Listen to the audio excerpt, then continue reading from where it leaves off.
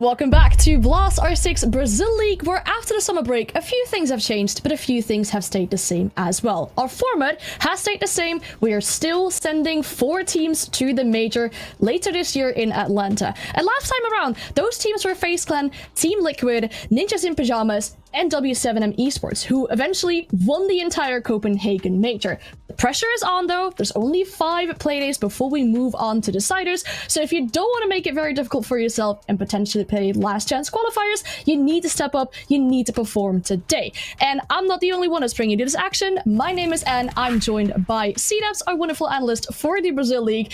How are you doing today? You know, I'm doing pretty well. I think you're going to love it over here because, sure, you work a lot of EU, but now you're finally in the best region. You already talked about how, hey, you know, there was a winner here, W7M. They won the whole thing. They're the best team in the league, or pardon me, the world right now. And if you take a look at the top 4, there was 3 Brazilian teams.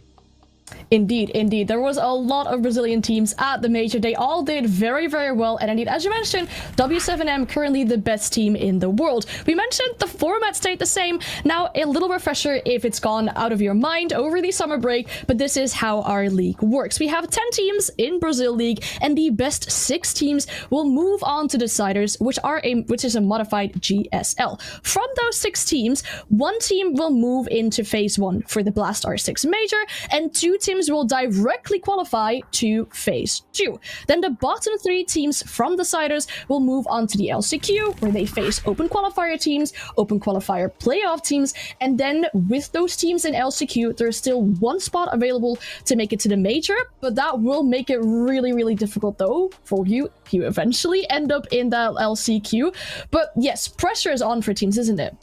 Oh, it definitely is, but it's also not necessarily the worst thing in the world if you have to go to open qualifiers, because you have a little bit of a path forged by NIP where they went all the way through open qualifiers. They were last in their group and managed to make it all the way to the major. So the door's definitely open, and sure, if we go into the groups as well, one of the groups might look a little bit stronger than the other. In my most humble opinion, Group A, having FaZe Clan, Los One, as well as NIP, does definitely look to be more difficult. Oh yeah, 100%. But like, honestly, for my own opinion, Group B as well. You know, the major winner is W7M, but also the major runners up. Liquid is in that group too. 2 very strong teams in that group with a new organization as well, with some names that you may, that may sound familiar to you. We'll get into that later on though. But indeed, 2 strong groups. As we mentioned, the top 3 of each group will move on to that decider phase, but some things have changed, and that is also for teams who have made some changes to their lineup. Some teams obviously felt like they didn't have the greatest of performance last time around, and they made some changes. We'll focus on Group A first, and it seems that Black Dragons and Netshoes Miners, who's obviously changed organization as well, have made changes. Los One did too, but they have already played a tournament with Cameraman in their lineup as well.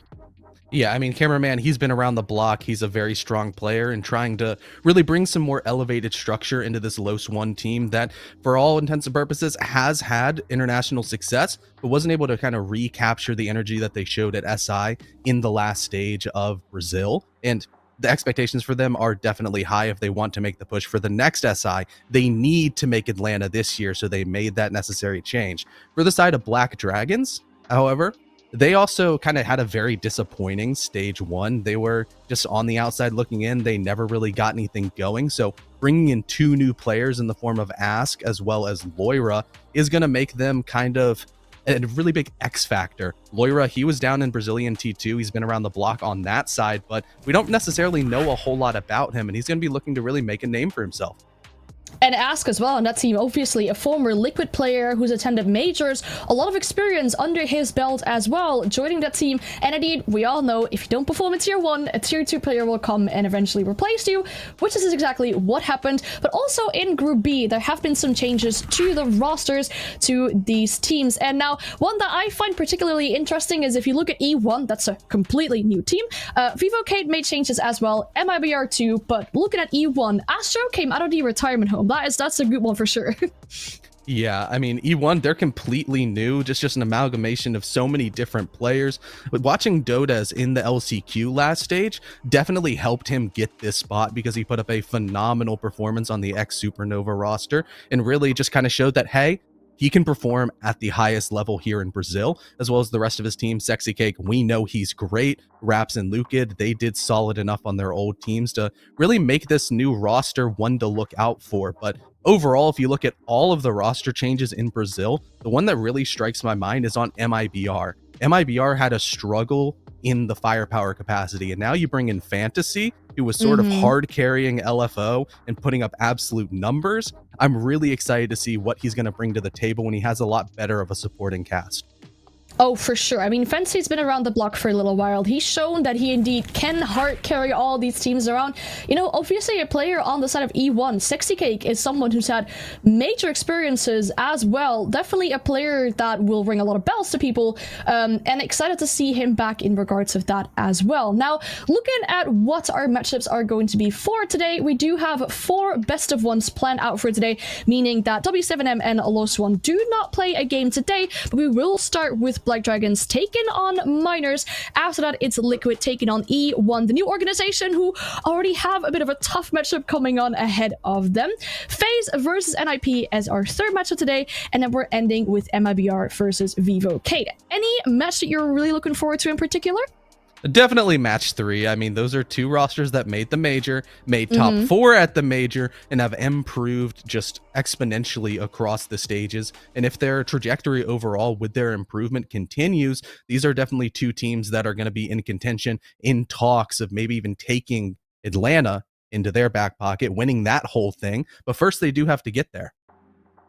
Indeed, and now that we've talked about the schedule for today, let's zoom in a bit on our first matchup that's coming ahead of us. That'll be Black Dragons taking on the Netshoes Miners, former Tropicals in that second team there. But both these teams had a bit of a disappointing stage 1. Both teams have also made roster changes. We do see the current roster of Black Dragons here. I keep on saying it, Ask is a huge roster change in my opinion, but their last stage, it really wasn't that good, was it? No, it really wasn't. They were 5th place last stage, and they were unable to make the major through the LCQ.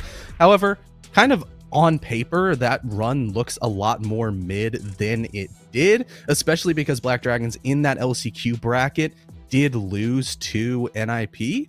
So NIP, we know, were able to make the major and make waves at the major. So maybe if they were able to beat them, they would have also done well in international competition. But that's sort of the what if statement on a different timeline.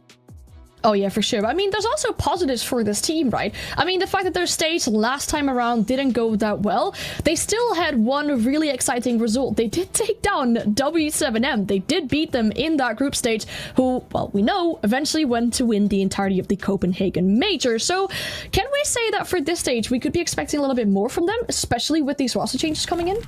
Yeah, as soon as that result came through, it was pretty early on in the stage where W7M looked so strong, and then Black Dragons came out week 2 and slapped them down. Everybody was like, wait a second, Black Dragons might actually be good, but then they weren't able to sort of continue that energy for the rest of the stage. But we at least know the potential is there on the side of Black Dragons. They aren't without their weaknesses, however. Their defensive win rate is pretty low. They really struggle on that side of the ball, as opposed to their attacking side does look strong. So it's sort of a double-sided coin in that aspect, where sort of overall in Brazil, the defense does reign supreme. So having that weakness is definitely not the best thing to have. Indeed, let's talk about their opponents for today. Netshoes Miners is the team that they'll be facing today.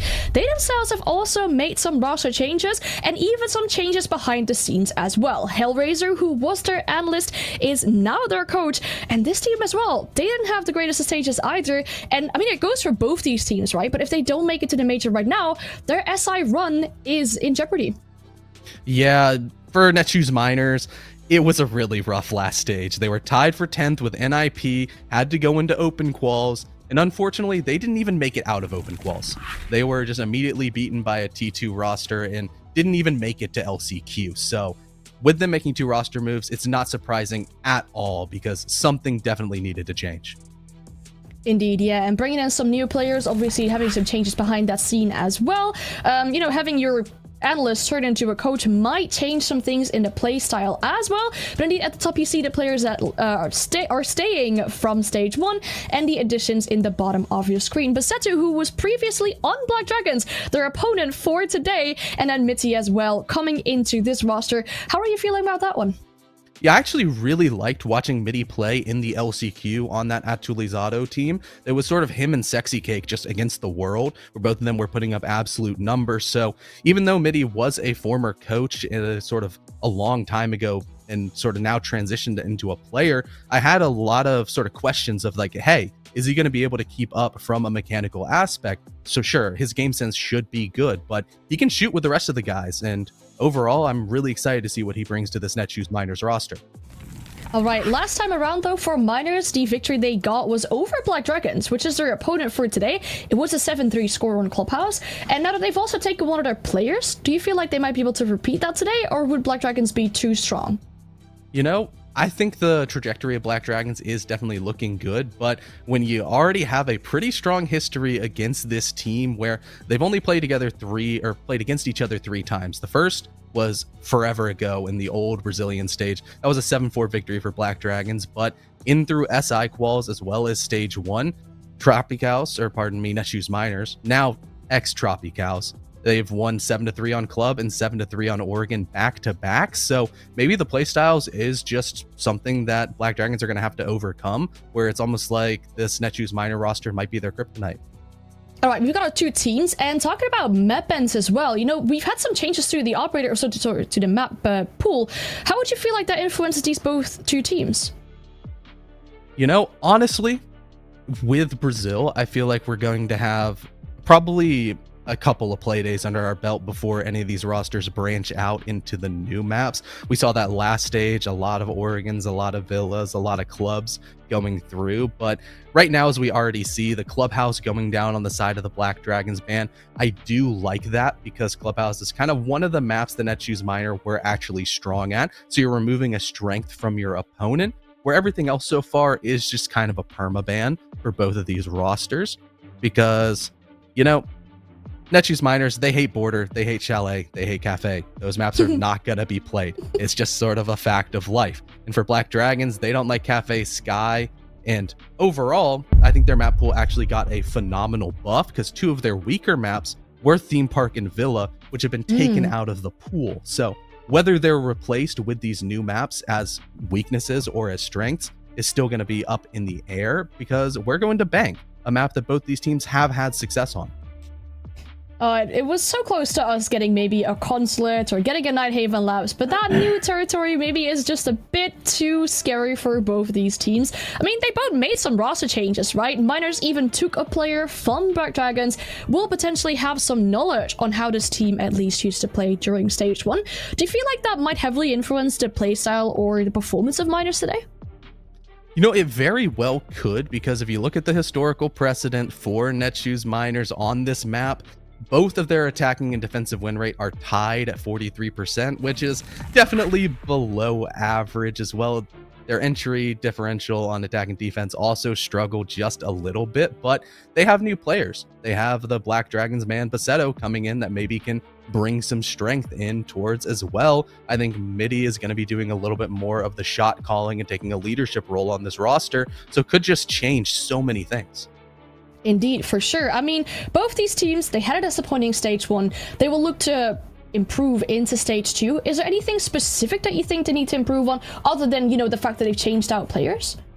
Yeah, you know, if we just want to break it down to really simple aspects, Black Dragons need better defenses and Netshoes Miners need better attacks. And sure, you can look at it from the macro level of, oh yeah, that's easy, just attack better, just defend better. But if you break it down just a little bit more for the side of Black Dragons, I think fixing defenses is significantly easier, especially with overall how the league struggles on attack from every team's aspect. So hopefully, you know, if you just get that sort of giant issue, the glaring issue of, hey, our defenses are bad, let's fix them. For Black Dragons, if they fix that, then they're a contending team. All right, so we're definitely going to be looking forward to the defenses from Black Dragons, and then, you know, obviously simultaneously the attacks coming out from Miners there. But it's not us that will actually be casting this game. I mean, I haven't casted in a little while, or on that at least at this level. So it's time that we introduce our casters to you as well. Parker and Pengu are joining us for this first day of Brazil. Guys, did you two actually just say, oh, we'll wave like perfectly at the same time? No, we didn't plan that at all. Not rehearsed one bit. No. It looked very much planned, but I do hope that you two are doing very good today. Yeah. Allergy season is in full swing here, so Great. I'm silently suffering, but I'm hoping that it's not as bad where the rest of the three of you are. No, it's okay. I can tell it's definitely there this season, but we'll survive. We'll get through it. Good, good. That's some great stuff. I bet you two are looking forward to this game as well. I mean, we have predictions coming up for this game too. Let's have a quick look at that. It feels like this is pretty much anonymous for what we think is going to win today. Black Dragons. Why, Parker, do you think Black Dragons are going to win today? I just think this is a more experienced roster with more experienced players on it. I think the addition of Ask is a big upgrade for most teams in Brazil. I mean, he's got the experience and from all the time that he spent on Team Liquid, and even though he's no longer with the team, I don't think anybody can doubt his credentials. I like the core of Netshoes Miners, don't get me wrong. Like, I have a soft spot for these players all the way back from when they played on Team 1. But at the end of the day, I'm looking at a single best of one. Doesn't really matter what map they go to. I'm just giving a slight edge to Black Dragons. Okay. All right, Pengy, you have anything to add to that? Another reason why you think Black Dragons is coming out as victors today? I think you look at a 9-map map pool and you go, okay, how many maps can Black Dragons beat Miners on? I'm like, okay, majority of them. So I always thought it was a safer bet, so to speak, but I do think that, it can be a close game. I do think that Miners can win the series as well, but not necessarily on bank. All right, definitely understandable. I mean, it's going to come down to indeed those new players on the roster as well. You mentioned it a little bit, Parker, Ask on Black Dragons, a huge influence for that team. Former Liquid player, but also on the side of Miners, they made some changes as well, and their analyst is now their coach. I mean, Pengy, you're a former player, right? Do you feel like that might influence this team, having your analyst now be your coach? Yeah, I mean, always getting like an old member to an upgraded position is better than bringing in new blood. He knows how the players they work, how they think, they have a system in motion. So I think that can only be an upgrade. All right, and there might be some mind games as well. There is a player on Miners right now that used to play for Black Dragons. I mean, I've already asked C-Dub's opinion about that. There is that potential for some, undercover information that they might have. But in turn, do you feel like that will influence the game? I mean, when you're playing against either a former teammate or you have somebody that knows you quite intimately, I do think that they definitely help. But I also imagine with this long of an off season that these players have likely changed things up. So I don't think they're coming in with the same strat book that they had last stage. For sure. I mean, they've probably changed up some things. They had this summer break to change up a lot about their playstyle, change up some rosters as well. But we do have a short break before we will head into our game. We already know it's going to be Bank. We already know it's going to be Black Dragons, and it's going to be Miners. But we will have a short break, so we will be right back with you.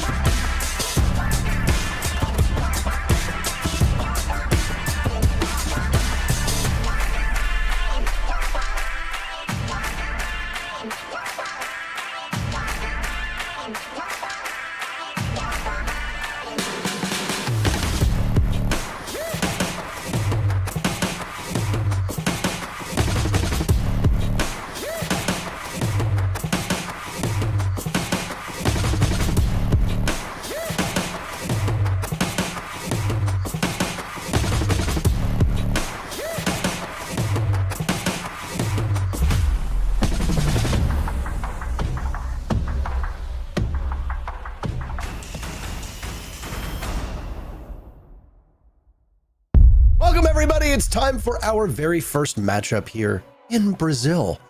One of the most historic teams in the entire region of Black Dragons goes up against a relatively new face in Miners GG, Nick.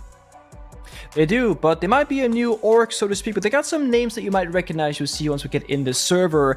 I've never cast a domestic region such as Latam or Brazil before, but of course I've seen what they can do on the international stage because they have been one of the best regions in the world in the last 2.5, 3 years. So very excited for my first show here.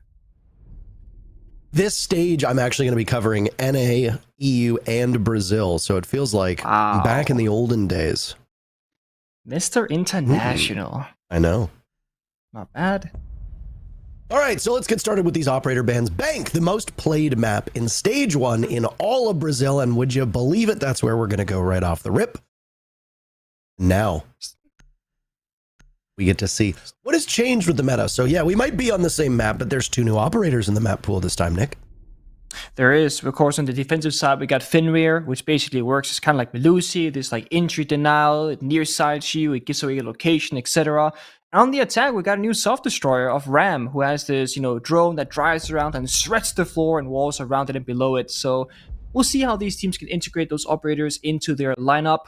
It's not necessarily something that we'll see on every single map when it comes to the attacker of Ram, but Fenrir we should see in play, especially on Bank for those staircases and the general roam of things. So if not the first round, then surely the rounds to come we'll see Fenrir get integrated. You don't think we'll see a Ram on if there's ever any executes on that top floor at all? It's possible. I think it depends what you want from your team, right? I think there's always space for a Ram in your lineup because she does do a great job at destroying the floor. But you still got your Sledge, you still got your Buck who brings you the flashbangs, heart destruction, or grenades. So it comes down to what kind of utility you want on your attack inside, and that right now is up to Black Dragons to decide. All right, getting a nice top-down view here as it's a bottom floor defense. Hackers and CCTV. Ask, the new member added to Black Dragons that I think a lot of eyes will be on. Obviously, both these teams making some roster moves, talked about by the desk, Nick, but more than anything, I'm curious as to what Ask is going to bring to this team. Obviously, a veteran presence will be playing a lot of those hard roles that most people on the teams probably don't really want to play, and you can see Ask immediately going with the Thermite now that the prep phase is over. There's no 6-pick anymore. There's only the operator repick. He's going to stick with that Thermite. Yeah. I mean, this is what happens when you're forced into the corner of the Hibana ban, right? Which, of course, Black Dragons, they have put into play. So you're going to see, Thermite plus a secondary heart breach. And, for example, the Buck, like we touched upon earlier, Buck will be a very, very universal operator for this map now. Same with kind of Ying, if that were to be open. But Nitshu's Miners have banned that operator off themselves. Because you need secondary heart destruction now. And Ace simply doesn't do a good enough job at opening up the hatches. And guess what? On Bank, on more than one bomb site, you just have a lot of hatches to breach. So that's why we see Buck in play. Minute already flying through this round. They drone out this main floor. Bank obviously having the distinction of being one of the biggest maps in the entire map pool. So for newer teams, that can spell disaster when it comes to the roam clear. Brazil often has that distinction of being a very frag-heavy region. I don't think that necessarily stands the way it used to. But still being very careful about where they go and how they enter, even though it is on the basement floor. You're going to have to deal with those Valk cams. You've got 2 Yokais on the board. Already saw a bit of disruption as well as that Yokai blast hit one of the players of Black Dragons before they had to scamper out of Lone Office.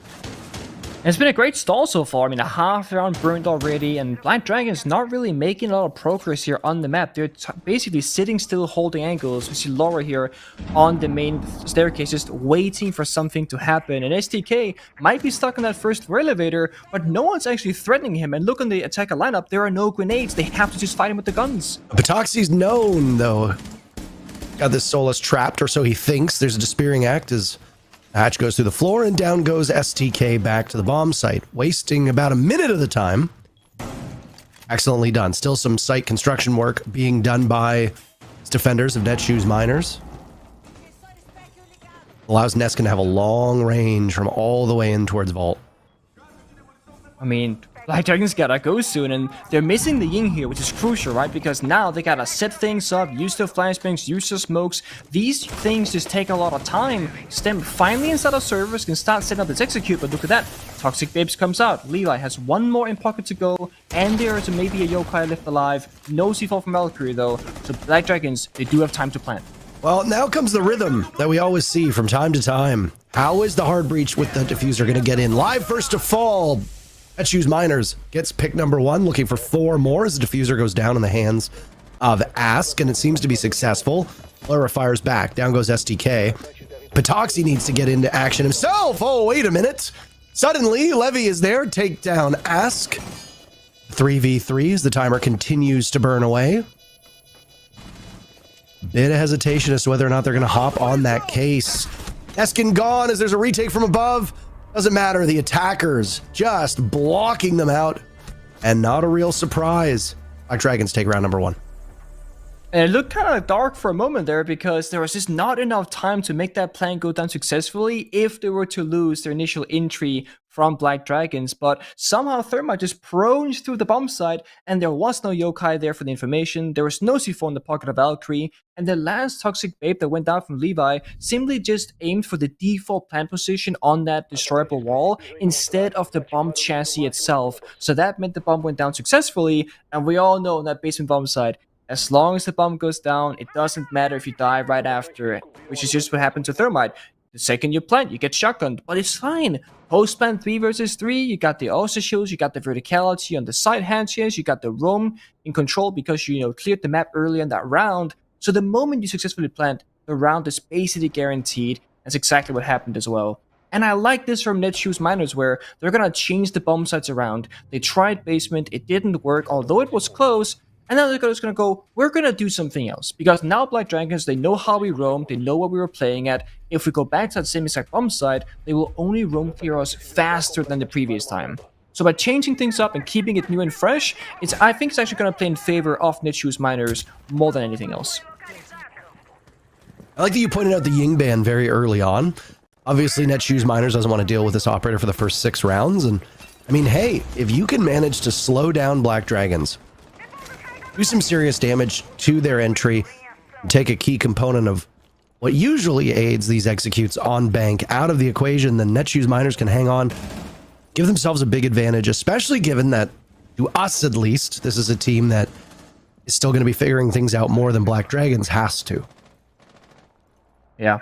I think that's exactly on the spot, or how I would say it as Oh well. my. But look at this, the jump. How do you counter that one? Even with a nomad, you're gonna shoot that person mid-air before falling down to the ground. But Mithy, how are you gonna get out of this one? That's the big question.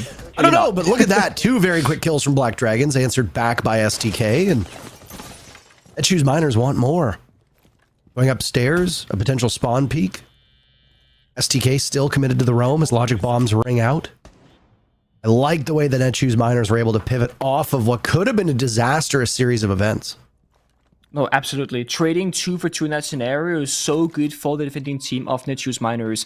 I even think that if Oryx jumps out and trades 1 for 1, meaning that he gets the first kill and dies immediately after, it still favors the defending team because you're disrupting the attack of Black Dragons. Now they don't have the right members in the right positions and the right utility, and they lost both their Heartbreach players. Of course, they can still gun it out. Like, I could just walk down a staircase and gets a kill, but they gotta do that 2 more times on the bomb set itself to win this round.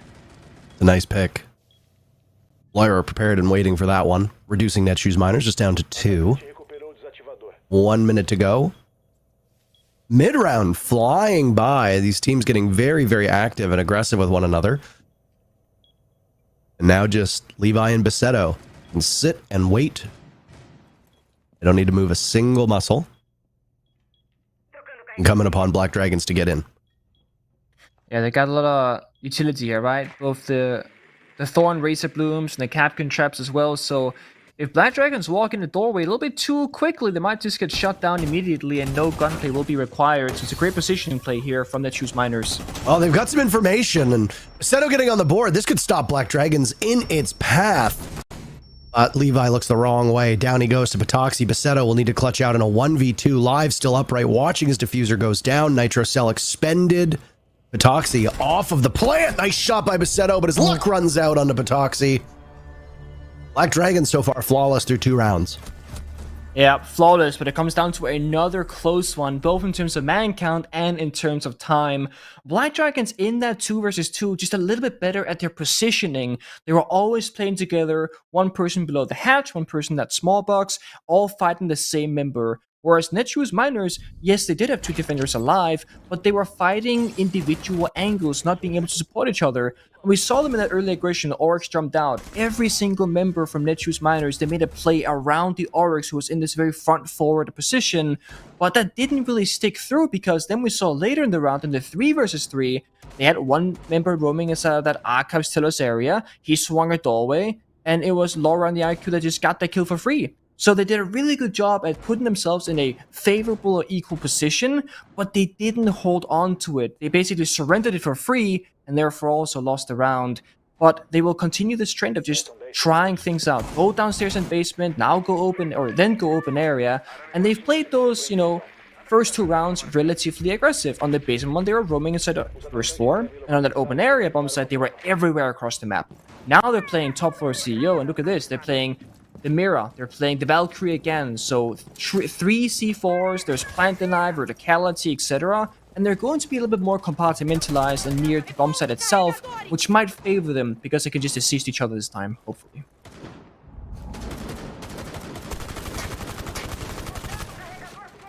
Third bomb site coming in now.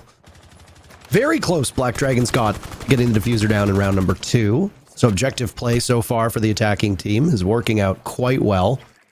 We have, dare I say it, a rare Zofia sighting, Nick. She's not an operator that is firmly embedded in the meta the way she used to be. No, she's not. I mean, I guess a lot of people make the argument right now that, oh, let's play some Ashe. But then you go, wait, Zofia does the same as Ashe, just kind of better in terms of gadgetry. So it might be one certainly of those slower. Oh boy, certainly slower, yeah. And some people will swear by Zophia's gun. Some people will say it's the worst thing in the world. So it depends on the kind of player you ask as well.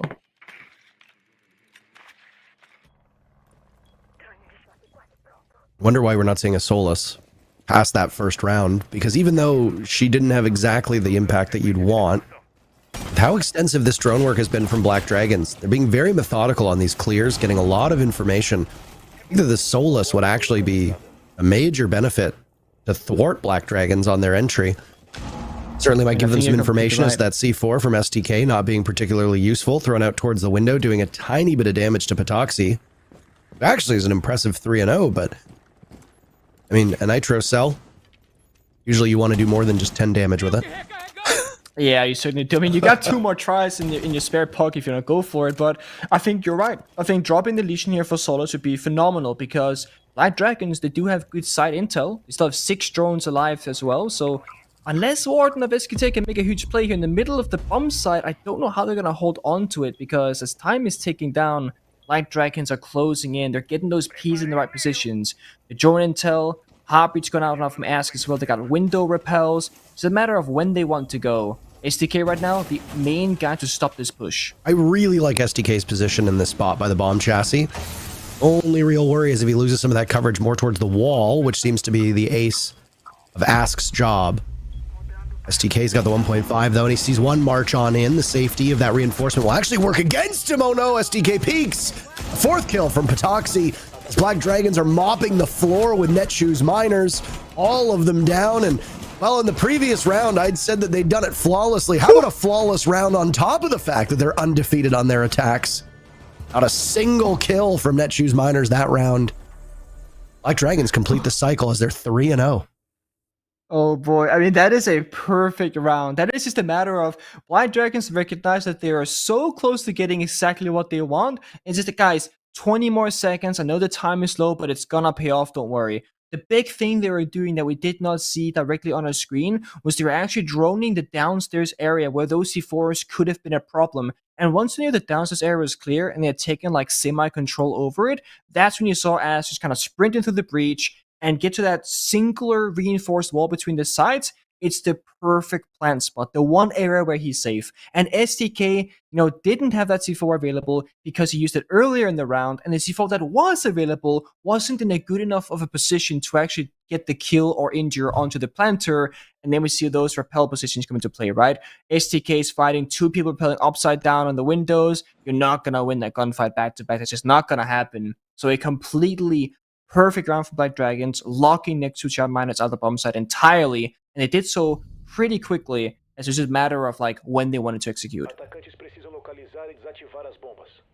Not exactly confident in Netshoes Miners calling their timeout so early on. 3 rounds, you're down 3-0. This is not the start that they wanted. You look to the right side of your screen, they've been able to muster a grand total of 6 kills over 3 rounds, averaging 2 a round. Obviously, the flawless round that just transpired is going to skew those stats, but not a lot of confidence here for Netshoes Miners. They've gone to 3 different bomb sites, haven't really had a ton of success, though I will say round number 2 did come down to a 1v1. It was quite close.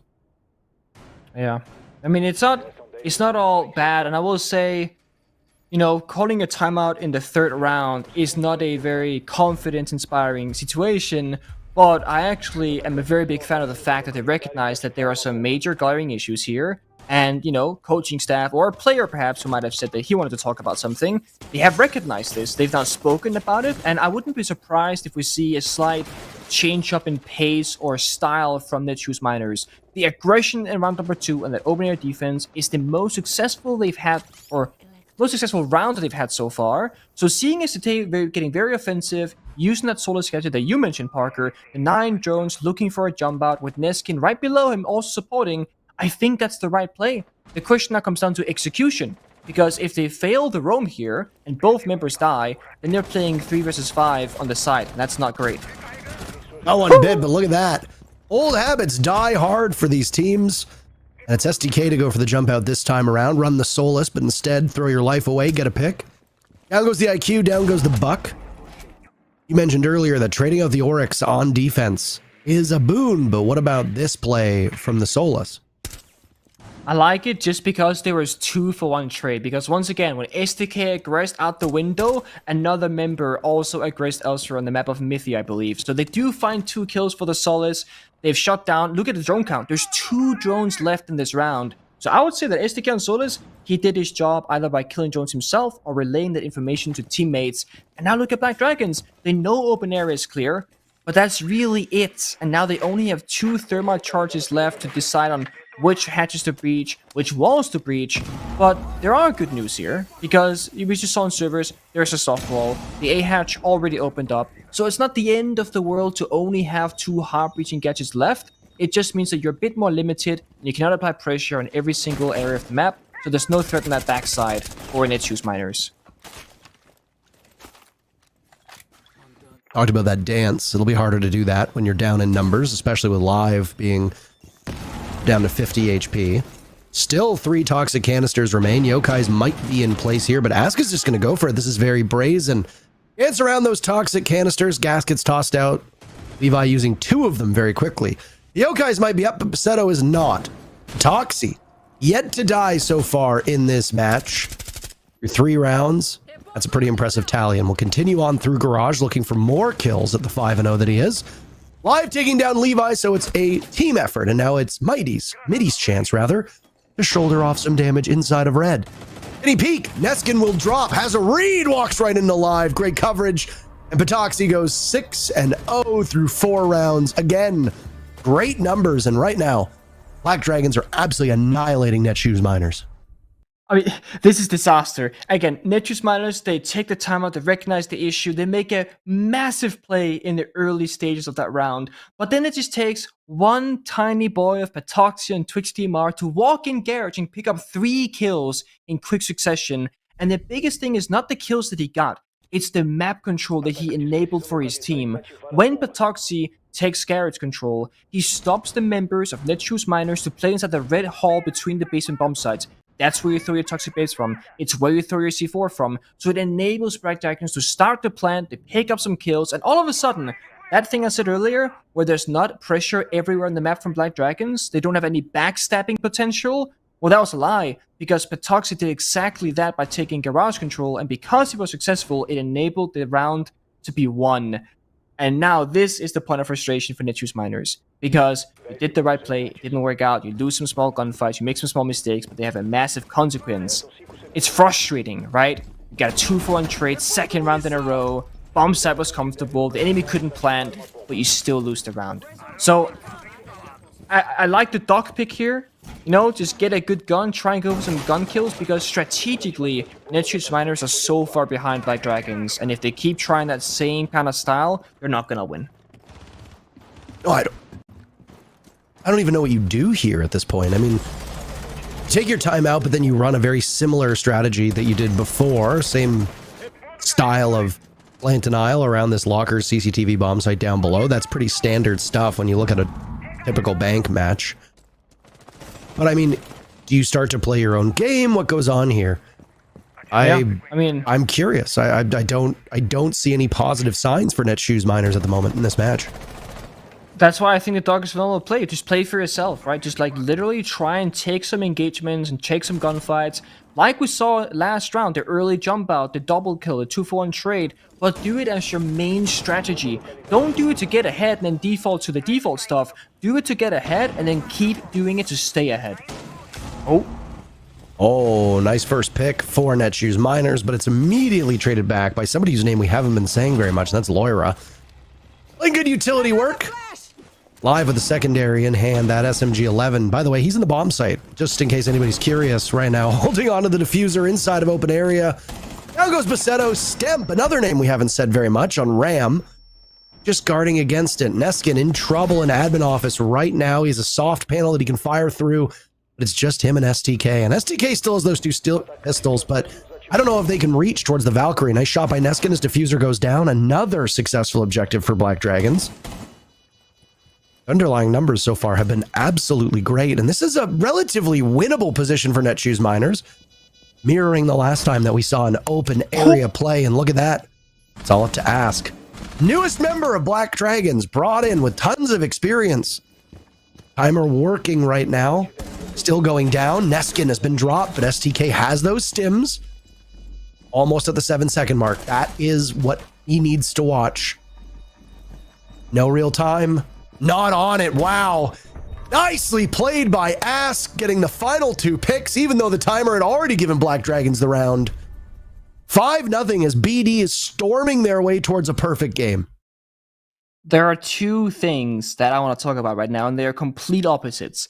I mean, Black Dragons, phenomenal side execute, follow-up. Ask is 1 versus 2 clutch. He played it perfectly. They had intel that he could work off of. But the side setup from Netshoes Miners is missing. Look at this. There's no holes anywhere. SDK and Dog was using his secondary shotgun pistol literally in the middle of the round after the bomb went down to set up the bomb set because, oh, we don't have holes from Teller's wall to main hall. We don't have holes from the bottom square soft wall to the bomb side. They literally didn't have the side set up. So we're talking about they should play for themselves and play good operators. I didn't mean skip the bomb site setup, skip the basic steps. I was just saying play operators where you can enable yourself to be comfortable. And you said during your play-by-play cast, Parker, you got 2 dock stims, your teammate's injured, there's like 15 seconds left. There's nothing stopping you on STK to dock the Valkyrie and then go for the Piga main stairs. He just went past his teammate, went for the gunfight, and there's not enough time to do both that and get back in, in due time. So at this point, I'm like, Netshoes Miners, what are you doing? I mean, these are not new players, they're not inexperienced players. They should not be making these kinds of silly mistakes, even though you're down 0-4, now 0-5. Metoxy suffering his first death, by the way. So in that sense, sad.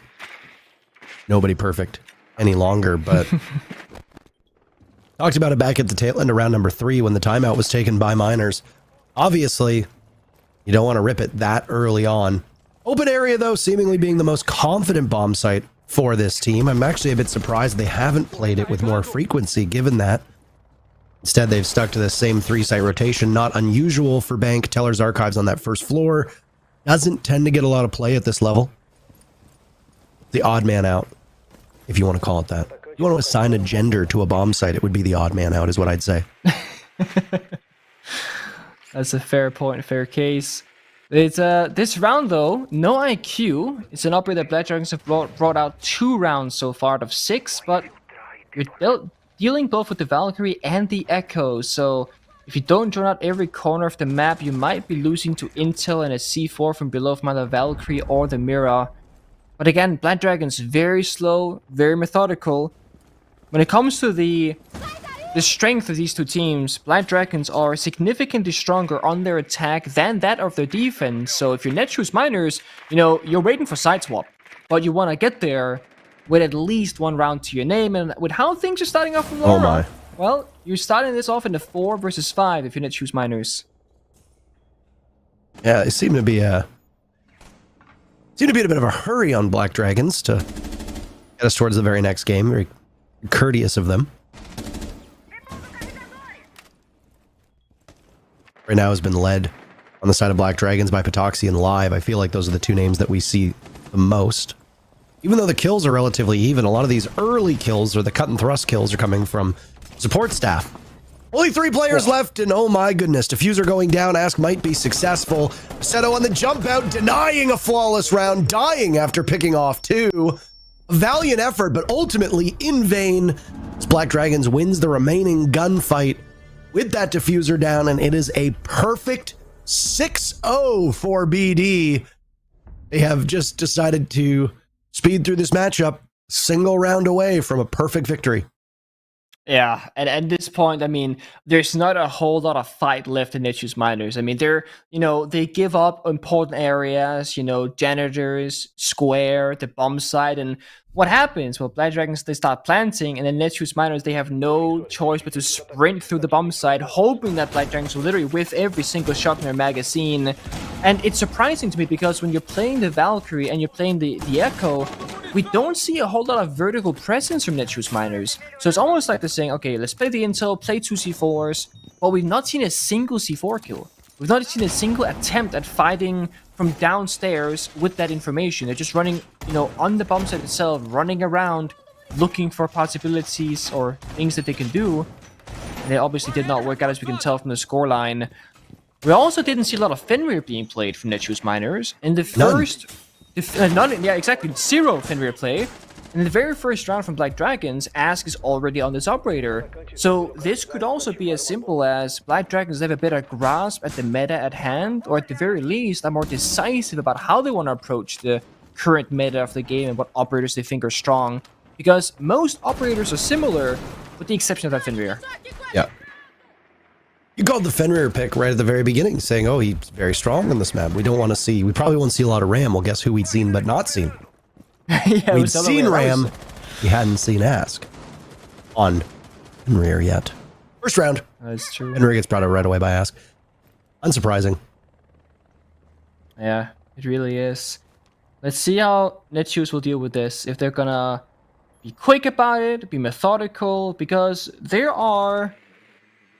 not as strong on attack as they are defense, statistically speaking. But at this point, you can only do better, right? Because you're down 0-6. And they've made good progress so far. They got information, they got the Twitch drone, possible counter to this mirror window setup. Will he be successful? Yes, good job SDK. That's the first step done now. But you're weakening the roamer's position. You still need to catch these kills at some point, because look at that timer, 1 minute 47. That's only gonna burn down further, and Levy is actually in the garage with full control as well. It's a scary position for him to be in. One of these days, Nicholas, one of these days, we need to ask them exactly how it's pronounced. Yeah, I know. Because most players say, oh, I don't care. That doesn't help That's us. also true. No, we needed the definitive. Oh my, what a fadeaway shot by Live. Not a name that we have to worry about. Neskin, good is gone. Playing on that Yana. So now it's Levy, walking right up. Knows the goo mine's in front of him. He saw it. He's still going to just try to bait out this engagement with the Legion of Live, and there he goes. He gets the fight he wants, but he can't win it. Very advantageous for Live in this spot. Only a single kill for Levy. Doesn't need more. I mean, he does, but can't find them at least. And again, he has no assistance, no help. He's just standing here still for this last minute straight. And that means Netshoes Miners only have 3 members actually doing something proactive on the map elsewhere. I mean, the one thing for the OSA is that you've got 2 separate players in line of sight, right?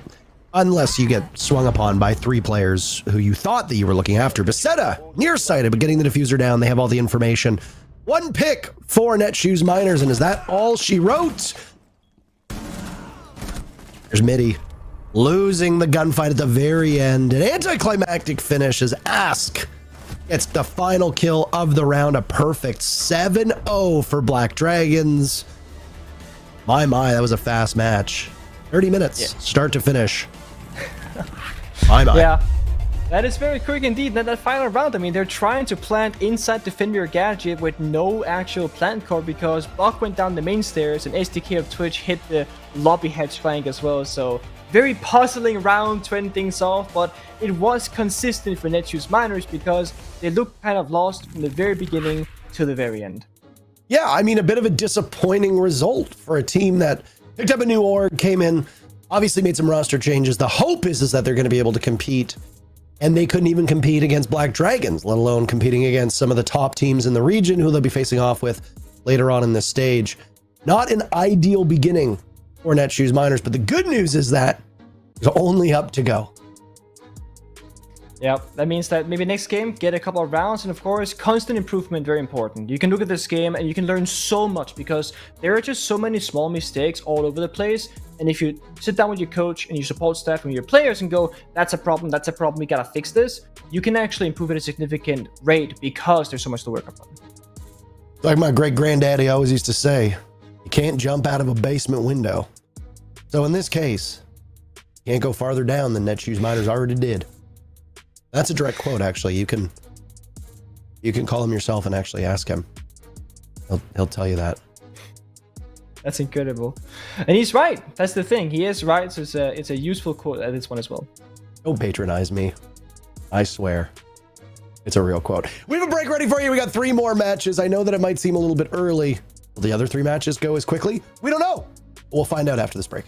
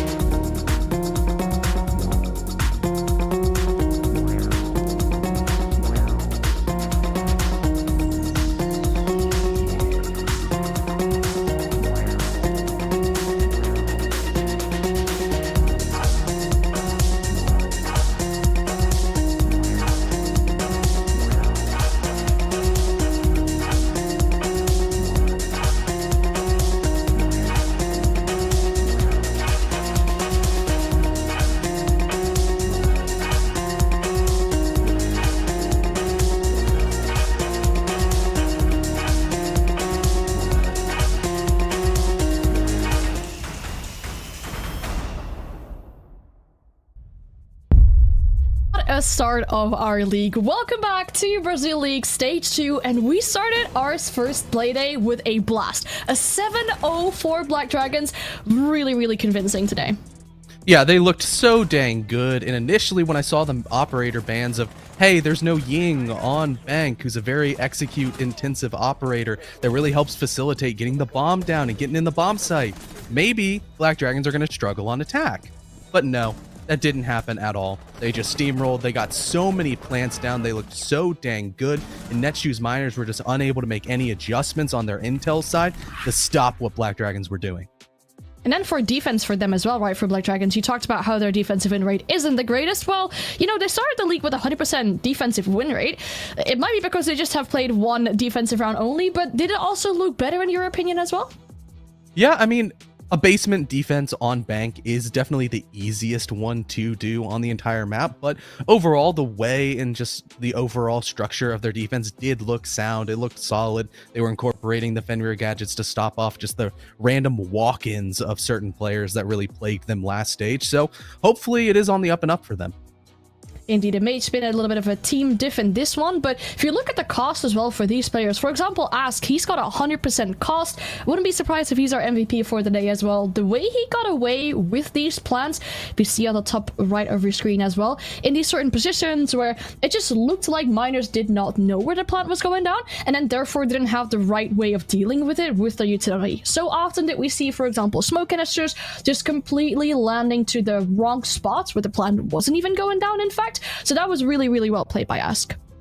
Oh, definitely. And just the overall way that Black Dragons were playing their post plants was also incredibly strong. We have an example of one later on that we're going to talk about that was just Ask was doing God's work, for lack of a better term, just saving the round for his team. But Black Dragons, there's not really anything that we can critique on their sort of game plan entirely. Sure, we can say the Netshoes Miners are slated to be one of the lower end teams here in Brazil, but you know, you still got to beat the opponent in front of you, and we can't knock Black Dragons for doing exactly that. All right, let's talk about our MVP for today's matchup. I mean, all the players on the side of Black Dragons definitely did pop off, but one in particular. Our MVP for this game is definitely a player that really showed their worth in this game. Ask is our MVP. Any surprises? Maybe just a little bit, because Ask was dropped off of Liquid, went down into the T2 area, had to slog it around and try to reprove himself, and is finally getting a shot back in T1 once again, and it's like he never left. He went from performing decently well on a top performing roster, and now he's performing very well on a fringe contender roster, and it's really nice to see Ask just come back and immediately not skip a beat. It is, but we also have an example of why he is our MVP today, right? I mean, he played a 1v2 situation, post-plan situation, almost perfectly. It couldn't have been any better. Take it away. Yeah, when the bomb went down, Neskin's going on an absolute heater. He's killing everybody in sight, and now it's just Ask left alone in a 2v1 situation.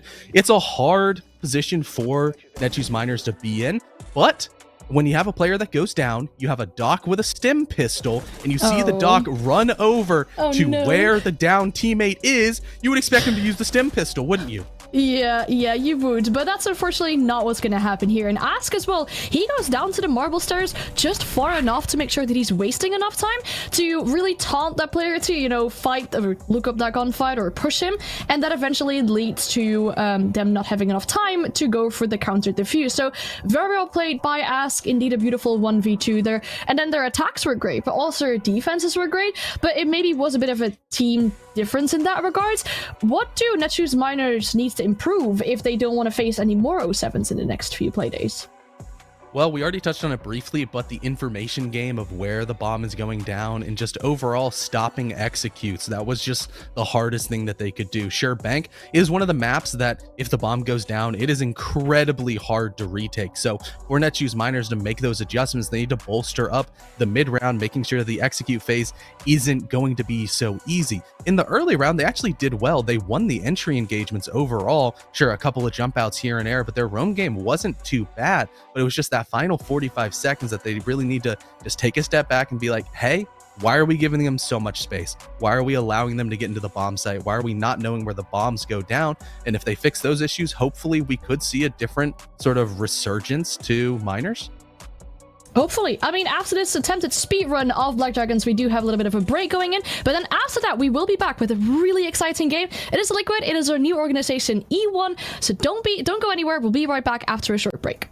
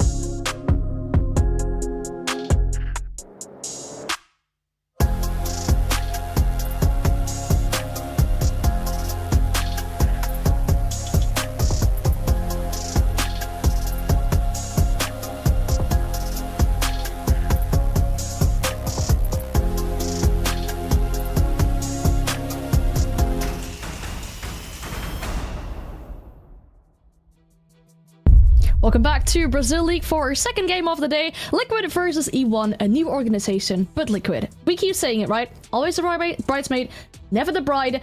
They really have this just following of second place. Will they finally break through?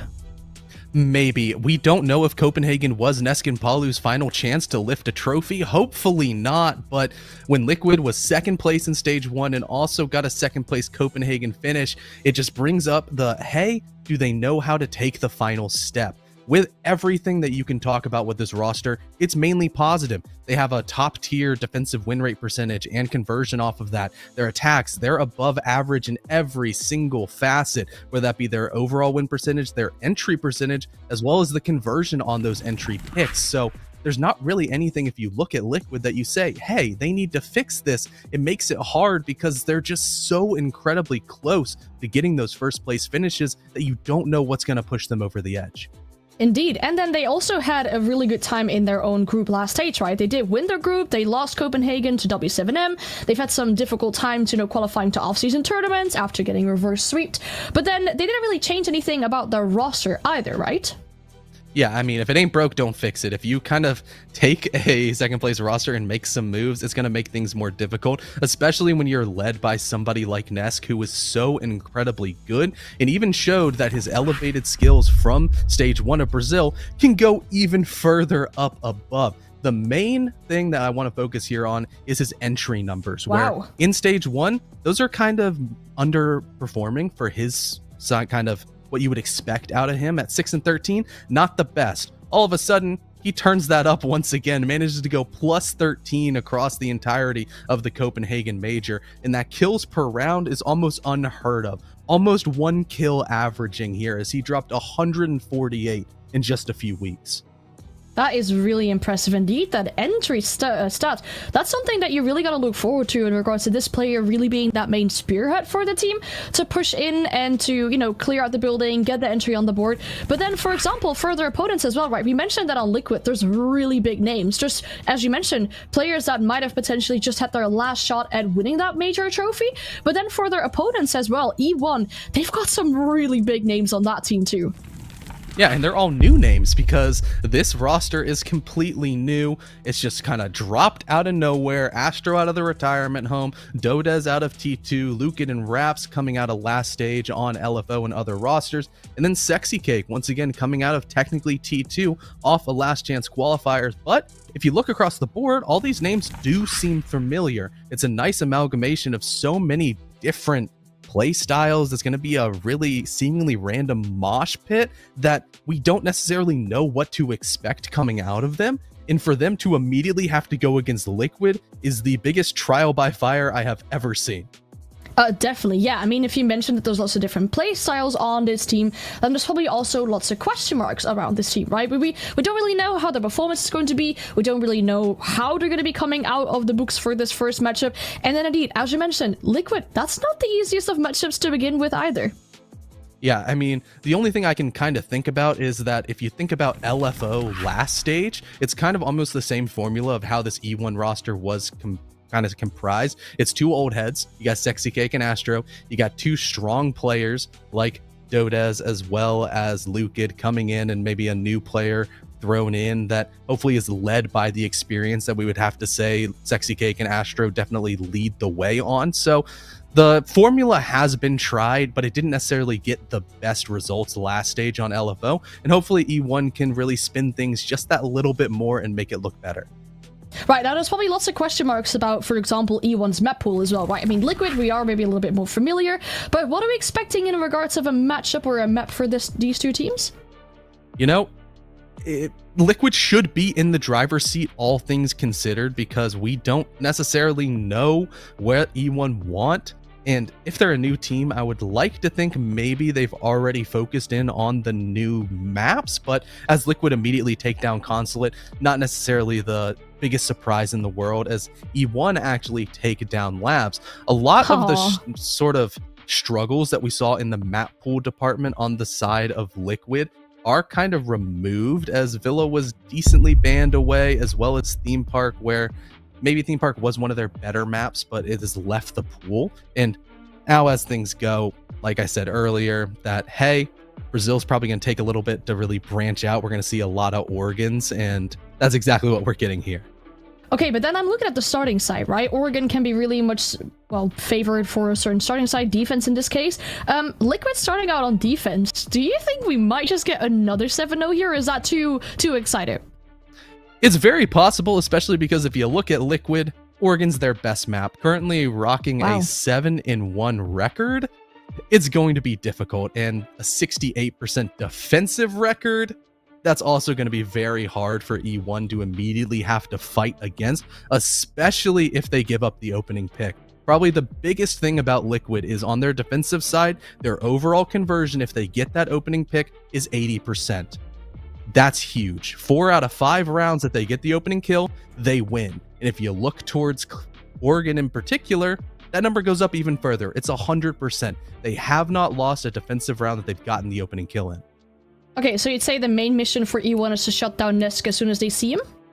Yeah, pretty much. Nesk, Palu, you know, anybody on the roster of Liquid can get active on the defensive side, so E1's going to have their hands full.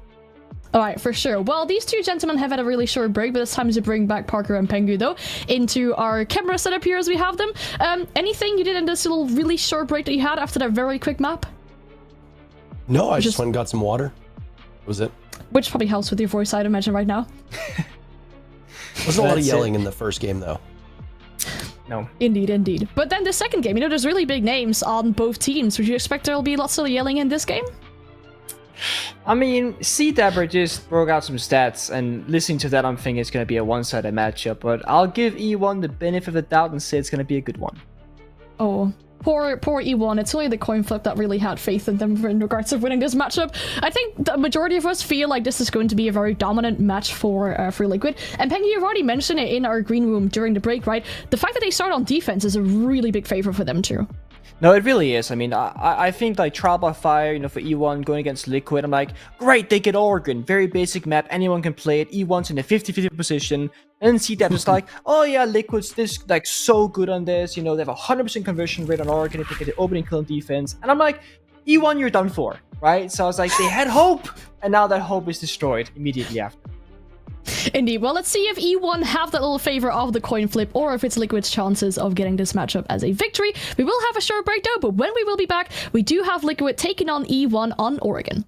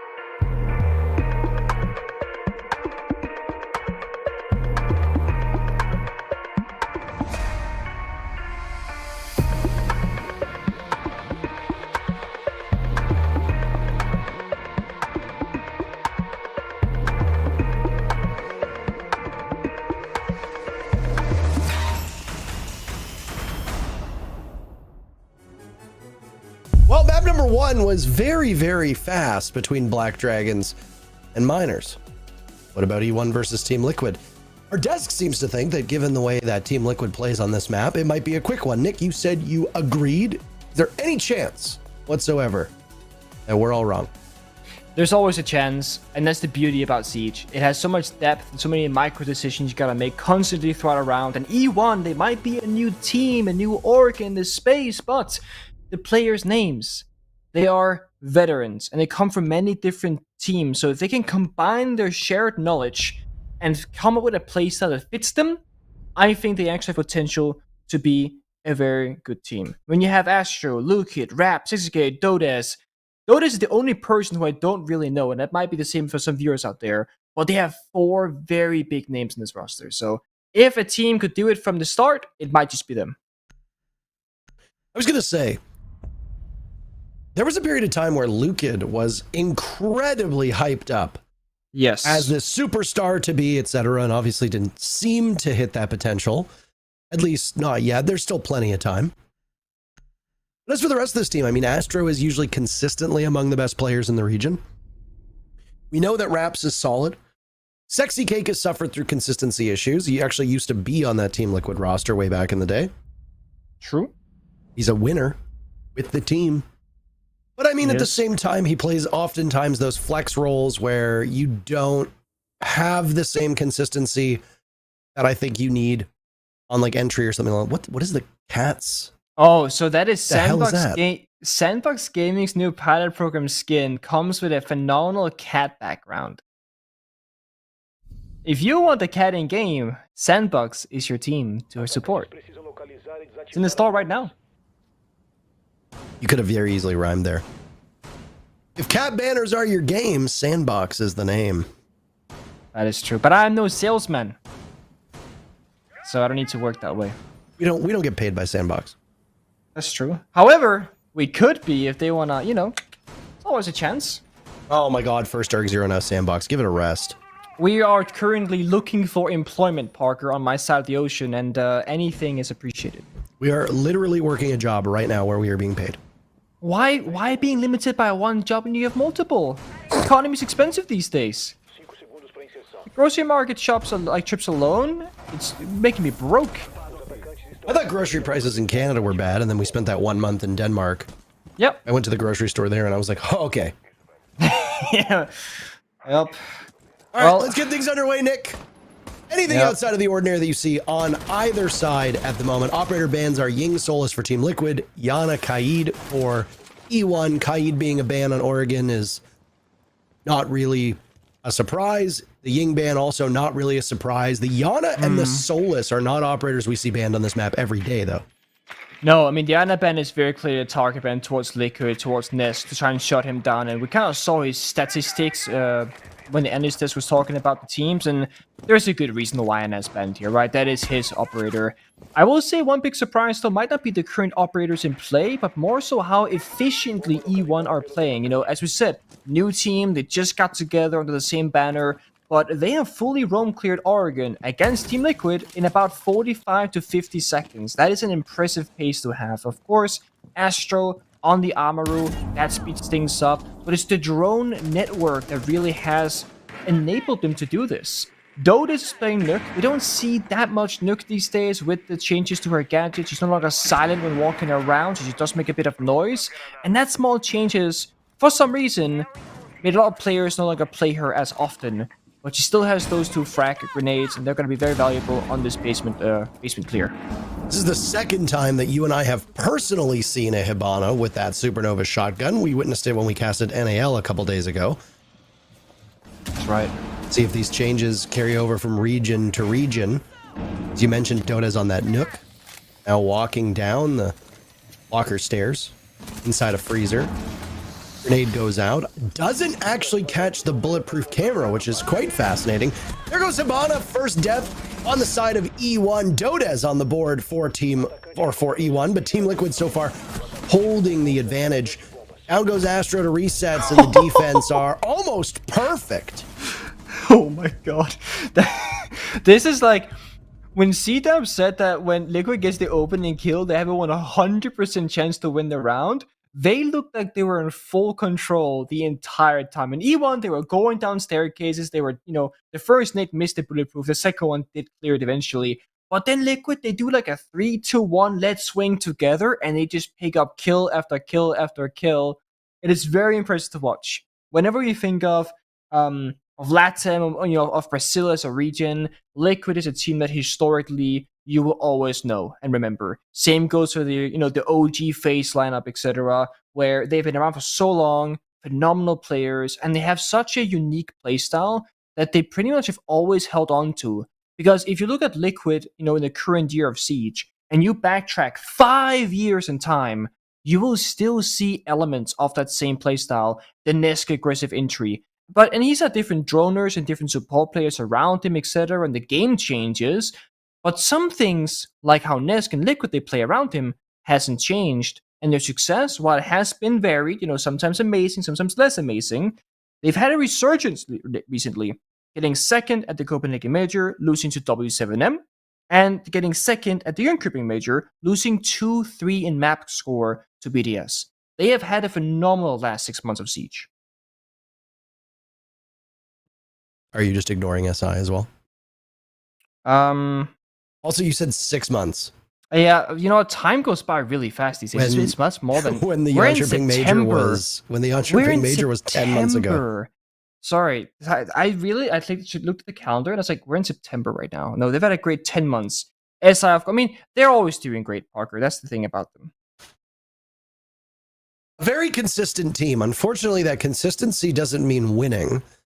If you're constantly placing in the top 4, you are still, by all definitions, a consistent team. Just maybe not to the level that you'd want. I'm sure Liquid fans are very, very happy that they're constantly making top 4 in most of these events and are almost always in conversation as one of the teams to win it all. But similar to BDS, before they got that proverbial monkey off their back by winning Jönköping, I think you could say that the same thing. The monkey on the back of Team Liquid right now is the fact that, well, they always finish second. They haven't won a major event since Atlantic City, all the way back in, what was that, season 7? Yeah, I believe so. You're right. It must be exasperating, because every single time, like I said, just like we said with BDS, we'd always say this is their event. BDS is going to win this event. Well, they did it in Jönköping. It seems like every single time we say Liquid's going to win this event, and then ultimately they come up short. Well, you're all right. That is the history of the team, and that's the thing. Is being second place all the time technically good enough? Yes and no at the same time, right? Because there's always room for more. Well, that first round shows off how strong Liquid can be in their prime performance. So far, E1, on the second round, they've really changed things up. Now they're showing us the Lion, the Glass, the Dokkaebi. We don't see a lot of Glass on the second floor, so it might just be a big window, smoke grenade, aggressive play here, because it seems to be direct. Oh, first pick, Team Liquid. What did you say? Perfect when it happens. Raps is in, by the way. Getting the diffuser down, or trying to, has to bail off with the shotgun, killing Palu. Suddenly, the upper hand going in favor of E1. What is the only one down? Volps and Palu gone. Volps was a perfect 5-0. Will Raps attempt to get that diffuser down a second time? Last logic bomb goes. 1 E, 1 D still remaining, and there goes the diffuser. Liquid being reduced to just Lagonis. Their record when getting that first pick doesn't matter here, as they get kill number 1, but then E1 topple them, knocking each domino down one by one by one. From that point on. And if you watch that round in replay and you were to guess, is E1 a completely new team, that has not played together for a long time, you would not think, oh yeah, they're completely new. They played that round so well, like in terms of how synchronized they were. They go in the big window with the flashbangs, with the smokes, and they even have one member kind of bait it all out. 2 people jump in the window, 1 member died. Oh, that's the planter, surely, right? No, the planter, Amr, was in the entire time, Raps just sitting, waiting for the right moment. And he actually went off the plant multiple times thinking, okay, this is not a stable enough position for me. And they just had that patience. Liquid, and they were stressed. C4 and below, running around, 2 members died, which got E1 into a 3 versus 3. And then they won their gunfights. They droned out, they took their time, they had breathing room. And that's the difference between like an experienced team, or rather experienced players in a new team, and then just a new team. That is that you can make those micro decisions in the moment and make it the right way. And it also gives you depth in terms of what you can bring to the table in operator pool. And we see for one of the, this is such a rarity, there's a Blitz in the same round as a Monty. I cannot remember the last time I saw that in a serious tier 1 competitive game. So rare. Don't know what they're going to do with it. Of course, the Blitz can go rather quickly, and Monty can plant very comfortably. And you have both of them. Do you go quickly, or do you go slowly? Well, so far E1, they're looking to take a small tower portion of the map to attack this tertiary bomb site, and the bug is great for this. Destroy the soft floor, apply some side presence, and then Blitz can perhaps push somewhere, Monty can plant later on. It gives E1 so many options to choose between here. Reset, of course, inside that bathroom position is going to be under a lot of pressure from the very moment this round starts, which basically is right now. We talk about this on a lot of broadcasts, is that I don't think either of us cheer for a specific team or even specific set of players, even though I will say, obviously, I have a soft spot for Nesk and like to see him win a championship. Or a major, I suppose, because technically he's won a championship. However, I love when teams bring innovative lineups. We saw that from E1 on the very previous take that ended up working out, that Glaz, Dokkaebi, Lion, Amaru combo. Obviously, I am not a professional player, but if I had to deal with that in ranked, I would probably just go and uninstall the game. Looking at a Blitz and Monty lineup, well, I would double uninstall the game at this point. I would reinstall it to then uninstall it again in protest. Because you're hard-pressed to find a more frustrating set of operators to deal with. I like the answer that Team Liquid has. I think that Legion obviously will be able to handle this more effectively than a lot of other operators, but the time being, Team Liquid will take a bit of a step back. Wait for them to come to them. They've gone to a different bomb site. They're not going to go to dorms yet again. There goes a smoke to go off as well as Liquid just waits out this final minute. Yeah, you see Reset's Guma positions. He's put in left and right side of this bracket so that he can actually cover for the rush. You see our Blitz can push him for that reason. Well, they just lost the Monty under very peculiar circumstances. Obviously, unideal resets. Trying to take advantage of that. Numbers stay even for the time being. Even though E1 was down, the 2 picks they get on a resets in Palu are good enough to tie them back up. Troubling signs for E1, though, as both Lucan and Sexy Cake are low on HP. That means that Raps, the only player at full HP who will be planting that diffuser, will rely on 2 players who could be taken out by a strong gust of wind. Raps getting that plant down, but plenty of red marks. Lagonis knows that they're in multiple angles, and he covers through both. Goes left, goes right. Ness gets the very final kill, and the diffuser will be easy to disable. Not exactly sure what caused the Monty to disconnect of Astro. That is terrible timing, and would have been nice to have seen how it would have played out with the Mountain still in play, but I imagine we'll go to a quick break for these teams. We'll stay here, but there'll be a pause as they get Astro back in the lobby. I was correct about the pause. Yeah, you were. It's very unfortunate because I think you're right. Like if the Monty's in play in that scenario, it changes everything, and it gives E1 a simplified version of how that round plays out. But I will say they worked with what they had, again, making those decisions in the very moment when it occurs. I'm like, okay, snap, we just lost our win condition. What do we do? Okay, Blitz will push the bathroom player of Resets on the Legion. Makes perfect sense, but Reset's so smart. He put the Gumans in a formation that basically meant that Blitz could not get anywhere near him, because then the Gumans would be a problem, then you can't sprint, you take damage, yada yada yada. And they were spamming impact grenades and explosives when that happened as well. Then Liquid, they fall back, they take that 1 kill to that 4 versus 4, and then they regroup. And they almost let E1 basically get into that plant position, because when they're planting, and it's a 3 versus 3, that means only 2 guns are up and available to shoot back. And they push perfectly together and perfectly traded, and they basically get 3 kills, only losing 1 member, and they get the counter defuse. So very well played from both teams in that round, to be honest. And again, innovation is always fun to watch, and it's not necessarily that common these days with how figured out Siege currently is. So E1 showing that in their opening game is just one of those things that makes them like, I want to watch this team go forward, I want to watch them do well, and I hope they'll do well. Gives us more time to look at Raps' wonderful sandbox player card. That's also very, very true. Oh, and it's gone. Damn, we tried our best.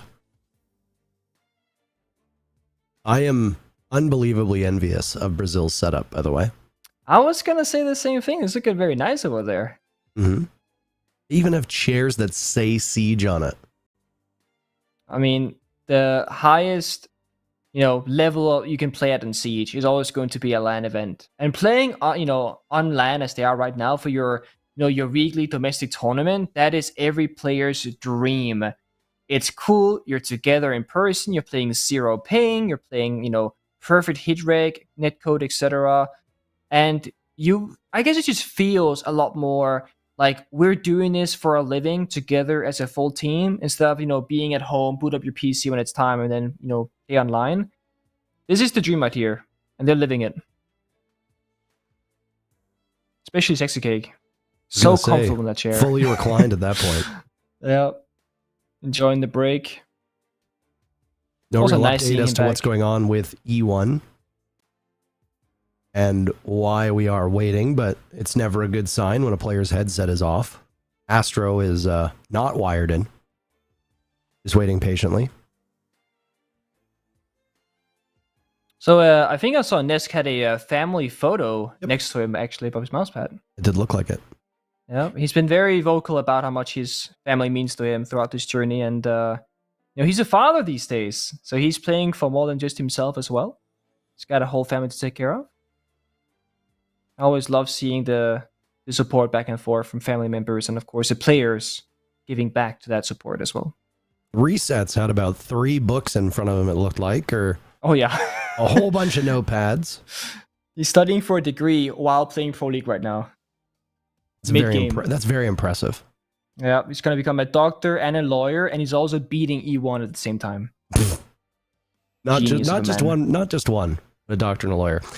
I am curious right now as to what they're talking about, because at international competitions, as far as we are aware, their mics are muted whenever there is a tech issue to prevent teams from talking. The thinking being, as we've been told and we've heard in the past, is not like a team would do this, and not like we are accusing a team of doing this. But let's say somebody hypothetically had a bad round and might have kicked the modem at the team house. Nothing stopping them from then talking to each other or saying, oh, there's an audio bug. The audio bug is that you didn't have enough time to give your audio to the rest of the team to maybe strategize. So at international competitions, as far as we are aware, teams are not allowed to speak during tech pauses or any form of non-timeout. Yet it is very apparent from the fact that Volps was just speaking when we started this conversation that this is not the case when it comes to BR6. Yeah, I mean, the thing is, when we saw Liquid's player cams, they were talking quite a lot the entire way through, whereas E1, they were barely talking. So, but yeah, either way, they were talking. That rule doesn't seem to be in play in this case, and thankfully, we're also back in the game. Sexy Cake hovering Blackbeard, sure, that's an attack or repick, because I know Liquid, they shoot really straight in these rounds, but there is no way the solution is to play Blackbeard on a basement attack. But what do I know? I've been out of the game for 2.5 years. And Sexy Cake, he's still at it grinding. Oh yeah, like we're at that point now where like there's no defending it, right? It's been too long.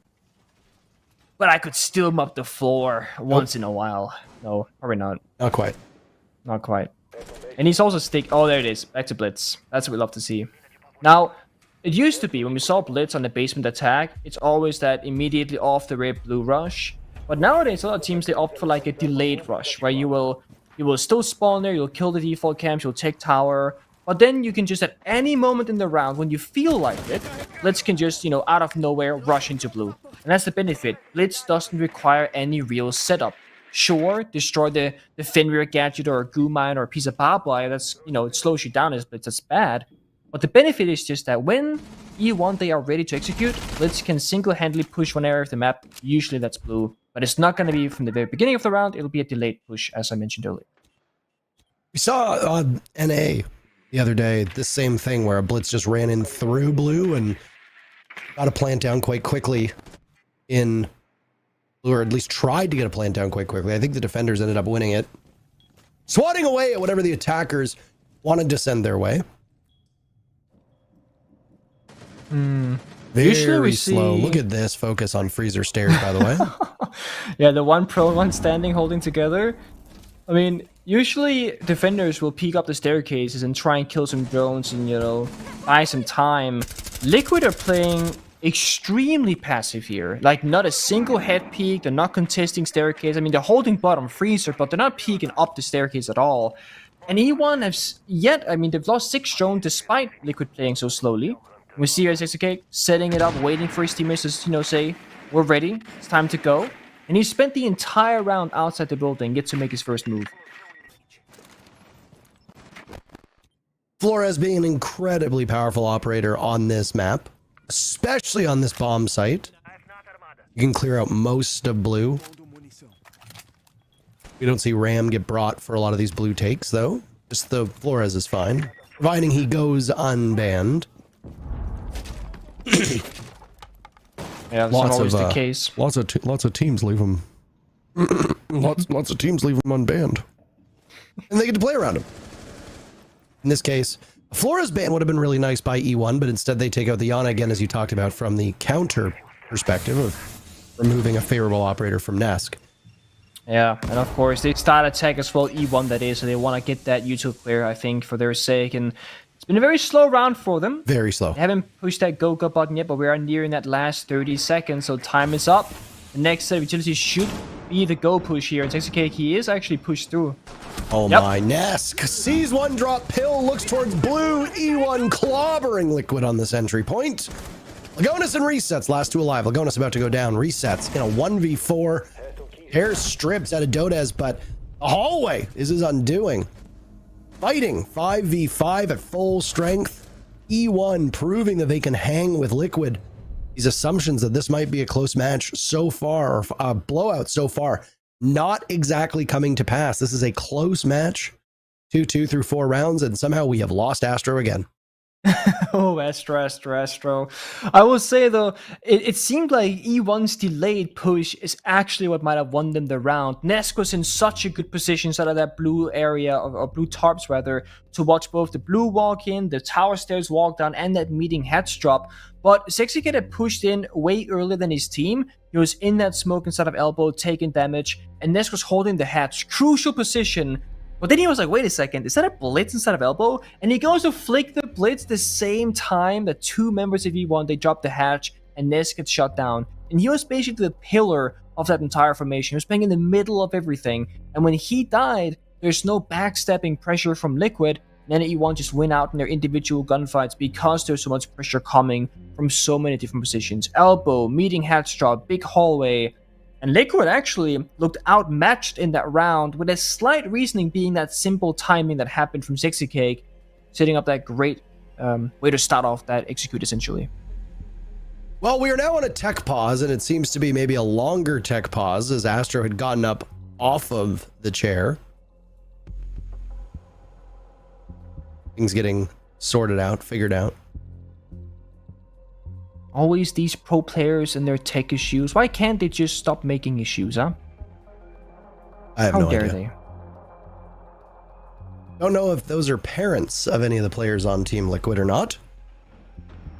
But we'll get some replays from the previous round. Nesk not seeing the shield over by that elbow position. Lets Sexykake wander right in. While Raps gets that diffuser down. Excellent coverage. Diffuser did not actually need to go down because the round was won either way. Only 3 seconds or 2 seconds into the full 7 seconds. So E1 might not be the most experienced as a team, Nick, but as you talked about, you've got some superstars on the team.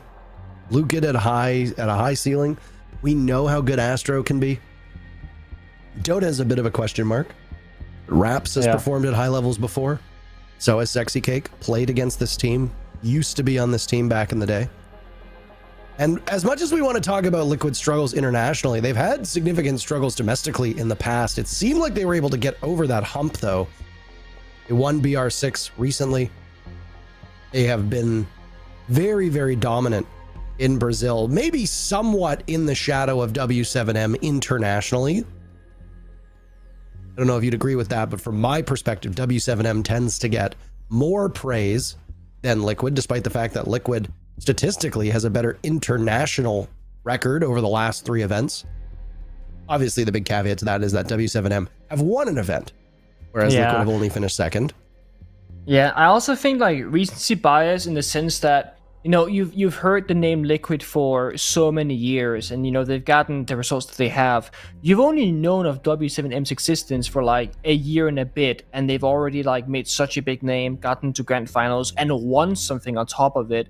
So I think just the fact that it's been so much W7M, it just puts that like, okay, we hear them so often, they must be like above everybody else, right? And they also are trendsetters. W7M have reshaped how the meta of Rainbow Six Siege plays out on certain maps like Chalet They created how every team nowadays approaches that map strategically. Liquid, they're a great team with mixed results, but I wouldn't say they've been trend-setting anything because the way they play requires a Nesk, and there's only one Nesk, and he plays for Liquid. So they do their own thing and it works well. But W7M, they shape the meta in some ways. Completely agree with you on that one. Still on a tech pause right now. We are, of course, the rebroadcast, the English broadcast of this Brazilian original broadcast. So it's run through the studio in Brazil, Sao Paulo, as far as I'm aware. So we just give you our beautiful tones over top of what you are watching, while the Brazilian squad over there runs everything else. So we are not to be blamed. Caster start the game doesn't apply here. We have no power. I wish that we could press the start game button.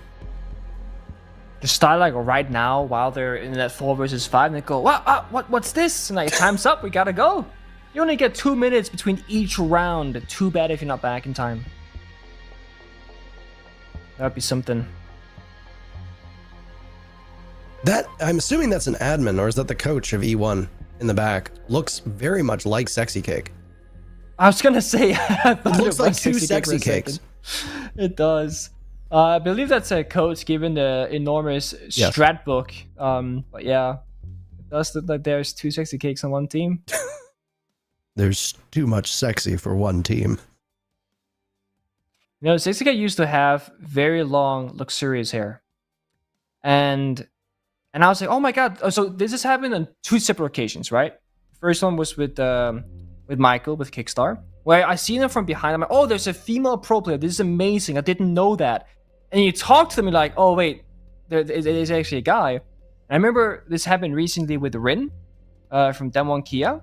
With Rin's first event, people were like, is it a guy? Is it a girl? Etc. And it's like, it's always just like funny to see people's reactions to it because they're like, oh, that's so cool. You know, this is so amazing. This is great. And then like, it's a guy's like, okay, it's still cool, but like, we want representation. You know, we had Gallus in the NAL. We've had, and I mean, LATAM has always had a very big scene, actually. They also still run a female league as well. Even W7M, they got involved. They got a team there. Mm-hmm. Love seeing that. Brazil has been a champion of the women's circuit for a long time.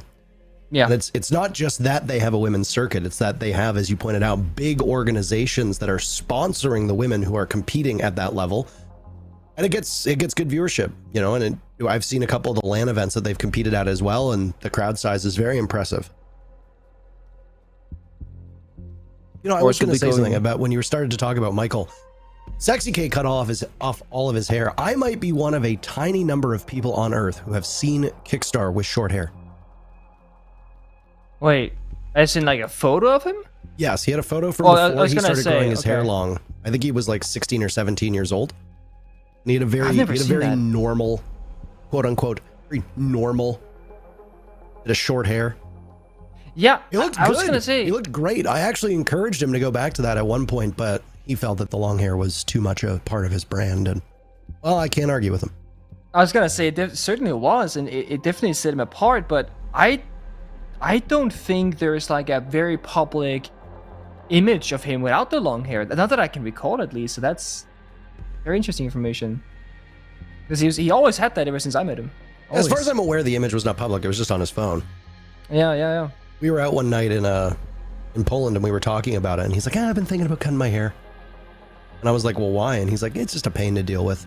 It's too much work. And I was like, yeah, I mean, I could see that. My hair's never been quite that long, but he's like, you know, I haven't had short hair in so long. And I was like, do you have any photos of it? He didn't have like any social media.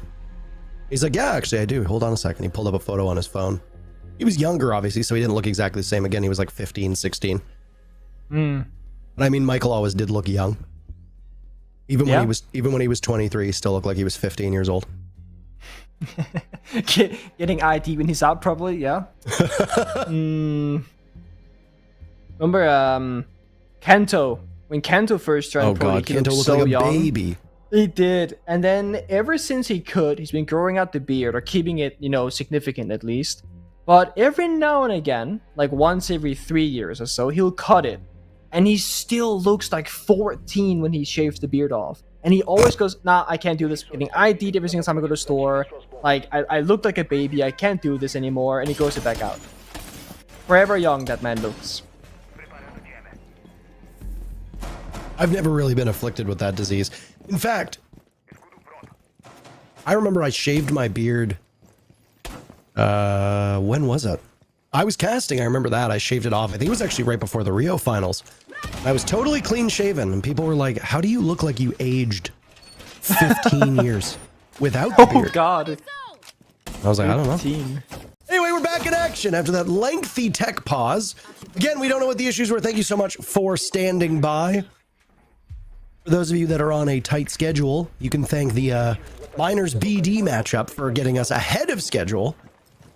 And then maybe get mad at E1 for setting us back schedule. But you didn't hear that from me. And Astra in particular, yeah. But things are now working as intended. And what just happened before they left us, it was that wonderful basement execute from the side of E1 that won them their second round, tying things up 2-2. And now they gotta deal with a new problem. And they're doing that in a different way every single round, right? They played the Bustamante, the Glassline Bookabee, and for the arguably first time, they're playing a very second time I should say, very standard lineup. There's nothing that jumps out at you. The IQ is a bit of an odd one. We don't see that very commonly. That's because the Valkyries on the board, of course. Deny that intel from Team Liquid. Early engagement with Nesk and Sexy Cake, former allies, former teammates. They're brothers, man. Scare him off.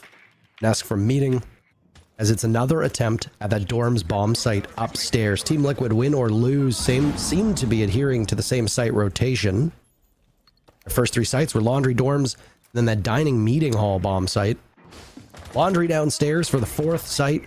Team Liquid lost that one on defense. Could have gone back there again, opting not to do that. Instead, go up to dorms, and well, it doesn't work out super well because they've already lost Volps.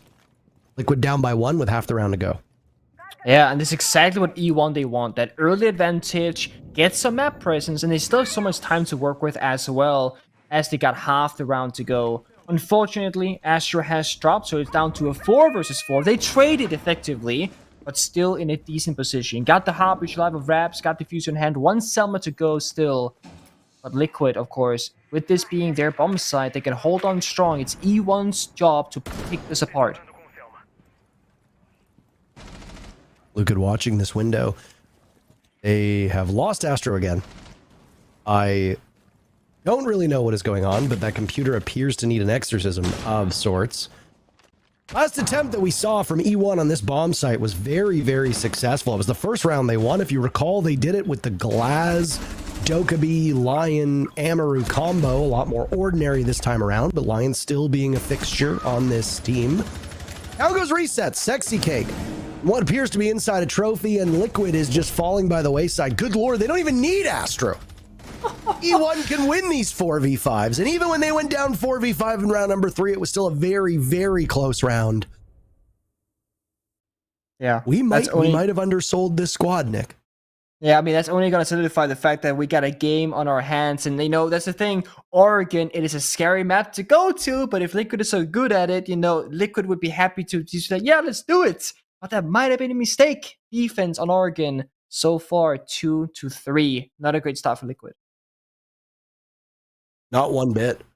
All right, well, there is a tech pause yet again as they try to sort out what is going on with Astro. We apologize, even though we are not the reason for this, but we can give you a little bit of respite, because we're going to throw to a break and we'll return once all the tech issues are sorted.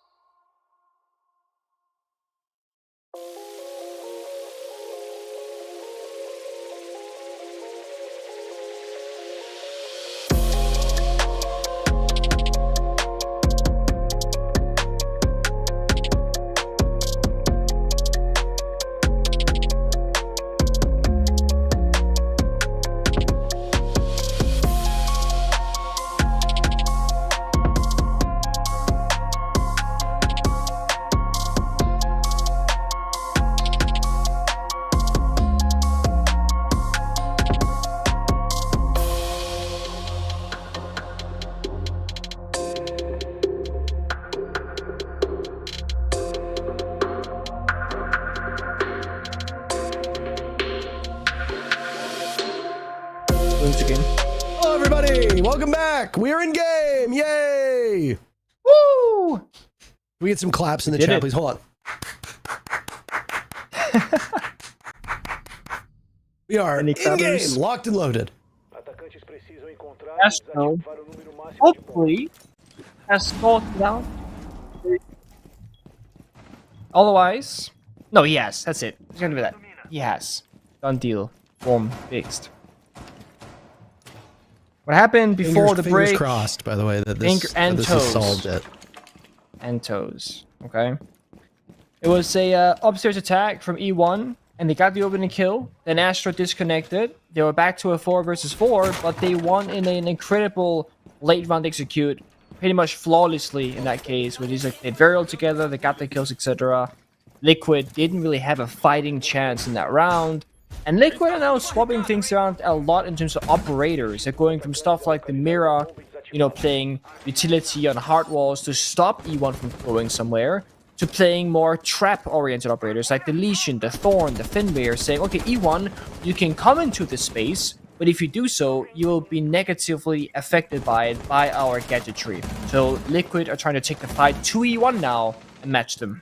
Oh, Sexy Cake already being dropped. First one to go. Nitro Cell used by Volps to secure the kill. That stat about Liquid always converting. Will it come to fruition here?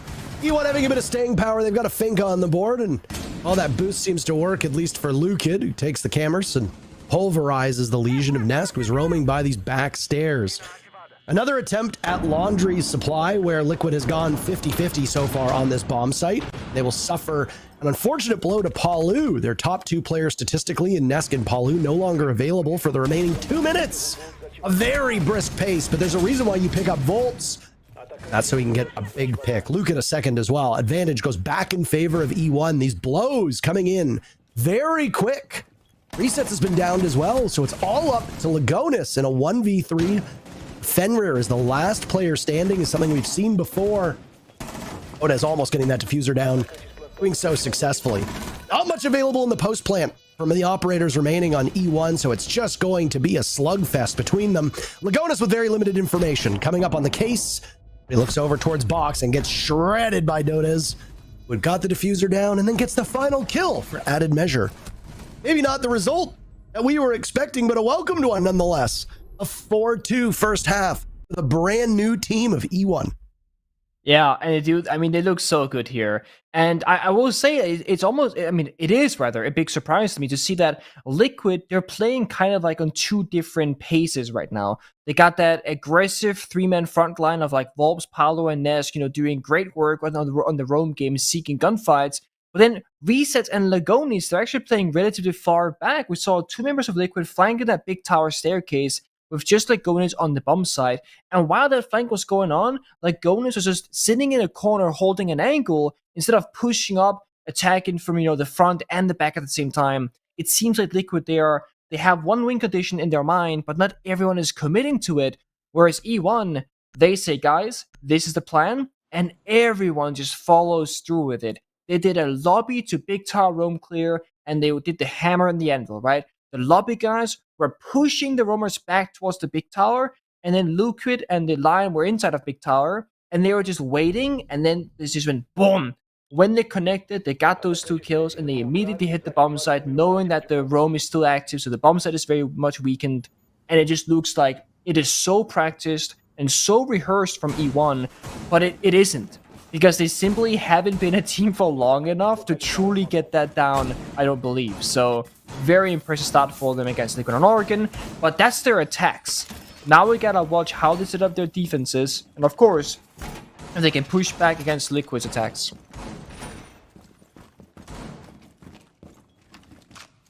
Well, first half did not go the way that I think they wanted. Liquid did get the opening pick, an abundance of times, actually beating out E1 in terms of uncontested first picks. And yet they were only able to convert on it twice, one of which was when the quote-unquote first pick was actually Astro dying. Oh, disconnecting. I was gonna say, did he die though? Yeah. I mean, I guess the game technically killed him. Yeah. But either way, I'll see if this timeout can do anything for Team Liquid, who find themselves in a very poor spot. This round doesn't begin the way that I think they wanted it, with Dodez taking an engagement against Resets. Resets almost dying, walking away with 5 HP. You lose the Twitch. You lose a very valuable part of your utility on attack. You've still got the Flores for backup, though I would argue that the Twitch's focus is probably going to be more on these Miras than anything else. Yeah. You're gonna want the Twitch alive, especially just for the early portion of the round where you can get the default cameras, help the roam clear, speed things up, and then of course clear out some of that bumps at utility, because you kind of mentioned it, the floors is great for the shields and the barbed wire and whatnot, but the Twitch, phenomenal denying like cameras in tricky positions, or a kite claw, which in this case is banned, or of course the mirror windows. So you're gonna want both of those available to you. And Resets, okay, he's low on HP, he cannot take a backseat and spend more time droning. But eventually, when it comes at basement bombs that execute, every single member of the attack has to get into a gunfight. There's no, oh, I'm gonna drone for you guys, don't worry about me. No. Everyone has to get physically active on the basement clear. It's what E1 did so well, and it's why they won those rounds. It Resets, because of him being low HP, means he cannot be in the active fighting when that occurs. That could be a big reason why Liquid might not win this round if that's the outcome. Other than that very first bit of action on the Resets, it's been a relatively quick round in terms of timing. No other damage that's been done as the time has just ticked away. Now one of those gas canisters go out, trying to stop Volps' advance from back tower stairs and doing a bit of damage in the process. Damage isn't really the name of the game in this instance. It's just keeping them at bay long enough for the push to come in and maybe be a bit too hasty. My goodness, Volps giving himself away. Luke, it looked like he had 2 there, but it's Raps technically credited with the kill. Another follows up on Palu. That right now for Liquid, they're just walking right in, and as Lagonis gets a very weak exit kill, it denies the flawless for E1, which probably should have been theirs. Either way, I don't think they're going to sweat over a single death. E1 5-2, winning their very first defense, and honestly, not looking like it was that much of a headache for them. No, I mean, look at this massive play from Luke. It shows Raps who killed the member, dropping the box hatch, but still, he pushed up forward. He knows the Monty cannot see that much because that Toxic Babe, and they find that tiny gap on the side of Liquid, and Liquid were rushing it, right? because they had 40 seconds left. Last babe gets popped. That's gonna burn 15 seconds tops. Then you still have 25 seconds or so, but they were like, no, we gotta go right now on 40. And they die because of it. But again, E1, they have this plan that they communicate, and they're being proactive, not reactive. They're doing something before Liquid makes the move. So they're thinking ahead. They say, okay, the second Muncie walks down, I'm gonna smoke him, you're gonna push him. That's Liquid and Smoke working together. Raps then pushes on up as well, and just plays close E-bots and assists Liquid in that front forward position. So Liquid, they're like, oh, we're gonna punish this aggressive move. We're gonna, trade 1 for 1. No. You're gonna drop that hatch. You're gonna try and salvage the situation, but you're both gonna die. So 0 for 3 basically. So they're so smart in how they position, and it's actually so impressive to see Liquid getting outclassed in the team elements from a team who's not been together for that long, because Liquid, they usually are one of the best teams at this part of the game. Oh my. Oh, well, I mean, I guess that kind of defeats the purpose, but... He tried. There was an attempt by Volps to sneak in that blue door. Didn't work out the way that he'd wanted. Now up these back tower stairs, still creeping. Again, you pointed out the changes to Nook mean that she's not silent anymore. There's less of a surprise factor, but everybody gets sandwiched right now. Liquid looking up top. Volps getting the pick as he goes up the stairs. A big opening for Liquid. They need these types of plays more and more and more. Resets in a very familiar spot, though. Back at the same HP that he was in the previous round. Again, with another 2 minutes to go. And that's what I mean. When I just said that Liquid is known as one of the best teams at team play and teamwork, that play right there is the exact thing that I talk about. But normally they do it every single round, especially in defense playing together. It's so smart. Armory jumps in and baits the position, Nuke flanks up the staircase. If Nuke wasn't nerfed with the silent walk, I think Volps could just walk up alone. But because Nuke is now audible when she walks around, you need to work around it and cause a distraction. So they did just that. And now E1, they have to problem solve from behind. They do have a bomb site to work with, utility, etc. But this Kid Storm's bomb site is slowly going to get smaller and smaller as Liquid, they close in on those bomb site walls. There goes another as well. Astro meeting his end at the hands of Volps. A grenade goes out, but that's it. 2 for Volps before he exits this round. I think that's a pretty good position given how little HP he had. Raps contending with Big Window as it hits the final minute mark of this round. Liquid, even though they have an advantage, Alu and Resets are just a single point of HP. Things could get bad very, very quickly for them. One good thing that will work in their favor is that E1 does not, at this point, have any plant denial. No smoke on the board, no impact nades, no nitro cells remaining other than a frost mat. There isn't anything that can really do damage other than the guns themselves. If that team play that you complimented for Liquid is really on display, it won't matter how much or how little HP they have. That's a bit of a sloppy position by Nest. Donis gets 2 for his trouble. Taken out. Frostmat seen it. Sexy Cake in a 1v1 against Resets, who is on a single point of HP. Former player on the team looking to send E1 to match point. Sexy Cake will drop, though. Resets now has the diffuser. He's past the point of no return. He'll stick the plant. If he falls off this plant, that's the round, and it is indeed the timer giving it to E1. They're on match point, Nick.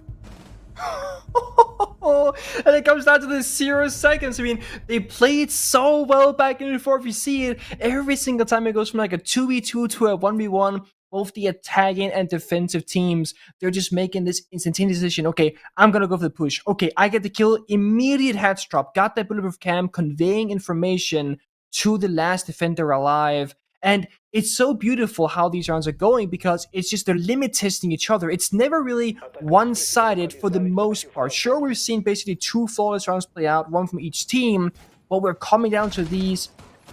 Every single small detail basically matters. Paolo getting the block vertical kill early in that round.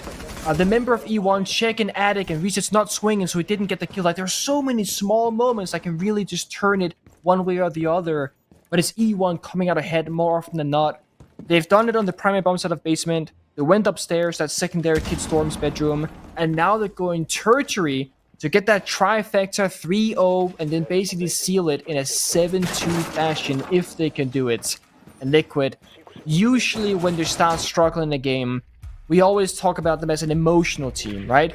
They're really emotional players. They feel all the good and they feel all the bad. And when they start really falling behind, often in grand finals, often in top 8 positions, that's when we see them kind of doubt themselves and not really play up to what we expect from them. And look at the scoreline right now. Palu is 1-3, Nesk is 0-3. Yes, this is after the rehost, but this is from their entire attack and start so far. The injuries are not getting their job done correctly, or at the very least, E1 are actually shutting it down. Feel like you can't praise Liquid and then have around and fall flat on their faces when it comes to that. You know who's had a very quiet game, and obviously the score doesn't tell it because we have the rehost, is Palu. He has struggled to get on the board for most of this matchup. I mean, honestly, all of the big guns from Liquid look like quite small guns at the moment. Maybe they're shooting blanks. I'm not entirely certain. Either way, guns from E1 have worked out, and the one player that you said that most people would be least familiar with, which is Dotez, has been a standout performer. Liquid gets on the board first, which is very good for them, as we said in the previous round. Down goes Astro, but E1 had Astro drop out of a couple rounds, and you know what? They still won some of those rounds. So maybe not all hope is lost here. Oh, and it's the Capcan as well. Those traps will still do damage from the grave as long as they've been put down. They have, but the thing is, Luka shoots back and so does Raps. Oh my, he had the Deagle out looking for more than that. The defense holding firm inside a meeting at the moment as that stage wall has been blown wide open. One player from Liquid still sitting by. That's Lagonis, diffuser in hand. Logic Bomb lets him know that there's somebody nearby, but take a guess as to which way it is. Zombie barricade, or zombie, the Kiba barrier rather, going onto the barricade, keeping that wall from fully being open, and also denying the line of sight from the top of tower stairs. Palu lurking down below. I believe this was one of his nades that had broken open that box hatch, going fishing for a kill. Down goes Resets. Only 2 remaining for Liquid. E1 are currently in the driver's seat here. Palu needs to walk up towards this stage where there will be several sets of eyes from E1 staring him down. All the while, Lagonis is wrapped around towards the beginning of meeting. He dies and surrenders diffuser, and Palu finds himself on an island. 4 players from E1 to try and deny this, but Palu gets 2 huge picks. Raps and Sexy Cake remain.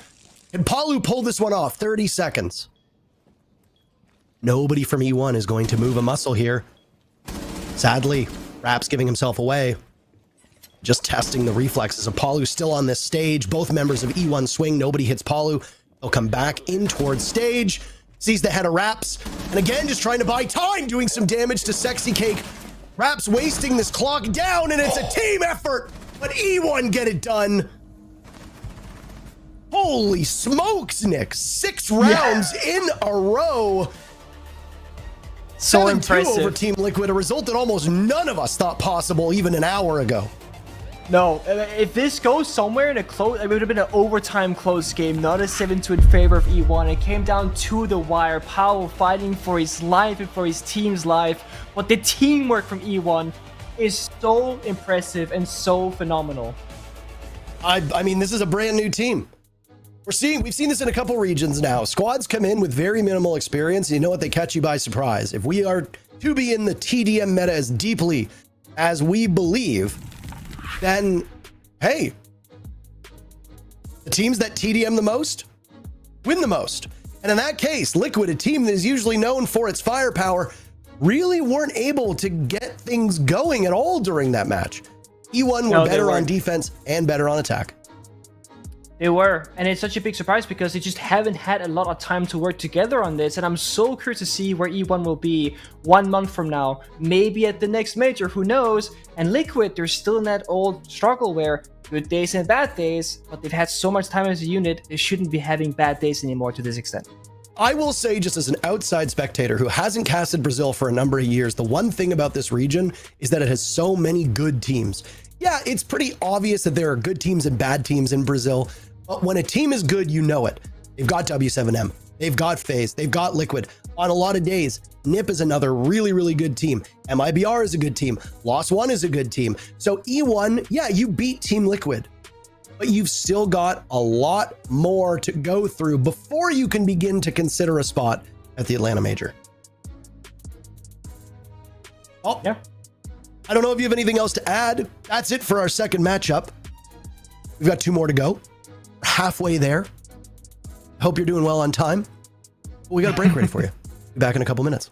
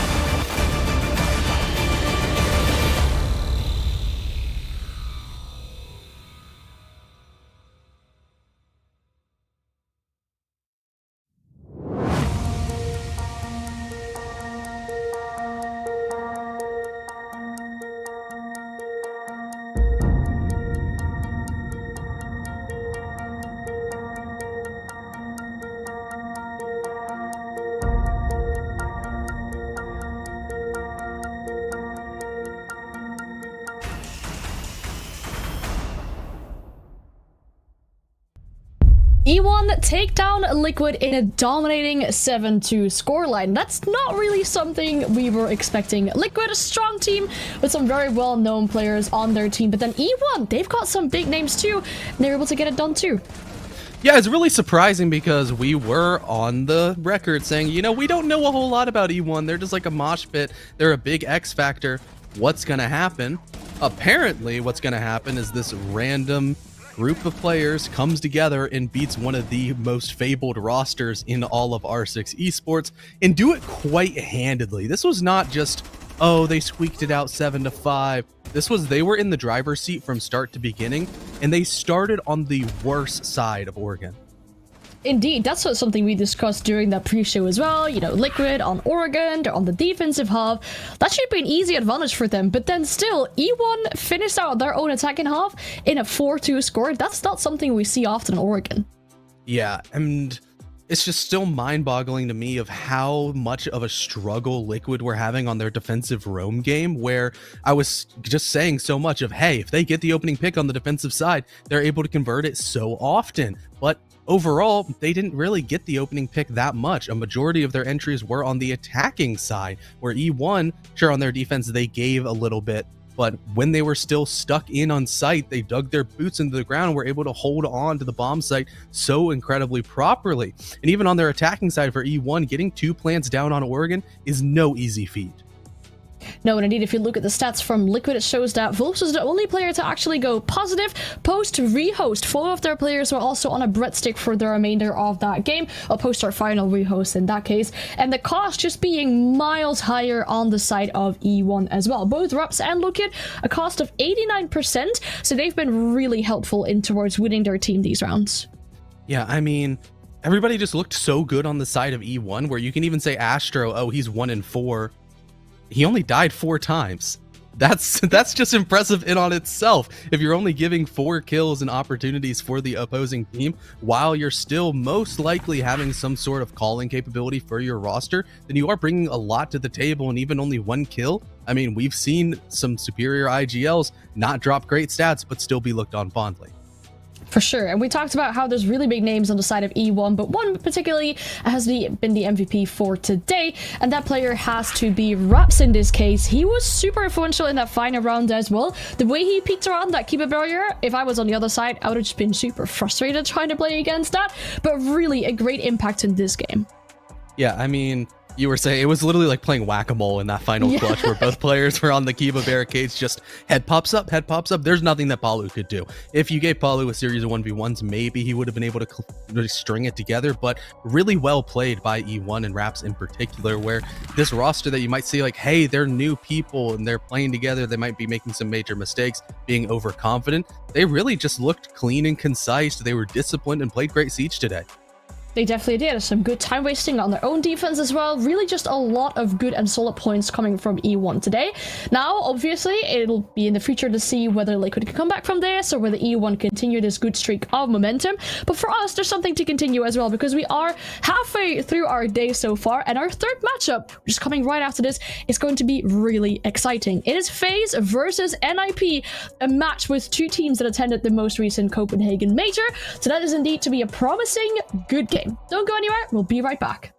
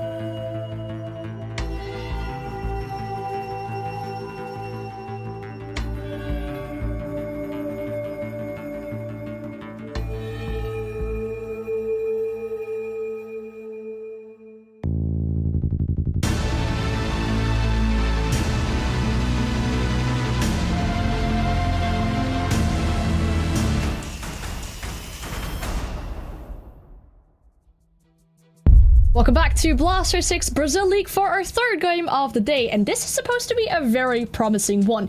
We had 2 really dominant games so far, but I do think that this one has to be way closer. Both these teams, FaZe and NIP, made it to the Copenhagen Major. They both even made it to that top 8, but FaZe just got a little bit further. Eventually lost to Liquid, who just lost to E1 as well. But yes, this being a top tier Brazil match, you'd expect this one to be closer, right?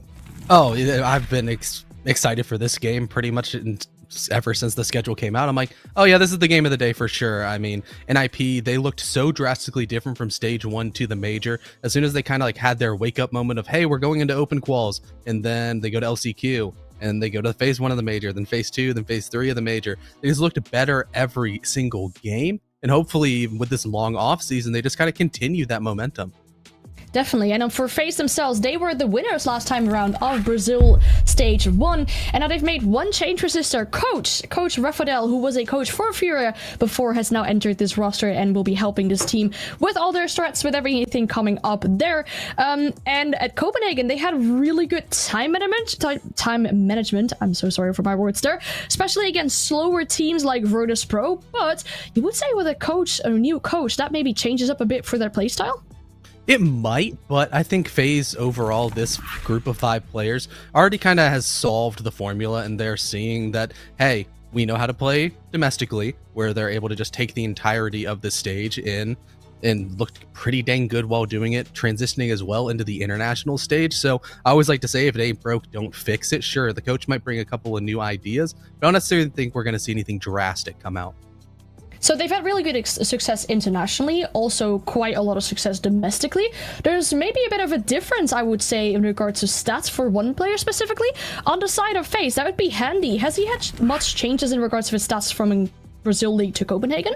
Yeah, his stats don't necessarily look the best during stage 1, but he was a new player on this roster and really trying to find his groove. But as soon as they started to hit Copenhagen, that's where just him meshing with the team completely made it look night and day difference on just the eye test. Sure, he was more involved in the entry game during the Brazilian league, but as soon as he kind of peeled back and didn't have to get in those early engagements, his overall all other stats really did rise. It allowed Cyber to get in the entry game early and often, and when he was in the mid to late round, especially on the defensive side, that's where he looked so good. Able to keep a plus 12 overall KD differential, looked so incredibly strong, and that KPR just continuing to skyrocket means that if Handy is around for the late round, things are going to be getting interesting. Right, that sounds interesting and promising as well. I think for both these two teams, we kept on saying how the pressure is on for all these teams, only 5 group stage days. But for both these teams, considering their result at the Copenhagen Major, their SI run should pretty much still be possible.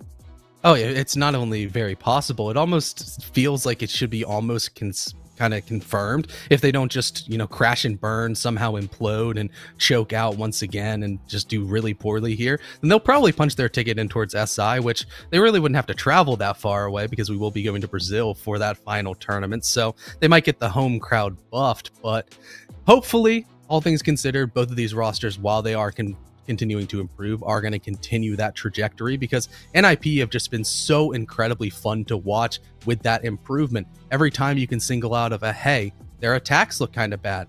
They fix their attacks. Their defenses, maybe they're getting a little bit too aggressive. They started to peel them back once again, and seeing constant improvement is just so satisfying in my eyes. Exactly, and their opponents indeed, as you mentioned, NIP, last time around, they took down FaZe on Bank in a 7-4 fashion. And now a thing that I like about NIP specifically is that they've taken a page out of the book of Virtus Pro. Their coach even mentioned it on the Copenhagen Major, saying, hey, we like this playstyle that Virtus Pro is bringing out, we're trying to do the same, where it's just a really annoying playstyle to have to play against. They can sit inside with all 5 of them, they can roam around with all 5 of them, but you really have to make sure you take them down, not just one by one, but they will take you down in gun skill if you don't single them out, basically. Yeah, and then with NIP as well, on their attacking side, I would almost argue that they're the best attacking entry team in all of Brazil. Their stats just look absolutely phenomenal. Right now, they're plus 22 on attacking entry through stage 1 as well as Copenhagen, and converting nearly 70% of the time. So if you allow them to get their foot in the door on their attacks, they're definitely going to kick it down and make it really hard for the defense to really adapt. That sounds really scary, to play against a team like that, but there surely has to be one player in this team that you could highlight in regards to stats, right? Oh yeah, for sure, because there's one player that looked pretty dang bad during stage 1, and that is Muzi right here. Negative 11 on KD, barely positive on the entry, a 0.73 rating. Then all of a sudden, as soon as NIP started performing better, that's where Muzi started performing better. It almost lets you say that, hey, the health of Muzi's stats and his performance is a really good indicator of what kind of NIP we're going to be seeing. If Muzi's playing well, the entire team is going to be playing well, because as soon as he started firing on all cylinders, NIP looked nearly unstoppable. And hopefully for NIP's sake, as we transition back into the domestic league again, we're not going to see the sort of ugly head of domestic struggles rear its head once again.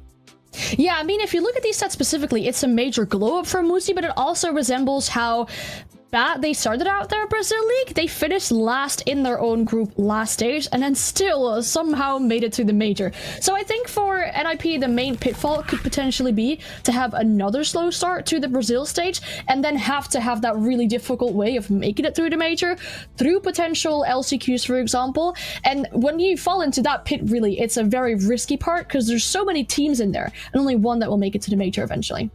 Yeah, and it's like, you no longer have a safety net when you're in those qualifiers. You have one bad game, one team gets the better of you, somebody has just an amazing performance that drops a 20 bomb on your head, and boom, your season's over. And for NIP, sure, they're in a stronger position because they got points from going to Copenhagen and landing pretty high up on the rankings, but they can't necessarily have another low-end performance and not make the major, because then I don't know if they'll have enough SI points to qualify.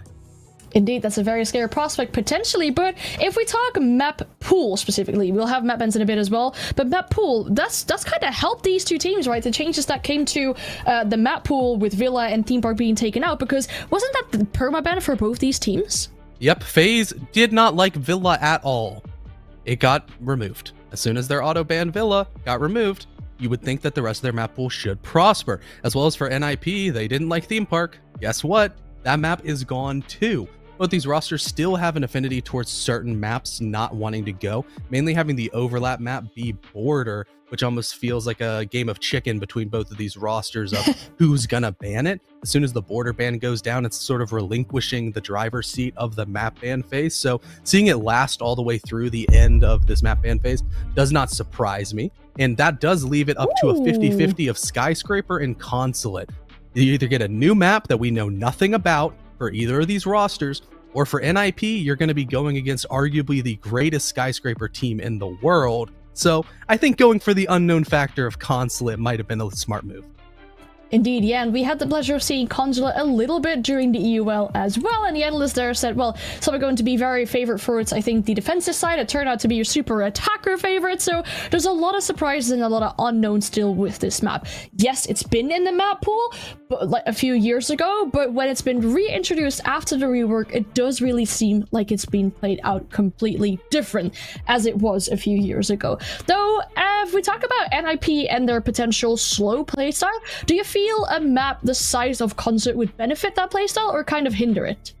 I think going in towards a big map like Consulate, especially when there's not necessarily as much window play as you used to have on Consulate, it's going to make things a little bit more difficult because there were so many cutoffs that you could establish and really corralling the roamers on the old Consulate of hey, if somebody's up on the third floor, just have two people on rappel and he can't go anywhere. There's nothing you can do. But now as the rework comes through, there's a lot of rooms and therefore so many corners to drone out and check for the side of MIP on their attacking side. So if they're going to be able to get those opening engagements that we know are so indicative of how they're going to be good or not on their attacks, it's definitely going to be an uphill battle. It'll be a lot of question marks for both these teams, really. I'm kind of missing the trusted admin takes that we've been seeing so often with the old Consulate, though. But yeah, I'd imagine that this is going to be a close matchup for these two teams, right? Oh, for sure. I think it's going to go back and forth. And probably at the end of the day, if you have to boil down one stat, it's going to be who wins the entry battle. Both these rosters on the attacking and defensive side have above a 70% conversion rate for both attacking and defense, and both of them not that great of a resiliency rate. So if they do not get the opening pick, they only win the round about 30% of the time, as opposed to that 70 when you're getting the opening pick. So whoever hits first is probably going to walk away with the rounds, meaning that, hey, the first 45 seconds of each round, you've really got to keep your eyes peeled. I think especially with the new map, right, that will probably play into factor even more, where you have these unknowns, you have these corners, as you mentioned, where you can sit in as defenders and just wait potentially. But the game should be ready to go very, very soon. Before we do that, we will be heading into a short break. And when we do come back, it is Parker and Pengu taking you into our third game for today. That'll be NIP versus FaZe after a short break.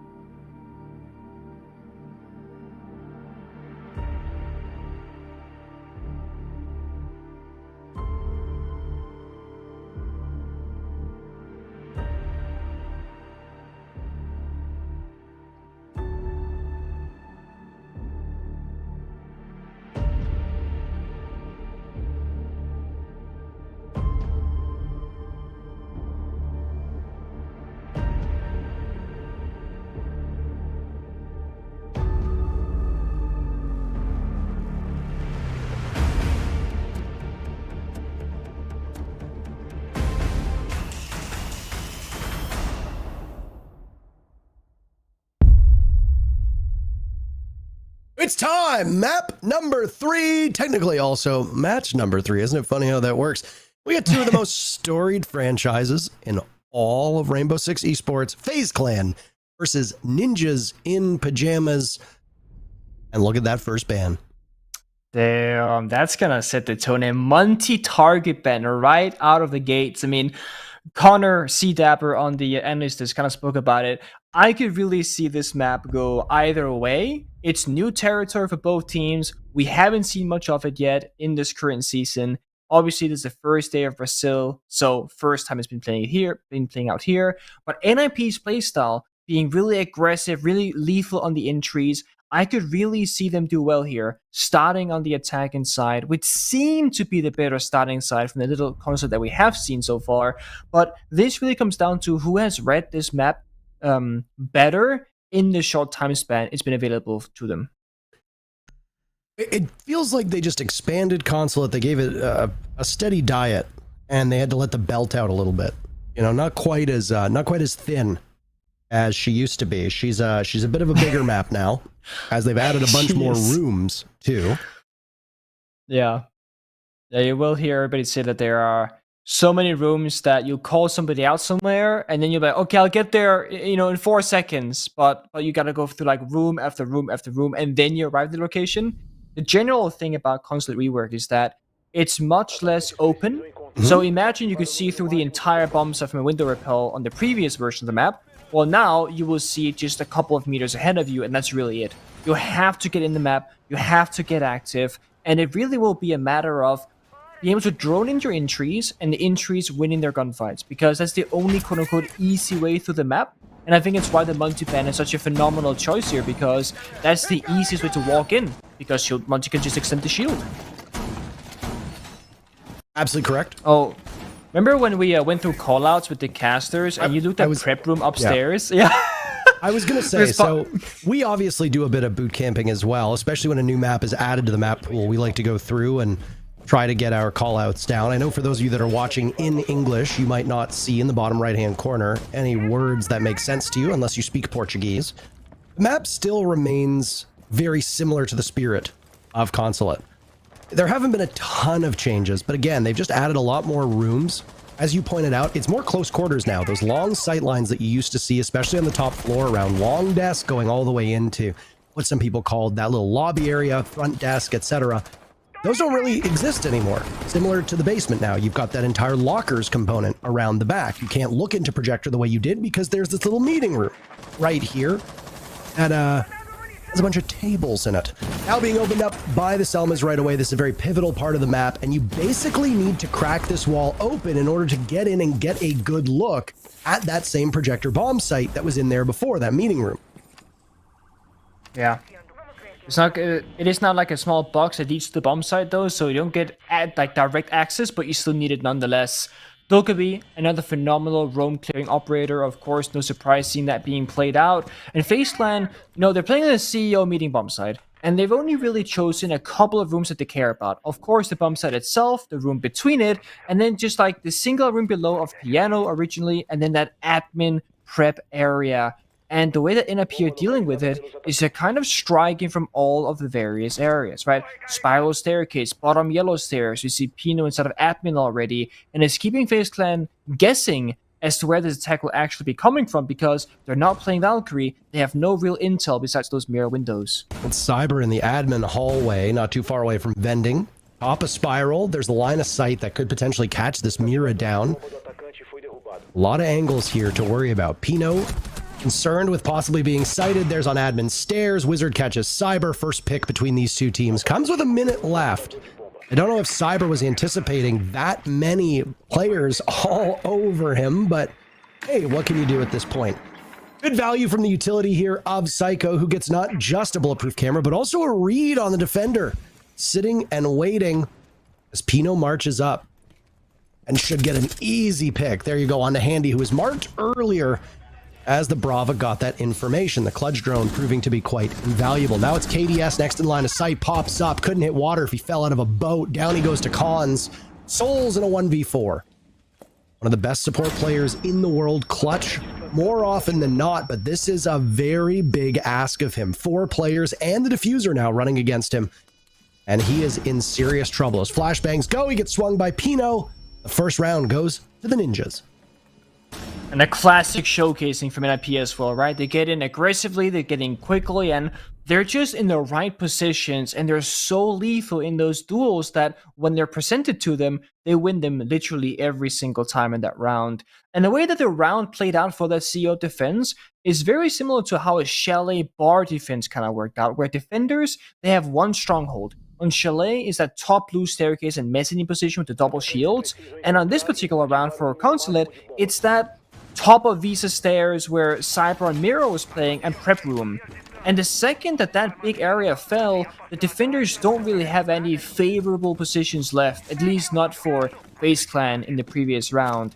And it's a big gamble, because you're essentially investing all your eggs into one basket for FaZe Clan side of things, and the easy solution for NIP is just, let's just win our gunfights, and that's what they're good at. So I think FaZe Clan has to set up more areas of the map if possible against NIP and try and shut them out essentially, right? They gave NIP all of downstairs, they gave them all the entry points that they wanted. Start far out on this map and then slowly work your way back in, because the bomb sites don't have many rush possibilities like we just saw Oregon, it does, for example. So you don't have to worry about any side rushes. I appreciate that with all the changes to Consulate, we're still seeing a very similar site setup on that top floor to the old Consulate. Obviously, Bathroom doesn't extend into yellow the same way that it used to, but they're still doing the single panel reinforcement. They're still doing that rotate from Bathroom upstairs. Just to hold on to that, and old habits die hard. I did speak with a couple teams about Consulate, and they admitted that both Consulate and Nighthaven Labs are towards the bottom of their list of favored maps, and these are not Brazilian teams, obviously. These are just a smattering of teams across the board. Because, I mean, you want to focus on what you know super well. 9-map map pool means that there's going to be permabans. You could conceivably throw the 2 new maps down there, as we've seen in the past when, you know, Theme Park gets added and it was everybody's permaban for a long time, or most teams. So in this sense, not only do you have teams that are prepping for the other maps to try and strengthen them, but you have the teams that will default to the way things used to work. And it'll be fun to watch the meta evolve. If you recall, when Chalet first came back in, that garage downstairs bomb site was far and away the most used bomb site at the very beginning of Chalet, or at least one of the most used. Then it fell out of favor for a long period of time, as other bomb sites became better to defend. In this case, though, let's focus on this matchup. Handy killing Psycho. Down goes the Brava. This was an operator that paid off huge in the previous round. Not just grabbing gadgets, but also providing intel. It's going to be harder for NIP to gain that same information without them. Yeah, and FaZe is doing a great job now at actually extending out around the map, and I think Solace is a big reason for that. They know where the intel is coming from, they can shut it down. Only 3 drones remaining from the side of NIP, and they haven't really progressed that far into the map. Handy has the sound cue on top of Spiral. He knows the enemy is closing in, on drone, he can just fall back. Nick, he's on drone. He's droning on top of Spiral. That could have been an easy pick for Handy. They lose Wizard, though. FaZe fighting back. NIP looking dominant in round number 1, but now it's the defense just clobbering them. Could very well be the Solace being a factor. Amuzi's done as well. Pino and Khan's last 2 left. Closing in on the bomb site on the first floor, but a little bit too late, it seems. 45 seconds to go. Pino in a 1v5. A's looking for the flawless round. Pino hearing sounds above towards Spiral Stairs. Cyber could be the one to greet him. Pino sees the bomb chassis. Both of them, actually. Pick on the Cyber, but it could be an ultimately impactless kill.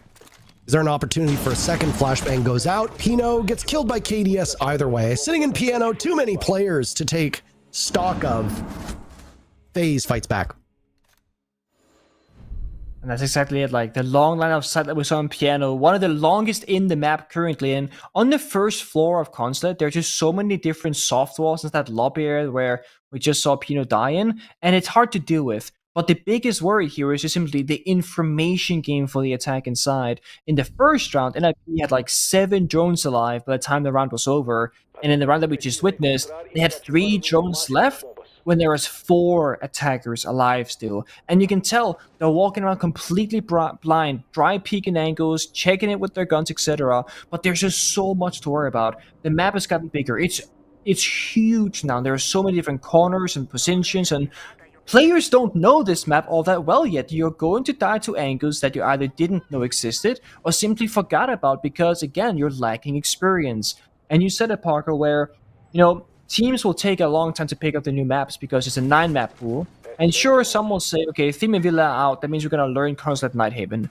But a lot of teams will just say, let's put this in the back burner, let's let other teams showcase it in Pro League, we copy what they do and we make it better. It saves you a ton of time in the beginning stages of things, but it also weakens your map pool. So the fact that both FaZe and NIP are willing to go to Consulate shows that they are old school rosters who's had the same roster for a bit, they got the old maps figured out, and they're already now willing to go to that next level and learn the future of Pro League, these 2 new maps, or at the very least, one of the 2 new maps.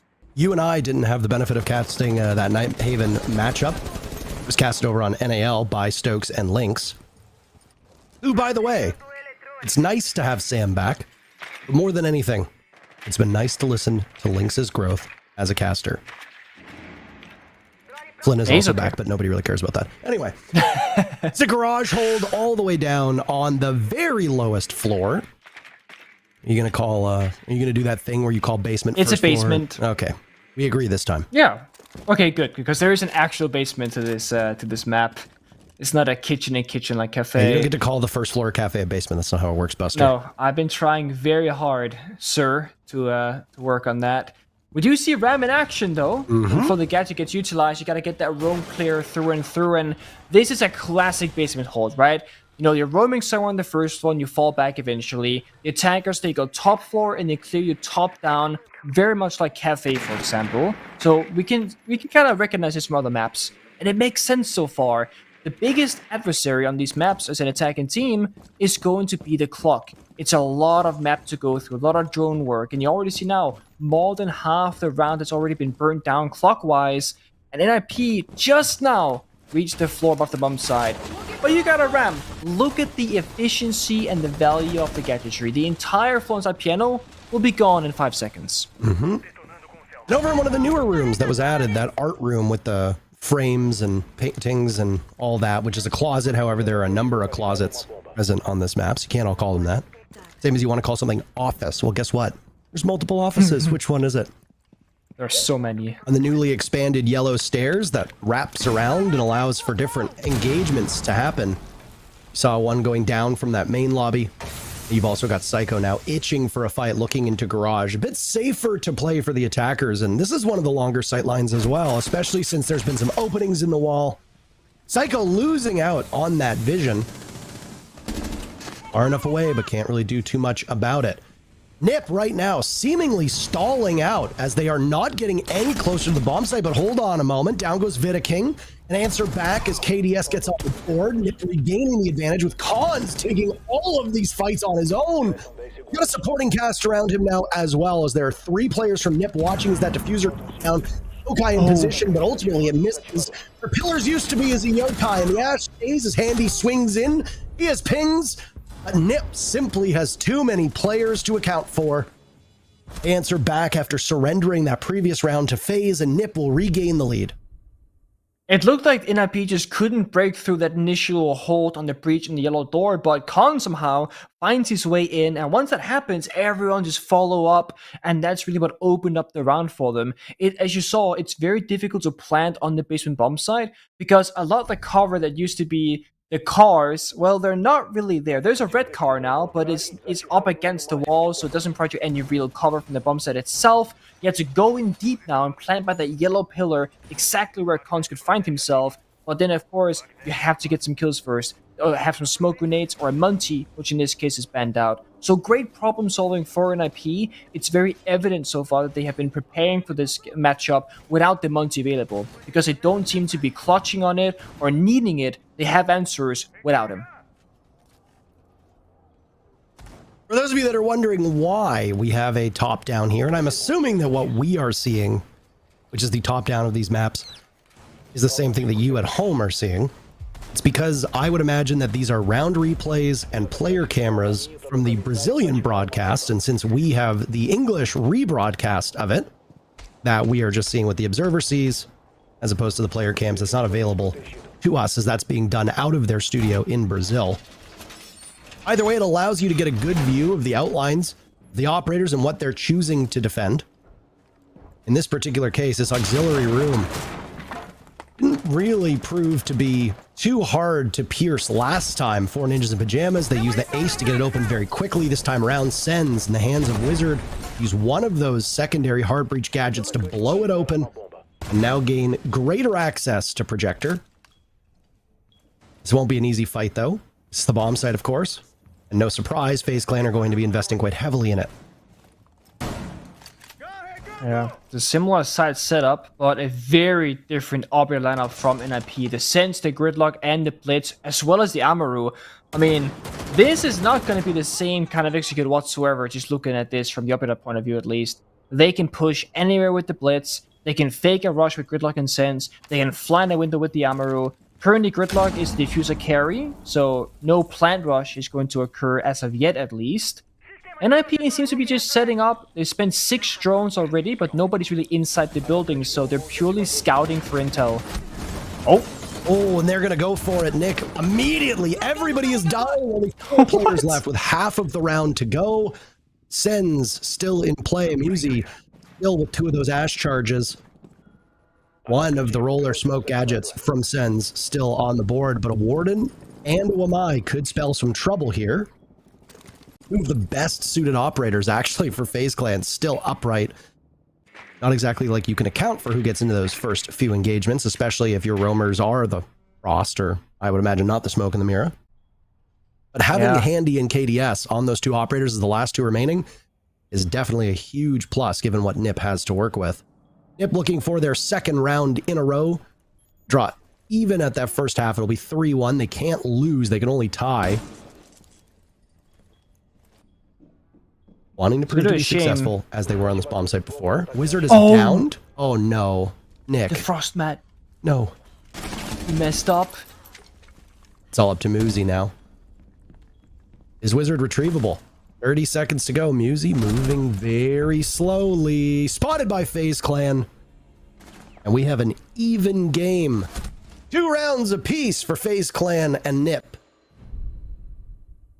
So, I think I know what they were trying to do there. Because Gridlock died with Diffuser in hand on the Sea Repel where Wizard Replicant and died to the Frost Mat. So, they Gridlock, the Gadget, and smoke all of CEO. They had a guy push up Visa's staircase or like on the meeting breach, and they flew him out in like the window between the two bomb sites basically. And it's one big like chaotic distraction mess where ideally the planter will plant in the midst of it, and then like you win off that. But Gridlock died before even replicating in the window. First one to die. That's a big issue for them, of course. And then Wizard just simply droned everything except the window and the frost mat, which ultimately led to his demise, of course, because he gets injured and then moves to 2 versus 1.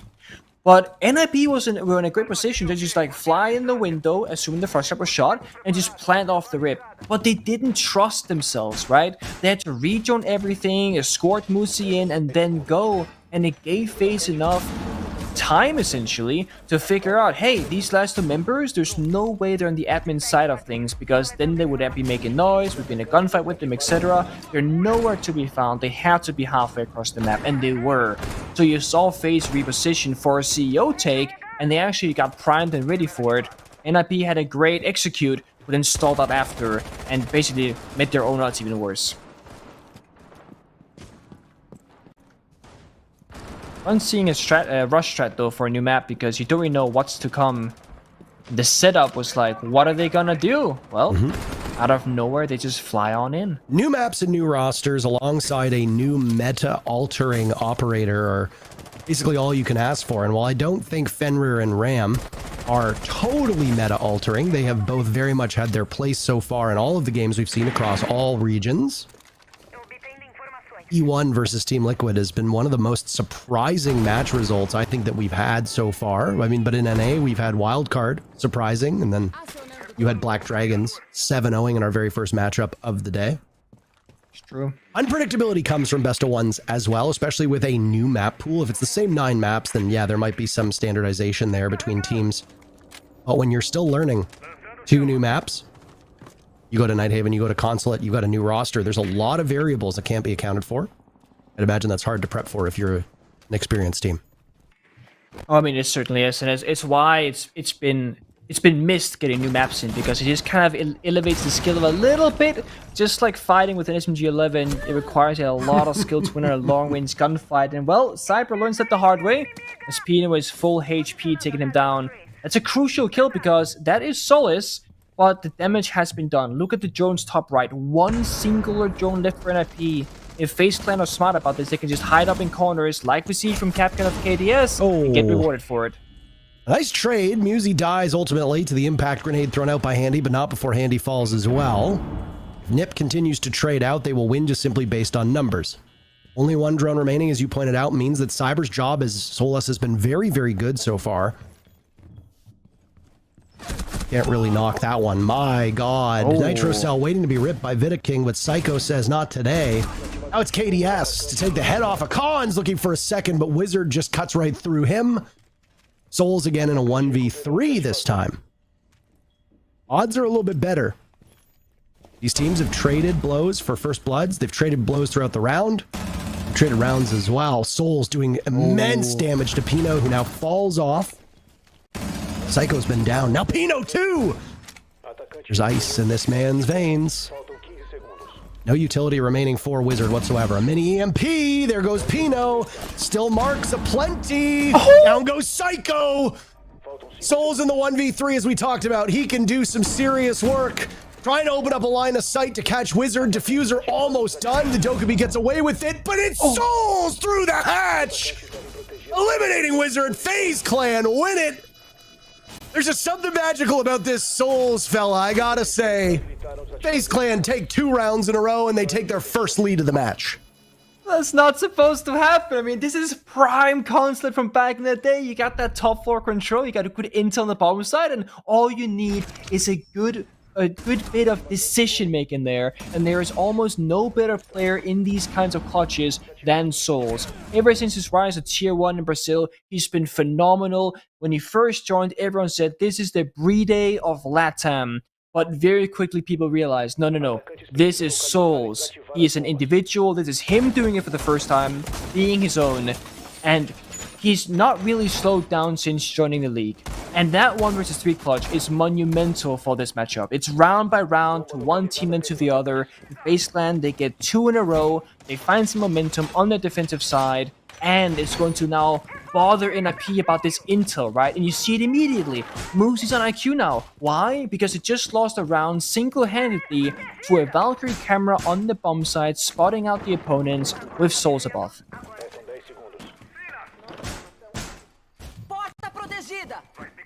Well, just as we thought, NIP were going to be the team to take that round, going back and forth. FaZe Clan break through in very impressive fashion. And again, you're getting spam pinged inside a site. You have to know that you keep mobile.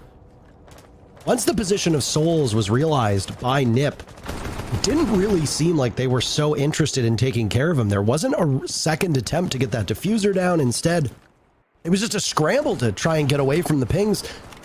Whether it was communication or just Souls acting off of that information alone, it was impressive either way. Final round now of the first half. FaZe Clan on their very final defense. It'll be interesting to see after a couple times that both Consulate and Nighthaven have been played how the stats shake out for these maps. Is Consulate going to skew towards the defense? We tend to see a lot of these new maps that get brought in are very defender favored to start because it takes attackers a while to get up to speed. Right now, of course, through just this one matchup, we're looking at a defender-sided Consulate, but there's just nowhere near enough plays on this map to say for certain.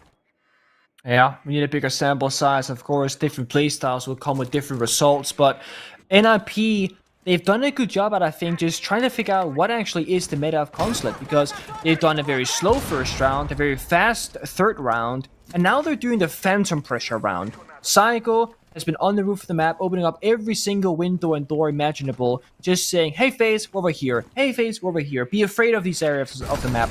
And now NIP are trying to just keep as many drones alive as possible, have intel, and drone people in. Wizard right now is that guy, but look at that! Every single member of FaZe is around him. 3 people takes him down, and that's gonna slow down NIP significantly on the first floor portion of the map. That's rough to go down as well. The one thing I will say about NIP is they tend to use those logic bombs quite early. We obviously can't see the gadgetry from Wizard as he's now dead, but the hope is that with about a minute and a half to go when he fell, that some of that had been used, so not all would be totally lost. Nothing worse than losing a player who is either topping the scoreboard or is chock full of utility and not seeing either of those skills get used at all. Think about a smoke dying early. You lose an awful lot from that. Lion dying early, yeah. Same thing.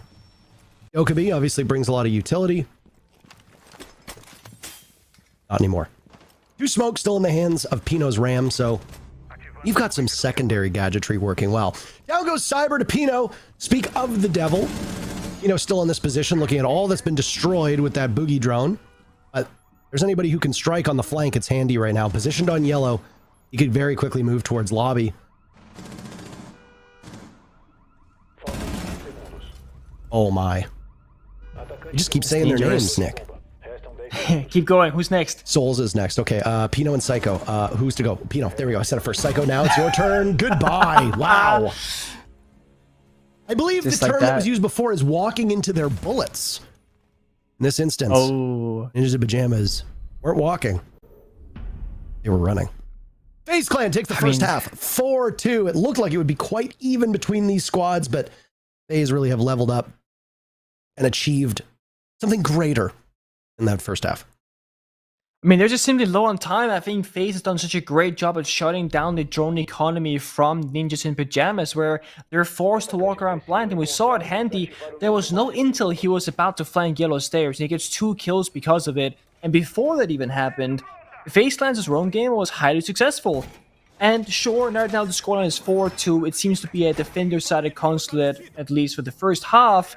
But I think it really comes down to how efficient you are on the attack. If you can control the entries and control the map pacing, if you will, how quickly you get the first room, the second room, etc., I think you're going to be in a decent position. But you're playing this fine line of, well, if you go too fast, you're gonna run into a gun or a Capcan trap or a dangerous territory. So I think this skill really lies on reading the map pacing and where you should be at what time, and that simply is just going to require more experience from these teams. Operator lineup-wise, a pretty similar sight from both angles here. We do see the Nomad being brought up from Souls. I quite like that. It's going to compartmentalize the map more. Once you take an area, you can air jab it. Now you can like guarantee that it continues to be yours, unless the impact will make a bunch of noise, alerting you. The line, of course, to lock people in place when you find them, when you want to take care of them. And likewise with IP, they're playing utility, deployable shields, Fenrir traps, as well as the Thorn traps, and just staying alert.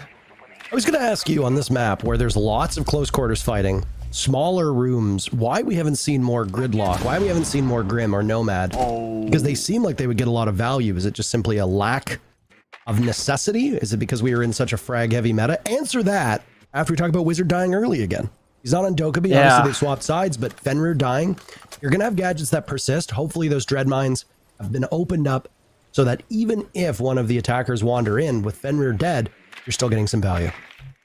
Yeah, you will, but you have 5 discs and 3 codes, so you can change around where they're going to be at. So Wizard and Fenrir dying early is actually still slightly problematic. But I think you are correct. I do think it's about the meta and the need for things, right? I also think when you're playing a new map for the first time, you want to keep things simple, keep them familiar. If you're not a Gridlock team or a Shotgun team, why bring those pieces of utility when you don't even know the map in the first place? You don't need to get cute or fancy right now. You need to just lock down the basics, learn the angles, and take it one step at a time.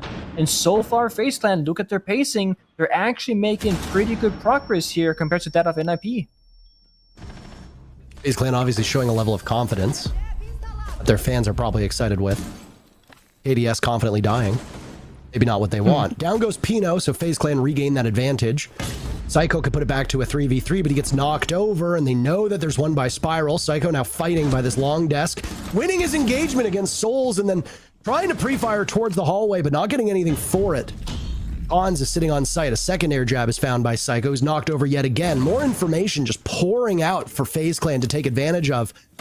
Hans inside a projector, 2 deep in. All 3 air jabs found by Psycho in the same spot in long desk, just getting battered around like a ship in the storms. And it's finally Cyber to come and sink the whole damn thing. Another round for FaZe Clan. They're starting to put together quite a good rally. It's 4 in a row, 5 of the last 6. They're 2 rounds away from winning the whole thing. I mean, back in my day, Nomad was a flank watch operator, and nowadays she's the entry. Psycho was just being flung around the room, air jab after air jab, and every time he went for an engagement, oh, he gets to lay down. And then he finally gets a kill, but he can't leave the position. And as again, FaZe, they had a really good read on the map, really good read on the pacing, but I will say the nade from Cyber onto Wizard early in the round played a massive part of it. Because imagine IP had 1 more member alive the entirety of the round. Imagine Wizard, who was playing Fenrir last round too, could have redeployed the discs and activated them to stop the entries from FaZe Clan on like Meeting Door, for example. Like, sometimes one simple death can offset a whole chain of events. And it's why we sometimes see pro teams play the same bomb site twice in a row, because they just deem that, oh, something happened that really shouldn't have happened. It's not the case for an IP. They got some rounds ahead of them, and if you're losing on top floor, you're gonna go somewhere else afterwards, because you don't have time to figure things out right now. You gotta get some rounds on the board, and if they keep winning and they get back to top floor, then they can fix their issues. But for now, all eyes for them happens in the basement bomb site. Same 3 bomb sites being trotted out. Not a terrible surprise. I'm looking at this lineup from NIP. And again, very similar to what we've seen before. Not as much operator diversity. Certainly not as much as we've seen on other maps. Ever since our very first cast this stage, and you made the comment about Buck being better than Ram, I just want to keep seeing instances where I can make fun of you for it. Every time I see a Buck on the board, I'm like, way better than Ram. Could Ram be better? Yeah. Oh, I feel that. I mean, you're just a new operator lover. And you know what? I am too, so I'm not too mad about that comment either, because I too would like to see some Ram in my life. I get paid dozens upon dozens of dollars to speak well of the new additions to this game. Okay? So I'm going to continue to do that. That's fair. And you'll be dozens and dozens of dollars rich every day. That's every beautiful. Day. You know? Either way. Let's see if FaZe can do the same, because if they keep winning like this, they will also be richer in the point standing of all things after this match ends, and only 2 more rounds could be in their path. 5-2 is the lead currently. It's a very aggressive roam here from NIP. They're playing all 3 floors, but the basement is downstairs in the basement, so FaZe have a tough task ahead of them. Do you hit the bomb side and just try and hold the flank? Do you try and roam clear it, but there's not enough time left? Well, either way, Wizard and NIP get the opening kill. That's actually huge. Wizard involved in the last 2 rounds, now make it 3 in that first blood. He was on the wrong side of it twice, but this time he gets the last laugh. Down goes Cyber, no Buck. Your primary soft destructor gone from FaZe Clan side of things. Vidaking taking some damage as well, but the main breach towards Garage is open, so in that sense, Thermite seemingly getting some of the job done. Now it's KDS antagonized downstairs, a confusing altercation with Cons. It doesn't matter. FaZe gets 2 very quickly to equalize. Timer running low, 30 seconds left. 3v3, Handy marching in, ill-advised. Now it's more up to Souls and Vidaking. Vidaking, who'd taken damage earlier on. Unlikely that Handy will be retrieved. There was a Nitro cell. Vidaking dancing around it. Souls the only one still up. But Pino's on the ground, and Nip is on the board. Their very first victory on defense. It'll be their 3rd round, trying to keep things close with FaZe Clan. Looks so much better as well. I mean, I think they go lobby now. I think you should play the bomb that allows map movement. That's when they shine, when they're allowed more freedom. That top floor CO bomb side from both teams so far looks like you kind of bunker up in your desired positions with utility, and that's kind of how you play it out. But I think NIP, they thrive when they're moving, they thrive when they're active, and I mean, in that previous round, somebody had to help Vidaking. He was on the bomb site getting red pinged, he was getting C4, he was also diffuser carrier, and he was really fighting for his life. FaZe Clan couldn't get the soldiers gathered up on the same side of that battle, and therefore ultimately also paid the price. And surprise, surprise, NIP will actually go back upstairs. Of course, they played in round number 1 of defense. They know what went wrong. They can now fix those problems. In terms of operator lineup, it's the exact same as last time. So it wasn't an operator-oriented issue. It was based off player positions and small decision-making, and perhaps Wizard dying early to that grenade from Cyber. I think this is a very pivotal round at the moment. No timeouts have been used by either team. If FaZe loses this round, high likelihood that they call that timeout just to try to settle this team down. We are looking at a very defender-sided consulate up to this point. 3 of the 8 rounds, won by the attackers. 5 by the defense, obviously. Settle things down. Shake out some nerves if they are there for this FaZe team. If Nip loses this round, FaZe Clan goes up 6-3. I imagine that Nip will then call their timeout because, well, there's no other real time to do it. You lose the next round, that's game over. We will see. Not close to the razor's edge for Nip, but fast approaching it. Oh, he made it. Yep. Well done, Vidaking. The way that Brazilian plays their drone as well is so basically pro-efficient. Like, they check all the corners, they check for utility. Often in North America and Europe, people just like drone in a straight line, not check the entire room, and people, they run in and they dart like a trap or a pre-placed C4, like there's a Valcam spotting them. Brazil's always like, look at this drone value from Vidaking. He's getting so much intel, he knows what rooms are clear. So great to watch. It's you know, it's a thankless job, droning, and there's an art to it, and some players in some regions just do it better. Brazil is that region.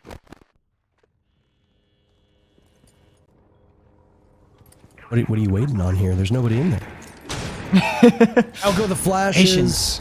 And no follow-up yet from Cyber. Was it used to take out Cons? Who knows? Damage being done to Psycho as Souls looking for more. The F2 might not be the gun that every Twitch uses, but good God, that thing's rate of fire is so high, and Souls just murders all.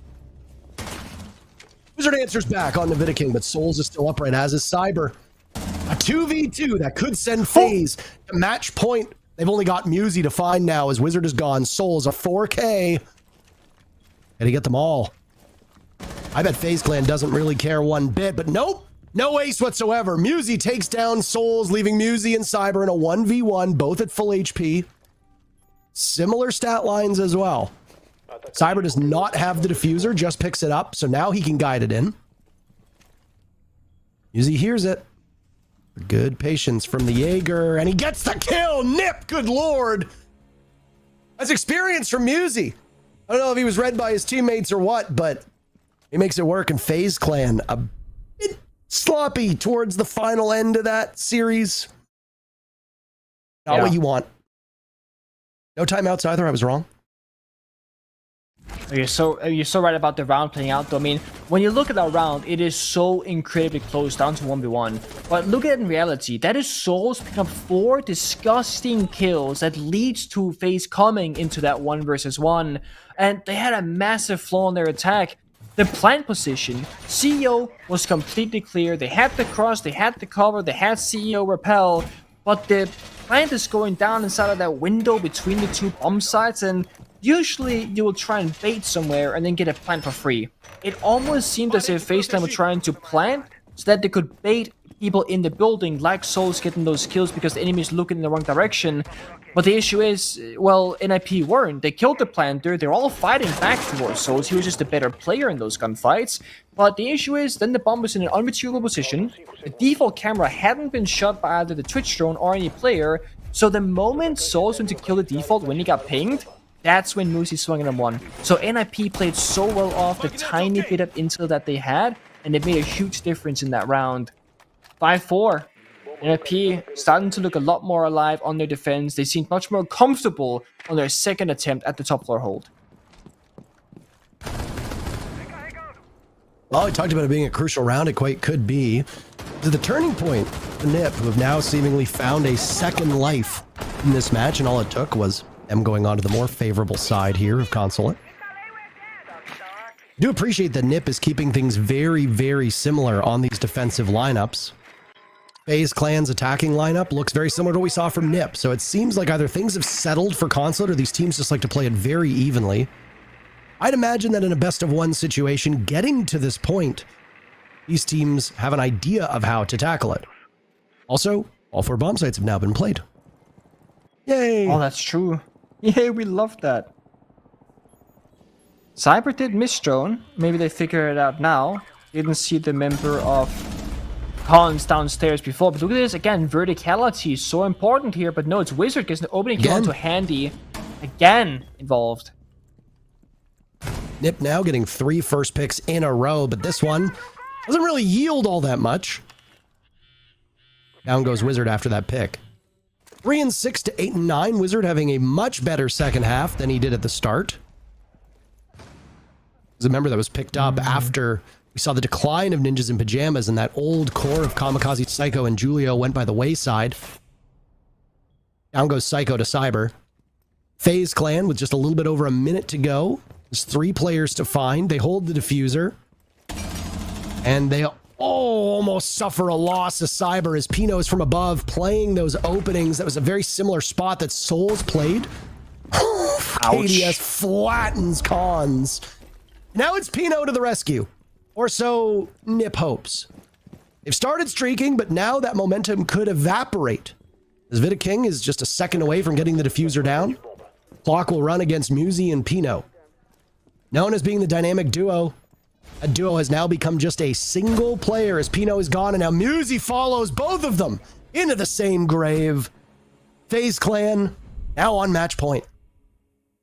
It looked great for NIP to start things off. I mean, that top floor play from Pino, just a lot of value, denying the heartbeats, finding 1, almost 2 kills, etc. But the issue is, when you play that top floor with soft destruction, you can only really see 1 floor down. And what was kind of left alone was the basement portion, right? That's where FaZe took control. We saw the early Bravo drone and had full site intel, and then 2 or 3 members of FaZe just kind of walked down into that basement portion of the map, and they find themselves a practically free bomb site. They get the 1 kill, the defender down there, and they plant the diffuser, and retaking is just oh so difficult, especially when the attackers know exactly where you're going to be coming from. And that's gonna, boat an IP to go to the other basement bomb site, the arguably stronger one. And we speak about how like Consulate plays out in a similar way as before, and seeing these mirror windows as well is like, this is a classic security wall mirror window overseeing garage, and now you also have a backside mirror, which you didn't really have before. Same rotate behind what used to be like the white van position, etc. It's like you can just see the aspects of what the map used to be being kind of reinvented in this newer reworked version. Of course, that pillar/pipes rotate is also a great one. Nice, the yellow door angle. But the roam game is going to be your bread and butter. How long can you stall out the attackers? How many drones can you kill? Can you maybe even get a kill or 2 before finding yourself back towards that base and bomb site? That's really where these rounds, they get decided on. Unless, of course, it's a bomb site rush, which I don't think this will be. Gall of a rush in the final moments of a matchup. And I say final moments because even though there's 2 minutes left, or give or take just a little bit longer than 2 moments, it really is the final part of this match. Nitro Cell goes out, almost takes down KDS. He dodges it, manages to get the exothermic charge off as well. That was the only Nitro Cell on the side of Nip. It was in the hands of Cons, no longer available for them. Still plenty of plant denial though. You're going to need it for most garage executes. 3 gas canisters, lots of impacts. King is just going to hit the EE1D, go right through the dread mine, and keep running as he hits the hatch. Oh my. Ooh. Cyber That's from not above. pretty.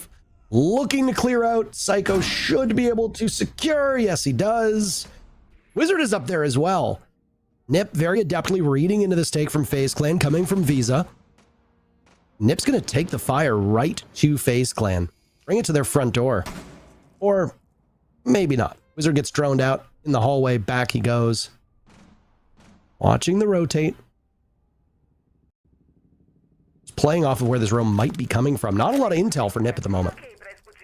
No, it seemed like FaZe Clan were trying to do too many things at once. The main breach, the backside drop, and the roam clear above as well. And Cyber paid the price ultimately from it. And now this issue, they're stalling out. They lose the breach player. KDS loses in that crucial gunfight, and that's gonna leave FaZe Clan in an awful spot for the rest of this round.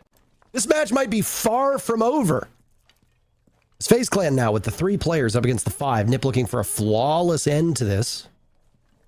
Push us to the 12th round. At that point, I wonder, do you call one of your timeouts? Go for broke. As you said, this has been a better defended bomb site than the single archives tellers that we saw. Souls now with 30 seconds to go, trying to bait out one of the defenders, gets slaughtered by Pino. King with diffuser in hand, but there's too many angles to look at. He's cut down in the hallway, and now it's Handy at the breach looking into the garage, trying to do some damage, twisting and turning in the wind. He's finished off with an impact, and what an impact that one makes as Nip wins a 5th defense flawlessly, guaranteeing all 12 rounds in this matchup. You can just tell the teams are kind of learning as they go in this map, feeling each other out as well, because sure, you might be scrimming, Consulate for a few weeks now, or maybe days, based on like how recently you started doing it.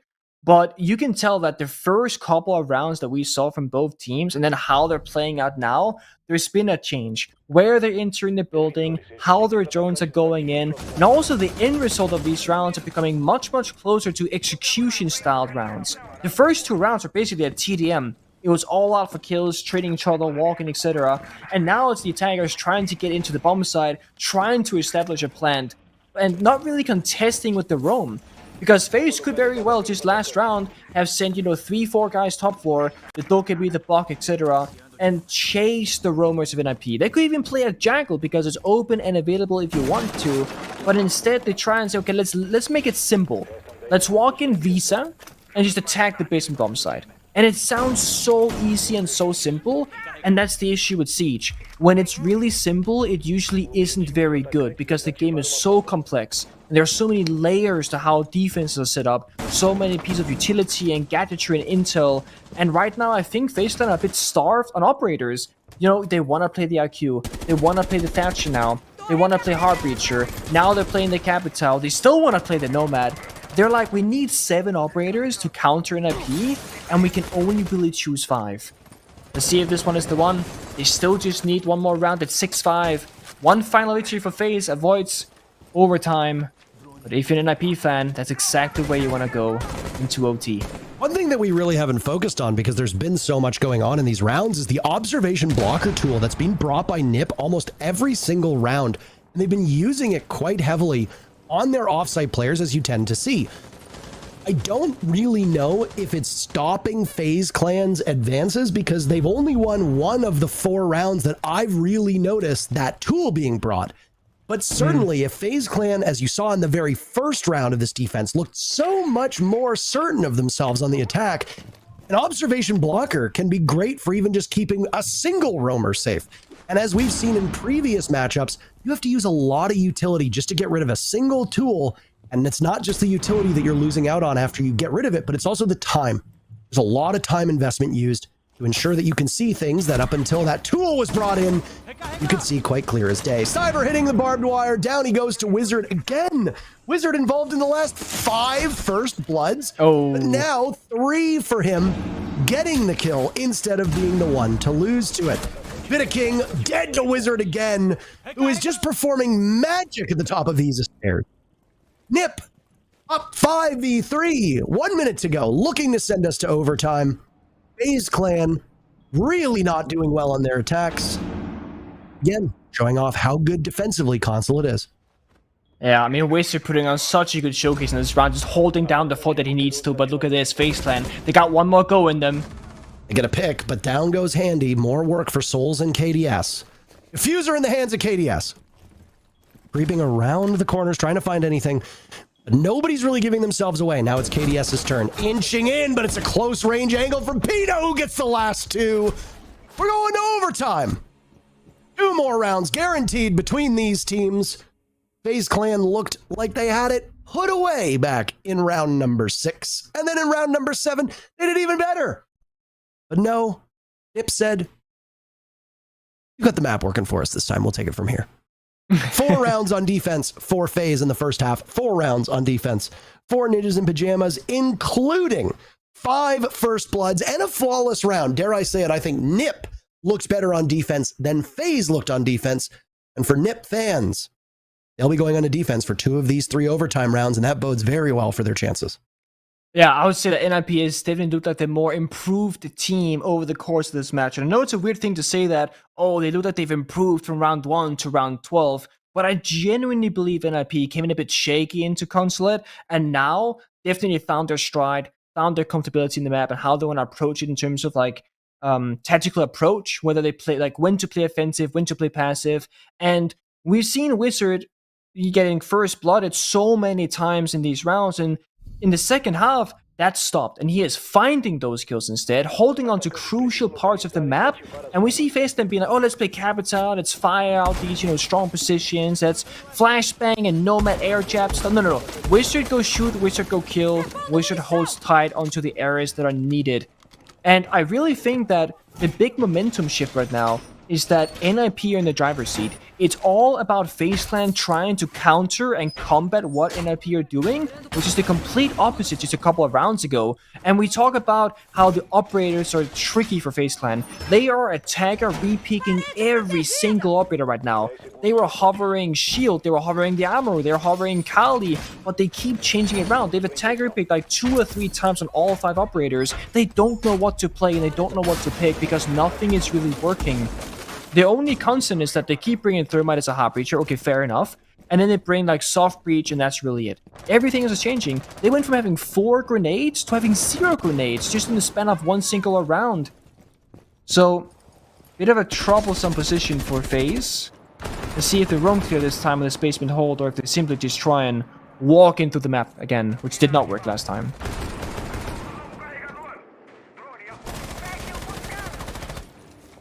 Dominant performance over the last 6 rounds for Ninjas in Pajamas. Will it continue onwards? Why mess with what works? Operator lineups for both teams looking quite familiar. Gotta really hand it to Wizard. As he started to play with more confidence, this team's fortunes have just improved time and time again. I'd like to bring up that stat. At one point, Wizard was 3-6. Since then, he has gone 10-3 on defense. That is an unbelievable scoreline and is a huge part of why Nip is doing so well. And he's not just doing it in easy roles. He's on the front lines time and time again. Yeah. If there's anybody... And he always is. Exactly. And if there's anybody who's going to stop FaZe as they try to get into the building, it's him. This time, though, there's depth for Ninjas in Pajamas. They still get the first pick, but it's Musi eliminating Cyber. Down goes another as Vidaking runs right into Cons. And FaZe Clan, with half of the round to go, have already lost 2. Now it's even more troubling for KDS. As he just walked in, he gets nearsighted, he gets stuck by a goo, Souls goes down to Musi. This is one of the worst attacking rounds for FaZe Clan in this entire matchup, and it couldn't come at a more brutal time. That's such a... Nip moves to match point if they win this. No, they do. I mean, FaZe look lost. They want a roam clear, but they don't want a roam clear. Then they walk on in for free. And they have 7. This is the best drone economy round from both teams combined. 7 drones alive at 58 seconds in the round. That is unheard of. But FaZe has not looked more starved for intel than now. So they're not using their drones or communicating accordingly around it, and it's costing them this entire round. Musi running around, he's picking up some kills. He's 7-8. Hasn't had a great time, but I mean, he hasn't been needed till now. What better time to show up than overtime? Wizard got you there. All you gotta do now is secure Dread it. Mines giving away KDS and Handy's positions. That is terrible for FaZe. Even if the nearsightedness doesn't result in a kill or anything beyond that, this is still information for Nip to play off of as to the location of these FaZe players. Psycho might have bit off a bit more than he could chew. The rest of FaZe, they don't get anything beyond that. A single kill as Nip sweeps up the last 2 players from FaZe, tosses them in the bin. And that second round in a row on defense for Nip, now they've moved to match point. FaZe are on their heels as they move to defense. The good news though, FaZe get to just change things up with the side swap, and I think that's exactly what they need, and it would be such a tease for FaZe to win this defense, go 7-7, and then look lost on that final attack round as well. So if you're FaZe Clan right now, the biggest task ahead of you is that you need to figure out this upcoming round of defense, but while you're doing so, you also have to figure out how you fix your attack in the round to come, because when you're in overtime as a professional team, you are always thinking about the next 2 to 3 rounds because you're playing a best of 3 in round score, essentially. It's not just about the one attack, it's about the attack and the defense as a whole. Before we get there, unfortunately, we have to do a rehost, which is a very big tease. Well, that is quite unfortunate. Probably the worst timing possible. But I guess what can you do? You know? What can you do? We can see by the graph, however, that almost every single round has been won by kills. And I will say there has been multiple planned attempts in this entire game so far, but either the round would end because kills would occur, or the defending team seemed to just shut down the planter.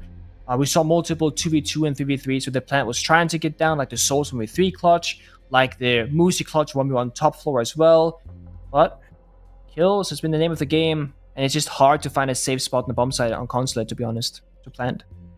Well, the teams will get a bit of a reprieve here. As far as I have heard, I think there was a timeout called on the previous round, if I remember correctly. We had an extended break after we went to OT, and my assumption would be that that was FaZe Clan's timeout, but cannot receive any confirmation on that, so I don't want to speak with any authority whatsoever. It's just speculation on my part. However, once again, going off of the international rules, these teams are not allowed to communicate as far as we're aware, and I believe this was something that extended to the North American League as well previously, was that during any tech pauses or rehosts, whether they are caused by players or caused by an act of God or whichever higher power you may believe in that might have caused it, at the end of the day, this is just a sit and wait moment for these teams. They shouldn't be able to strategize as far as we're aware. They shouldn't be able to coordinate. They shouldn't be able to take this time.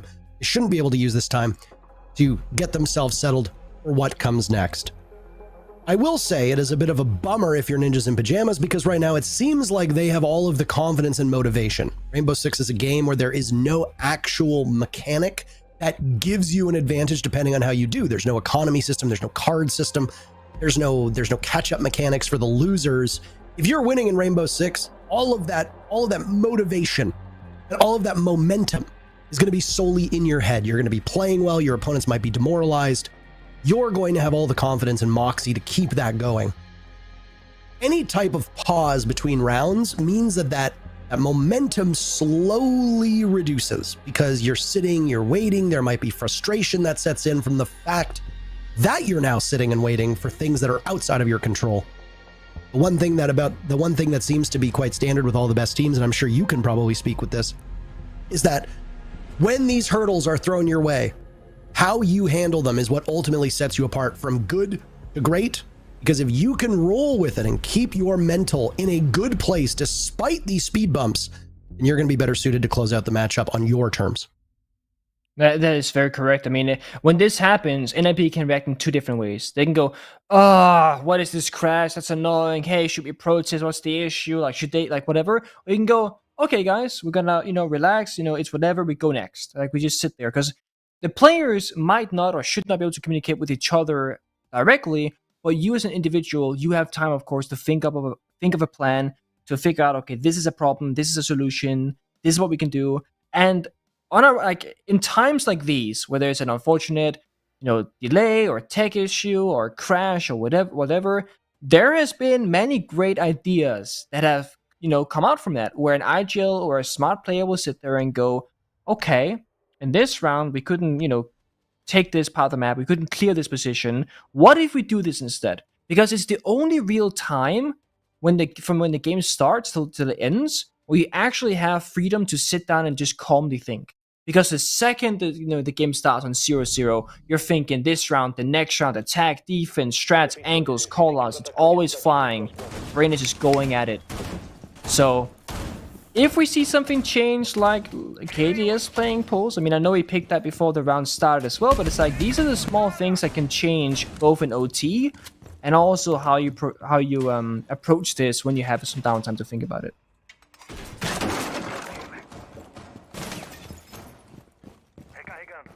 I don't want to say it again, but a very pivotal round for both of these teams. As it says up top, point. I'm going to butcher this. Decisivo. I know it means like decisive point if you were to do a direct translation, or match point as we know it in English. I don't know what it is, but there's something about the way that this map is said in Portuguese that just makes my brain very happy. I guess like it activates my serotonin receptors. But whenever I think about all the time that we spent casting Brazil in Poland way back in the day, this is always the map that pops to mind, just because of the way they say the name of the map in Portuguese. It's great. It's a beautiful language, but I mean, I enjoy it very much on this map in particular. I mean, I've also had the pleasure of casting almost every map being heard in Portuguese. So I think I speak with some authority, even if it is subjective. Either way. Yeah. 30 seconds in, and there is a small change. Pulse being brought by FaZe Clan. Yep. Gotta see how they can utilize it. I love when the team plays Pulse and the attackers, they answer by playing the IQ, because it's the real, original year one standoff between operators. Right? Thatch and Thermite, they work together, but Thermite Bandit, they fight against each other. Pulse and IQ, they fight each other directly as well. So let's see how Moosey will deal with KDS. Now active, both of the members will be on their gadget. Viking on the roam has jammers placed down strategically, to stop the line and Dokkaebi calls, but also to stop the drones and Visitor, etc. So he's very active, moving around, has the rotate here on the bottom of the staircase too, and he has teammate support. 1C4 pre-placed up above has just been popped based off the Valkyrie camera intel, but NIP are smart about it because Moosey has that IQ scanner. It does no damage whatsoever. Oh no. This is not the time for this to happen, Nip. Wizard!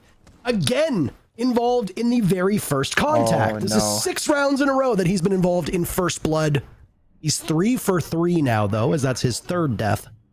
There is no Dokkaebi, but we'd already heard at least one logic bomb go off. So the speculation we had when this had happened previously was, did he die before he used his utility? We know the answer right now is no. He was still able to get some value out of the Dokkaebi, and even though it's no longer particularly relevant, logic bombs are only good for about 10 seconds or so, if that. Hopefully FaZe Clan was able to gain some information from it, or Nip was rather able to gain some information from it against FaZe Clan. Only 2 drones left. This member on the staircase is turning right now. That's one of the last ones remaining. Handy knows this on the Solus. Got the shotgun primary as well. Yellow staircase is going to be hard to take over because this is the thing. Shotguns and Consulate, mighty fine. Close quarter areas, so many of them. And with 20 seconds to go in IP, they are starved for time and intel. Yep. There goes one of the dread mines off as Souls gets information from that. Down goes Cyber. So Nip back into a 4v4, but they lose cons to Souls. Psycho marching in, absolutely demolishing Souls. 3v3, but there's only 10 seconds left. Musi reads the pulse. It's Handy in a 1v2, but Psycho needs to get that diffuser down, and it's up to Musi to look over it. Time might just run out as Handy's trying to open up a line of sight in the smoke. Does Psycho get it? No, he does not. Injured at the last second. I want to know how close that got. My God. FaZe Clan just eke out a victory, and a 15th round is needed. What? There's no way. It comes down to like a point something. It is so close, but also like the brute force executed from NIP. Look at this. 0.127? Oh my God. 127. That is disgustingly close. He even had the audacity to double check with the Solus gadget for good measure. I was like, there's no way you have time for this, my guy. Just shoot and pray. But no. Sometimes you don't need a higher power. You just gotta take it into your own hands and make the decisive play on the fraction of a second. This matchup, before it begun, we all wanted overtime. We all wanted something incredible. I think Consulate and New Map were 2 great teams historically, going all the way to 7-7 is the greatest way this matchup could have played out so far. And at this point, I don't care if FaZe Clan and NIP wins. I just want a great ending, just like we had in that second to last round. We got treated to what were 2, I don't want to say snoozers, but 2 relatively anticlimactic matches. Black Dragon 7-0ing Miners GG in map number 1. Matchup number 2, E1 surprising the hell out of most people by 7-2ing Team Liquid on Oregon. Coming into this, we suspected that this would be a closer matchup because of the skill present on both of these teams, and historically, they've both been very good. FaZe Clan have won a major. Nip are world champions, former world champions, of course. Both of these teams are really good. But Nip didn't exactly have the best results in stage 1 all the way back in the spring. We didn't know how they would perform here. Same with FaZe Clan. How are they gonna do? Well, now we know. First time Consulate emerges in this region, and of course it's a nail biter of a 14th round that secures all 15. And what a showing it's been so far. Very final round now between FaZe Clan and Nip. One of these teams' fan bases are going to go home heartbroken. And they're only 1 mistake away from leading their team into a 4 versus 5. It's now where the pressure really is on. And risk assessment is going to be the name of the game. Because you might see a play, you might see an opening. But do you actually have the confidence to go for that play if it's not greatly in your favor? We see the intel game from FaZe Clan all over the place. Yellow pings coming out, drones dying left and right, etc. But they have to make the right call with the intel. Otherwise, they're going to be running into a gadget or guns faced in their direction. So far, no one's died. Still got half round to play out. Yellow Scala drops, so FaZe Clan are slowly entering the top floor portion here. And it's Cyber to do the first engagement. Breaking news, we are on Wizard Watch right now. Not the one involved in the first bit of action. That's Psycho to take one down. KDS the next. And he falls, though. So both of these teams continue to trade. We're past the halfway mark. Nip with the advantage. It continues to go in their favor. The more they trade, the more this benefits Nip. It's down to just Souls. This one went bad for FaZe in a hurry. Seen Souls pull it off, but he dies to the Razor Bloom. Oh. Nip! Goodness gracious. They were on the precipice. They looked like they were going to lose. And then suddenly, the tides, they turned. Nip walks away with an 8-7 victory in very, very exciting fashion. Such a beautiful turnaround as well. I mean, we said it so many times. Wizard, I genuinely believe that he carried NIP in those mid rounds. I got them to a T, and I got them stable in this matchup. It was a back and forth for a long while, but NIP came out looking like the better team in the end. And that was a great first showcasing of Consulate in Brazil. Oh, absolutely. I'm very excited to see this map show up more, not just as we pointed out because it's nice to see them with new rosters, but additionally because it's really nice to see new maps get played, especially for the average person who plays this game on their own.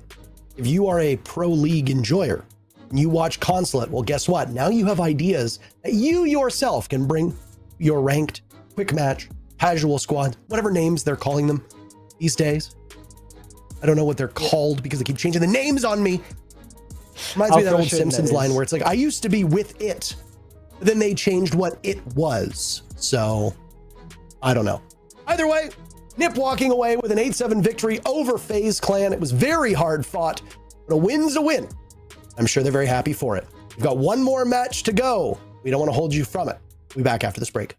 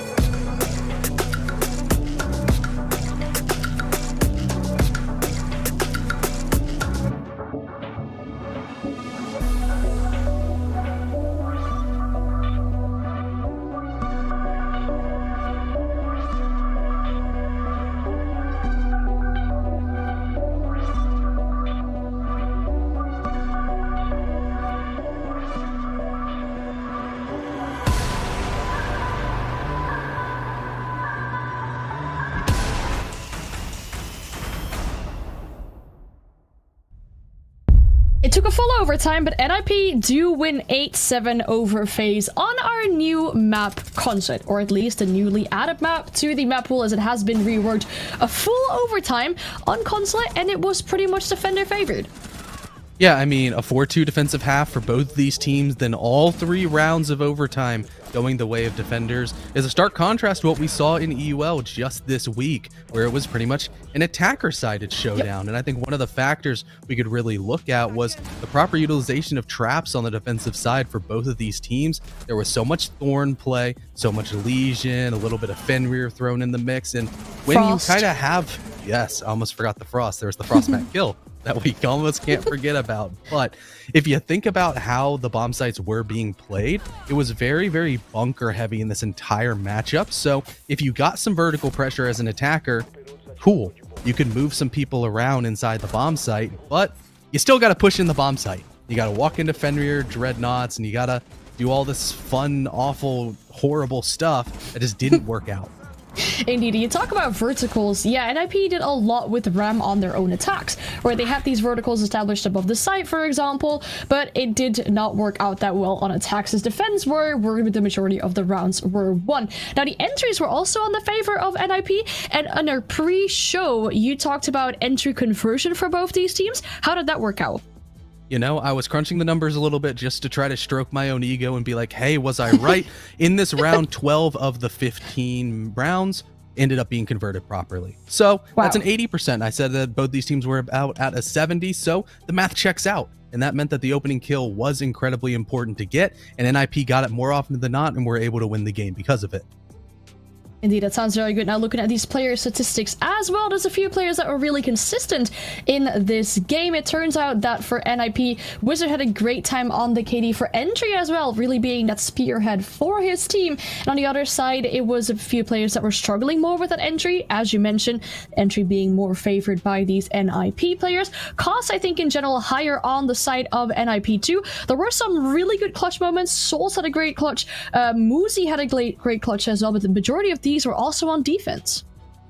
Yeah, I mean, just when you're able to just consistently get kill after kill after kill and not necessarily have any just massive moments for the side of NIP, Wizard and Pino, they were just getting, 1 kills, 2 kills here and there. All of the big factor clutch plays were actually on the side of FaZe Clan. So when Souls was able to get those clutches, that's where things kind of got a bit more interesting, a bit more exciting. But for NIP, they were just playing dang good Siege. They didn't have to rely on any heroics, where they were just winning rounds as a team. Indeed. And in regards to MVP, I mean, there was quite a few players on the side of NIP that really stood out to us. So picking an MVP was a bit of a difficult one, but we did eventually get one on the board. Wizard, though, indeed, as you mentioned, really succeeding with the KD, really succeeding on the entry as well. Do you think it's a deserved MVP, or would you have rather seen someone else here? I mean, when you lead an entry, you get a plant down, and you're leading in KD and ratings. So, I mean, pretty much just, it was stat padding today. So, he had a very great match and is very deserving of this MVP. Indeed, yes, a deserved MVP for Wizard. And now that all of our matches from Group A are done, we could take a look at the standings in this group, how things are shaping up, and what team is leading. Now, we have Black Dragons at the top because they did have that 7-0 victory over Netshoes Minor earlier today. And then we have NIP in second. They did take the overtime win over FaZe Clan in third. And Loswan had their off day today, so they have not gained any points. They're still in that fourth spot there today. Is there any surprise if you look at these standings this way? Because you said this group was going to be really close, right? Yeah, I think that this group is going to be really close because of those middle three, NIP, FaZe, as well as Los One, having potential to be top 4 rosters and punching their ticket to Atlanta. But now as Black Dragons came through with their new pickups, they did look strong. Sure, maybe as we continue through this stage, we're going to say, Netshoes Miners, they weren't the strongest opponent, so that was an expected result. Or we could see it be the opposite. Maybe Netshoes Miners are a little bit more competitive and Black Dragons really are contenders, but we kind of have to just wait for time to tell. Indeed, unfortunately, have to wait for a lot of more playdays to come around, but we do have one more match in our playdate today. That'll be mibr taking on Vivo Cade, so we will be with you right after a short break.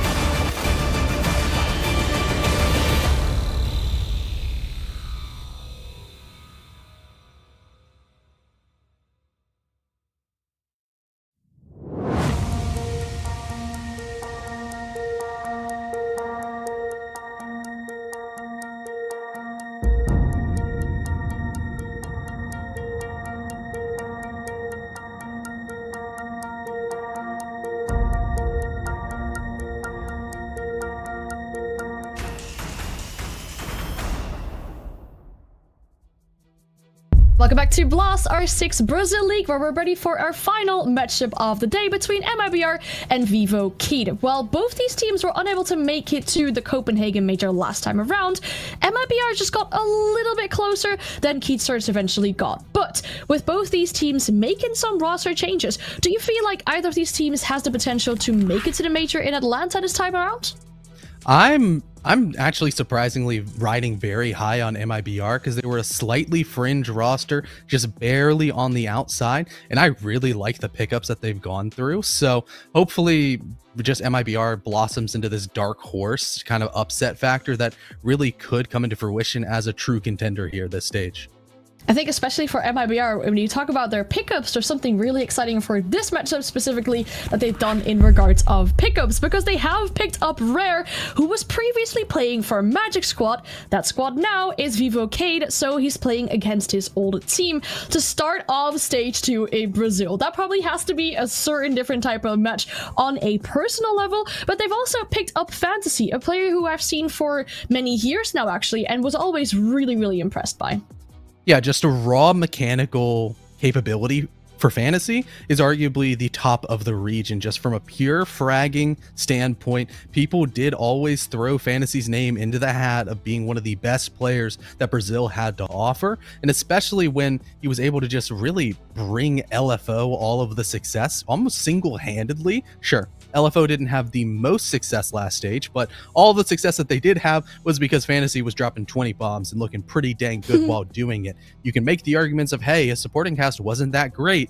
Now on the side of mibr, who was only lacking a fragger, his support staff is going to be so much better. Another thing is as well, of course, you know, they're missing out on FaZe, for example, who went to EU to play for Secret. So a player they're missing out on that side had to make some changes in that regards. But these are pretty positive changes, I would say, as well. I mean, I mentioned Fantasy, player that I'm really looking forward to seeing today. This team lost to NIP in the LCQ, but for their major run, and maybe more even so their SI run, do you think there is still potential for them to make it to either of these two tournaments? I mean, it's definitely an uphill battle because they've got to come out, look dang good during Brazil, rack up a bunch of SI points, but even more impressive will have to be coming up to the United States and doing well in Atlanta, because they're going to pretty much have to get to phase 3 and go pretty deep in order to accumulate enough points. So the pressure is definitely on, and mibr making these roster moves does signify to me of, hey, we know that we had some issues and we're trying to fix them because our eyes are on the goal of getting all the way to SI. And I mean, I'd imagine the pressure for Rare probably is on for sure, because, you know, when you're playing against your old team, you definitely want to show that you've made a step up and not necessarily a step down. Now, his old team, Vivo Cade, is also the team that will be facing against him today. They got 4th in their own group last time around and then struggled massively in the LCQ. They lost their match against Lost One, the very first match in LCQ, and were unable to continue in that run there. However, they did beat NIP last stage, a team that just came out victorious in an overtime game against FaZe, so I'd say that was pretty impressive. Yeah, I mean, it's almost a very similar story to what we were just saying about mibr when we talked about Fantasy, because Hornetau is pretty much the exact same thing, where there was a point where Hornetau was the highest rated player in the world. Not just the league. Wow. This was like through like 4 play days, Hornetau was the highest rated player because he was putting this roster on his back. And now you're going to bring in Daffodil, who was one of the people that was helping to enable a player like Fantasy, which all of a sudden means that, hey, Vivo Kid might have a good recipe on the supporting cast to enable Hornetau once again. As well, Linda is a massive it factor. We don't really know a whole lot about him besides he was running it up with Chicos and T2, putting up absolutely great numbers in order to get brought up to this roster.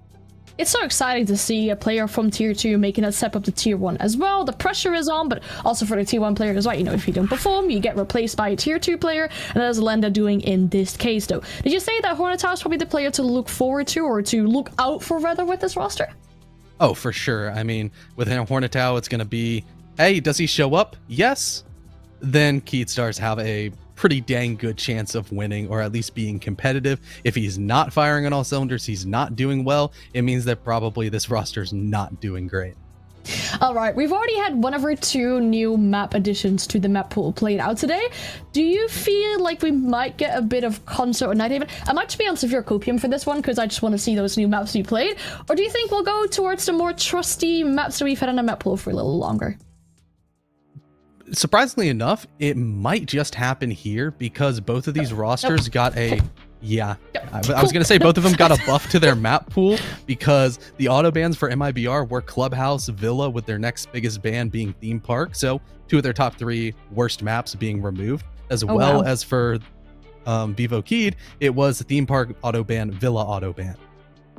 So, you know, there was the possibility here, but as we kind of go through, MIBR, you have to say, is a lot stronger of a map pool in this map ban phase. They're in the driver's seat. They can control to where they want to go, and pretty much all the maps still remaining are pretty solid MIBR maps. They kind of have a rivaling map pool to W7M here inside of Brazil in a sort of very underrated facet.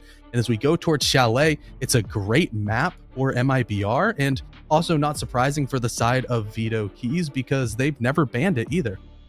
Okay, all right. And if we look specifically towards stats for this team, you said a good map for MIBR. They'll be starting out on attack. Is there either of these 2 teams that should be way better on attack than the other team? Yeah, there's one of these teams that they don't necessarily have the best attacks in the world. Ouch. And that was MIBR. I just got completely distracted by this wonderful huddle of these new players coming out. But for the side of MIBR, what they struggled with and what the reason they did not have a strong showing here in Brazil was because their attacks were such an issue for them. Defensively, they were solid. On the attacking side, it's kind of the opposite. They had really, really bad conversion rate off of the opening picks that they were able to get. Their attacking win rate was just not good enough because they didn't have enough firepower. However, you bring in a fragger like Fantasy and all of a sudden all those issues can be resolved. All right, do you think that either of these 2 teams with their performance from last stage has the power to become a dark horse? Yeah, I mean, I already said it. I think MIBR is a dark horse right now. I really like the pickups, and I think that a lot of teams might be surprised with how good this roster looks. I really like the pickup, and I already said that their map pool is deceptively strong, where they have a very wide range of maps played and pretty dang good results on all of them, that they can probably strong arm some teams into uncomfortable positions. All right, it's time that we should get our costs in as well. I want to take a look at our predictions very soon as well when we do get Parker and Penguin in just a little bit. Hello, guys. I want to look at y'all, at the predictions with y'all to see who's winning that at this point, because I feel like one game was specifically won by the coin flip. Oh my god, this is detrimental. Oh, yeah. All right, so you've got 4 people that have worked tier 1 level and everything, and then you have the coin flip winning out the predictions. All right. Well, how the turntables. I want to say that we're all being very stable with the liquid pick. I think we did great there. And the FaZe clan was like, I think that was a 50-50 to be honest, right? Yeah. So I don't think we did too bad. But this last one has been that same kind of chokehold where I'm like, I don't know which one to go for, to be honest. Understandable. I mean, the last one was really close as well. We got that overtime, which I guess we didn't necessarily predict, but we did predict a very close game. Now, with this being also a 50-50 in regards of our predictions, do you feel like this will be a very close game again, Parker? This is a matchup that, honestly, of the 4 today, this is the one that I have the least confidence in. You know, like, I thought that Black Dragons definitely had it over Miners GG. When I look at Liquid versus E1, I thought that was a no-brainer. I was obviously wrong. FaZe versus Nip, I agree, was a coin flip. There was actually a period of time where I had Nip down before editing it out and just going with FaZe Clan. But as for this one, I have no idea whatsoever. MIBR as a team over the last like 2 years has surprised me time and time again, especially with their 2 deep runs at SI 2020 and 2021 and SI 2022. All right, cool. I think we've all set ourselves up with good predictions or expectations for this game. We brought you in, but unfortunately we'll have to go to a quick break before we do go back to our game. It's our final game of the day. It is MIBR taking on Keat Stars. It will be on Chalet, so don't go anywhere. We will be right back.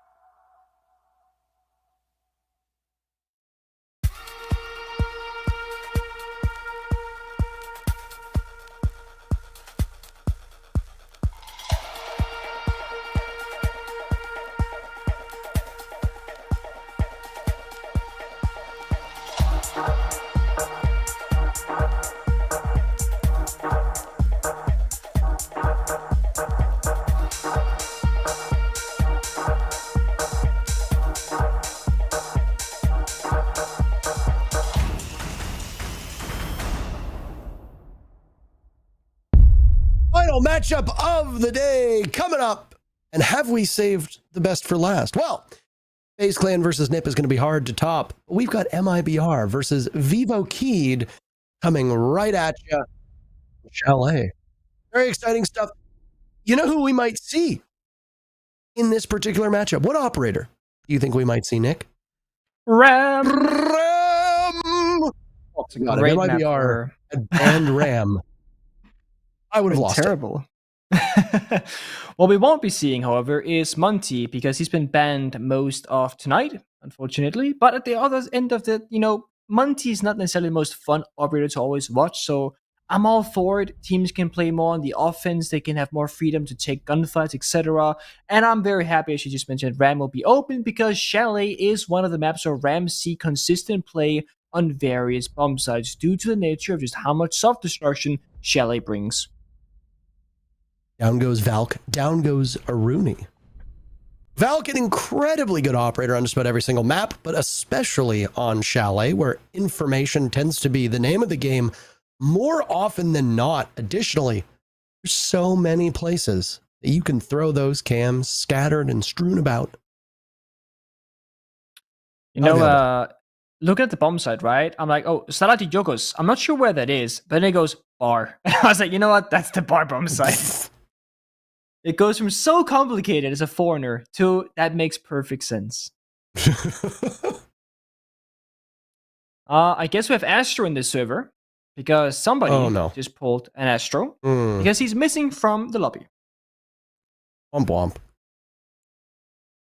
It'll be rare that we are missing. Actually, today there's been a couple disconnects, so it's not rare. You could say it's quite uncommon. Oh, don't do that to me. That's my joke in Discord, not yours. You're a stealer of jokes. Yoink! And I'm not. I even got a laughing emoji. I'm not giving you any credit whatsoever. Man, I'm just glad that I realized that you stole mine, because I would have been like, "That's a good one, Parker." But no. It's like, "That's a good one, Nicholas." I did that. I did this. Bravo, Nicholas. Bravo. There we go. Rare's back in. Excellent. Beautiful. Much quicker than Astro. Much better player, obviously, because of that. No.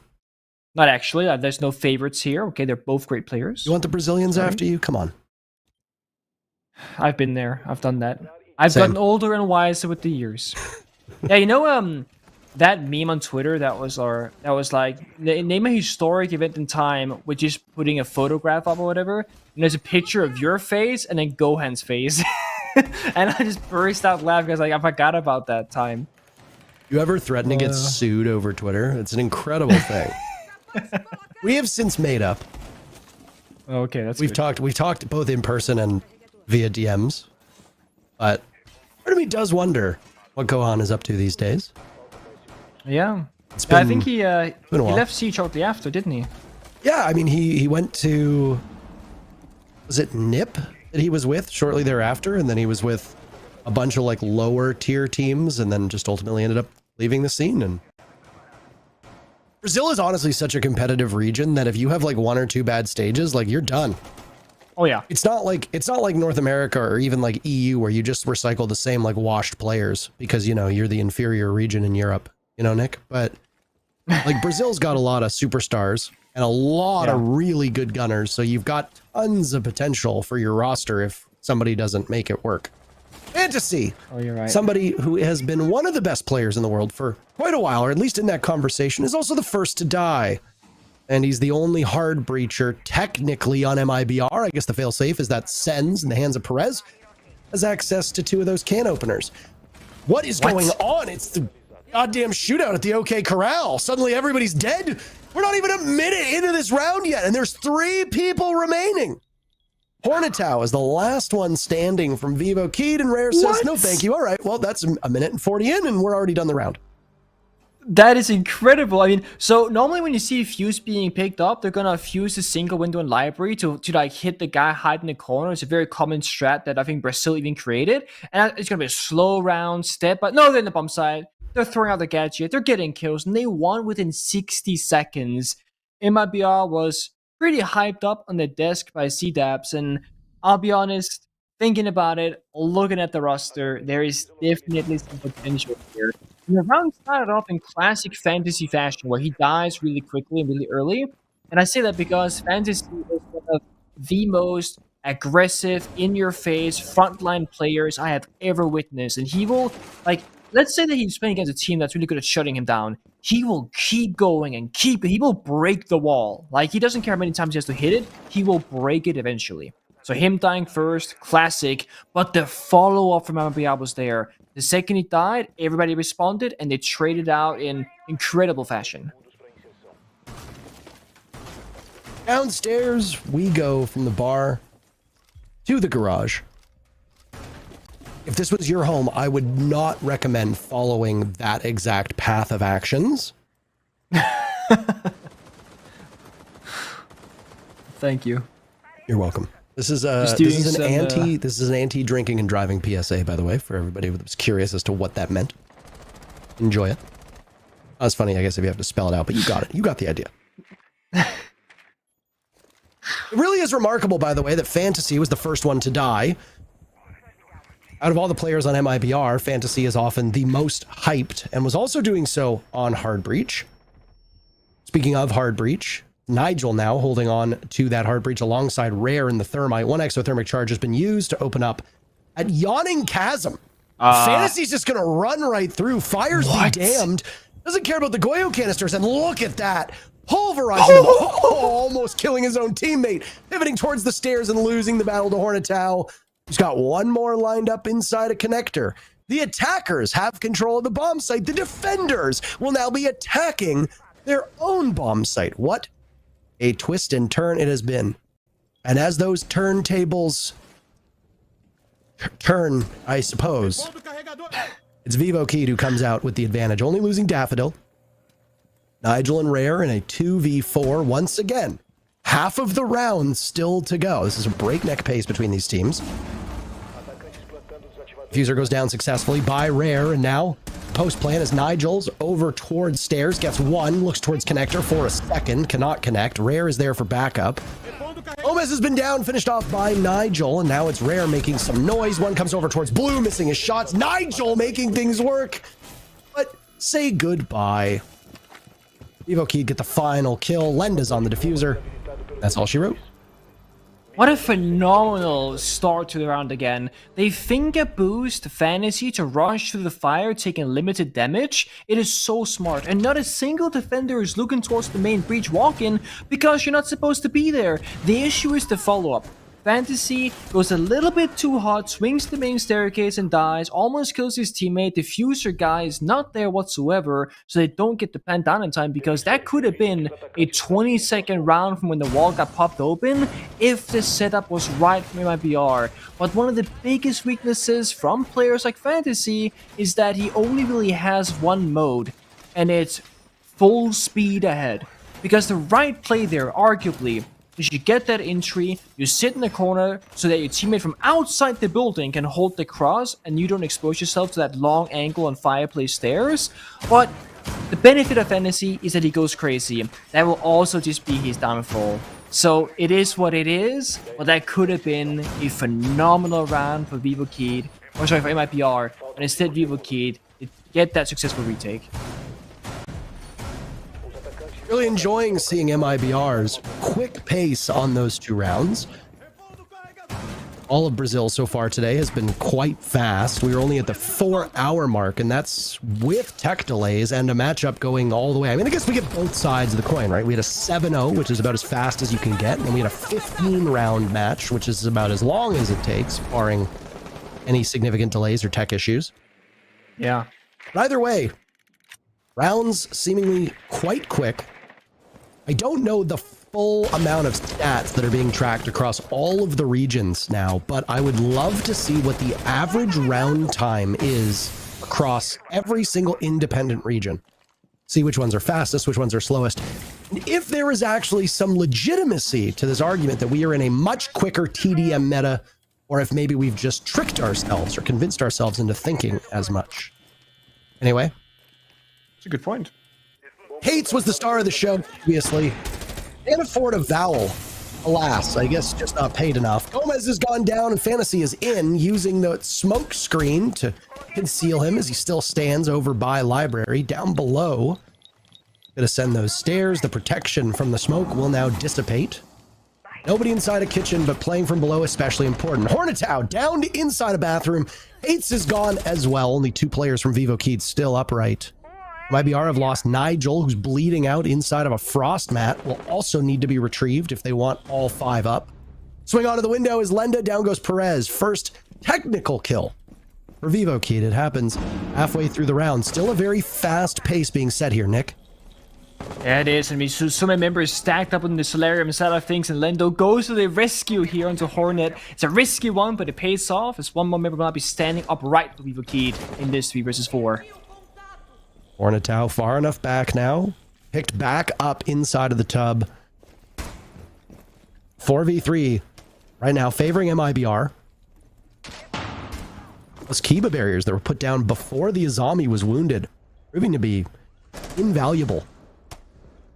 Now they have to wait for mibr to get towards the bomb site. Daffodil has a single opportunity right now. 1 gas canister still in back pocket with 35 seconds to go. Watching from the closet towards that Solarium doorway. A trade right now favoring mibr. It will continue that way. Fantasy drops. Hornetow in on the fun.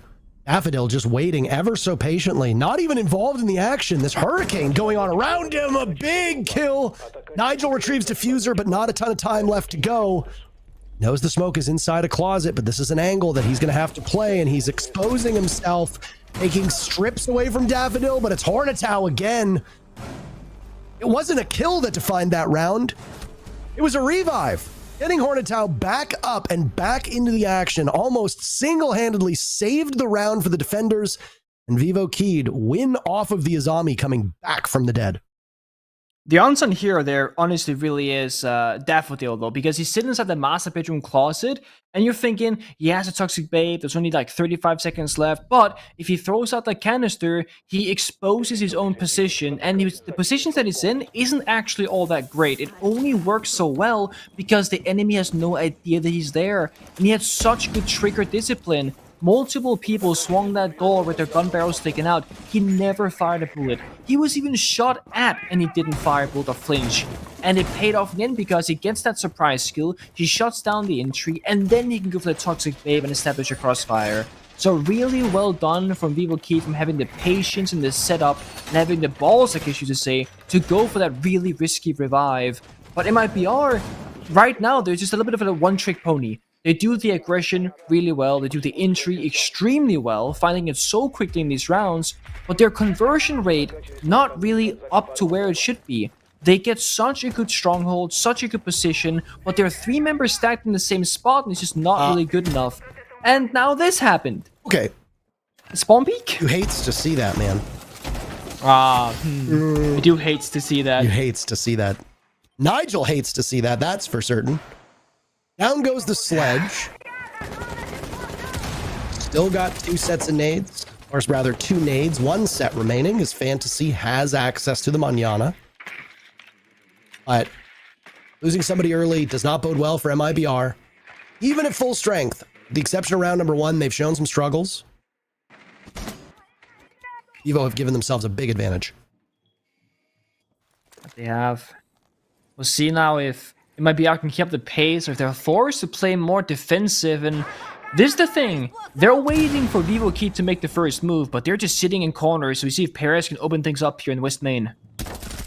Oh, and Perez just walking right up inside the bomb site, turned on. Tates takes him down, and then gets blown up by Fantasy. Trading back and forth, now it's mibr with the advantage. Gomez and Hornetow have made this work before, can they do it again? Hornetow, more importantly, made this work. Ying is still on the board. All 4 Candelas at play. Gomez revealing his position from above, firing through the floor at Fantasy. That's mibr to know that they have not cleared out the top floor. Both remaining players from Vivo are up top. Now it's Hornetow to drop down. Rayduct getting the diffuser off. Is somebody watching? Hornetow rushing in, and there are sets of eyes still in that position, but unfortunately for Vivo Keed, you just don't see them. Final 2 kills coming for mibr, and we are back tied up 2-2. the pacing of these rounds, it's so interesting because it changes every time. Fast and slow, fast and slow. I mean, they always start the same. Very quick from mibr, and then Vivo, they just play the complete opposite game. They don't do a whole lot, right? They like their corners, they like waiting for the first move, but mibr, they always find that tiny gap in the defensive side. This time, it was a Wisp-Man window jump in with a great follow-up from Fantasy that gets 3 kills combined, and the retake, of course, begins. I think the Valkyrie ban from mibr has been absolutely phenomenal because of how they're playing. Let's say you had 3 Valkyrie cameras out on the map on the defensive side of Vivo. You just had a guy sit on those cameras. You could call out, oh, they're over here, they're over there, and then mibr forced to play Valkyrie or Twitch and like slow things down by droning, etc. The Valkyrie ban just enables the pace to be kept up. I'm surprised we haven't seen more trap operators in play, essentially. And Ella is not common to be played on Chalet whatsoever, but it would work great in this case. Elysian, with the changes, you know, the buffs to his secondary shotgun being added and the gadget being stronger, phenomenal operator. Fenrir, one of the strongest defenders currently in the game, would immediately shut down any of these types of rushes. But the only thing Vivo has brought out so far to stop anything is the Goyo. And when they did it last time, guess what? Fantasy sprinted right through the fire, so it didn't even matter.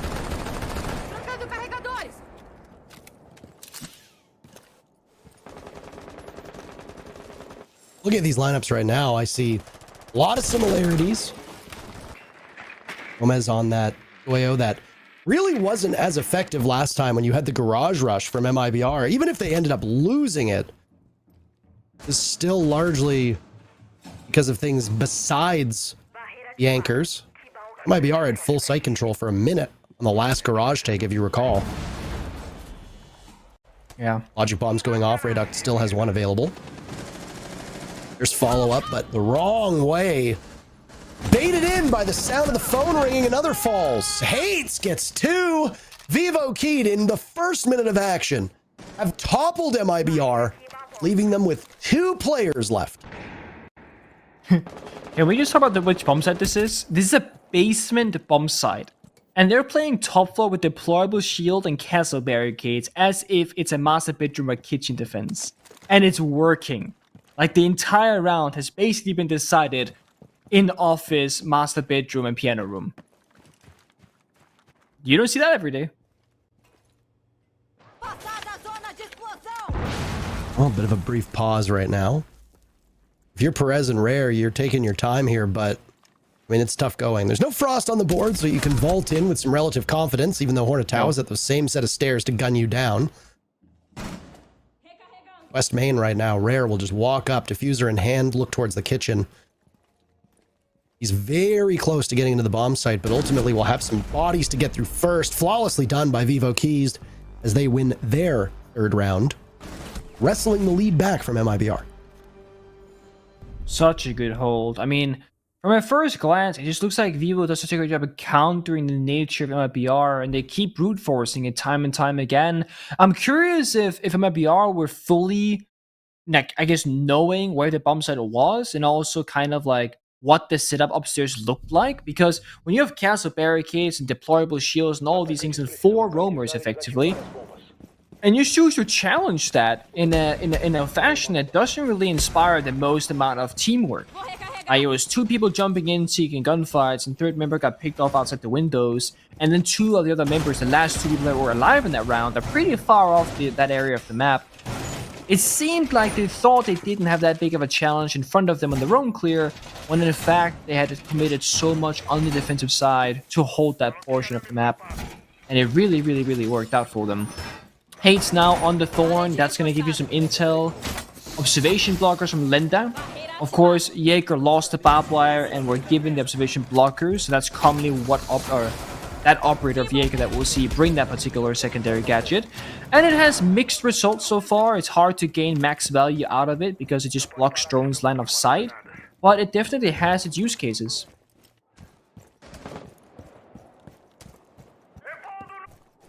Performance by Hates, by the way, so far 8 kills through 5 active rounds, with Hornetau also up there. Hornetau's praises sung by CDAPS on the desk before we got into the action. I believe they call that foreshadowing, Nick, and there was some Great foreshadowing done by both Anne and Connor, talking about how good Hornetau has been. It's hard to keep track for people who don't actively follow Brazil because, I mean, the average Pro League enjoyer is probably hearing names like Nesk. They're hearing names like Fantasy. They're hearing names like Palu, Astro, and they're thinking, okay, these are the superstars of the region. But then you've got players that are just as good who don't get sung the same praises. Always nice to be reminded of that. It's one of the benefits of having this region be broadcast in English, is that those who don't speak Portuguese get some greater understanding. Gomez drops to a nade by Nigel. First kill goes in favor of MIBR in this round. That is a position in Library that is usually defended more aggressively. It's a bit surprising to see how quickly Vivo Keed gave that up. They're also going to lose Hornetau, the player that we were talking about earlier, as this tends to be one of the slower rounds. We're at the halfway point. Nice pick by Lenda to take down Fantasy. That was the Amaru who decided to slingshot in with shotgun in hand. 8's turning towards Chimney, but cannot connect. Here's the vault in from Library and has to get out of there quickly. They're going to be nipping at his heels. Tough position here. Daffodil doing such a good job staying alive on the bomb site while still providing some cover and damage vertically towards Nigel on that Diana. A minute to go. And Vivo, they're still playing on the front lines, roaming around, trying to backstab, sidestep. Lenda walk up the blue staircase, you're looking for another flank, but is it worth the risk? Well, it's a trade, so arguably yes, arguably no, but Reduct on 1 HP. Not great for a fight. Neither is Hates. 45 seconds to go. 3v2 still in favor of MIBR. They have 2 toxic babes left. One goes off 40 seconds, so there will be a tiny, tiny bit of this round that will not be blanketed by that gas.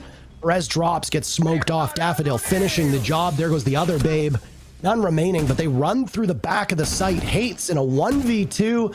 This is the problem. There's one player on stairs cutting off the cross, and it's Rare inside of the site who has access to that diffuser. This is problematic, and Rare decides to pop up and take matters into his own hands.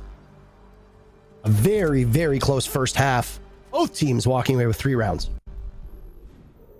It's one of the very common problems with going on the roam in the late round is that Hates had no easy way back toward the bomb site. Fireplace they have no intel on. Coming up the blue staircase and basement as he tried to, very difficult. So you have to just gamble it. But it left Daffodil alone on the side for so long, and eventually he fell to that 1v1 gunfight. He popped the second smoke thinking he was safe, but you know it might be hard. If there's a gas or fire in front of them, they'll sprint right through it and take minimal damage and win the gunfight as well. Fantasy did it the first round, and it was the Flores at the last round that did it. Take down Daffodil on the side, leaving Hertz in that unwinnable, unfavorable 1 versus 2. That's the first half in the books. It ends up being a 3-3, so number-wise, very even game, but in terms of round, we've had basically 2 flawless rounds and very one-sided rounds in outcome, both on the defending and attacking side. So a complete back and forth. Anyone's game still to be had here. I'm curious to see how Vivo they play on the attack, given how passive they were in defense, because Chalet is an attacker-sided map, typically speaking, but you, of course, will not just have an advantage because you're on attack, you have to actually use it. You gotta take map control, work through the paces, breach the right walls in the right sequence, and of course, play the right operators that make sense.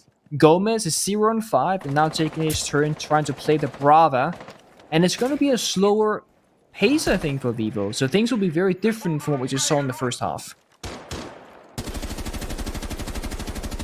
That saying, the more things change, the more they say the same. That is a saying. That is a saying, definitely. All 4 bomb sites were shown very early on, so all we're doing is just collecting more and more data as we continue to watch these two play. Lenda and Perez, the first to exchange words in this round. Lenda down below, now looking through a small kill hole, the ceiling of West Main. You have to be wary who's playing upstairs in Bathroom, who's playing upstairs in Solarium. You have to get that information before you can push. You do not want to relinquish control of that top floor if you are MIBR, especially Library, as that's right over top of the bomb site. Nigel, right now, sitting by Chimney, is going to be incredibly important. Lenda involved in some action yet again, not with Perez, but this time Reduct, and Reduct is dead.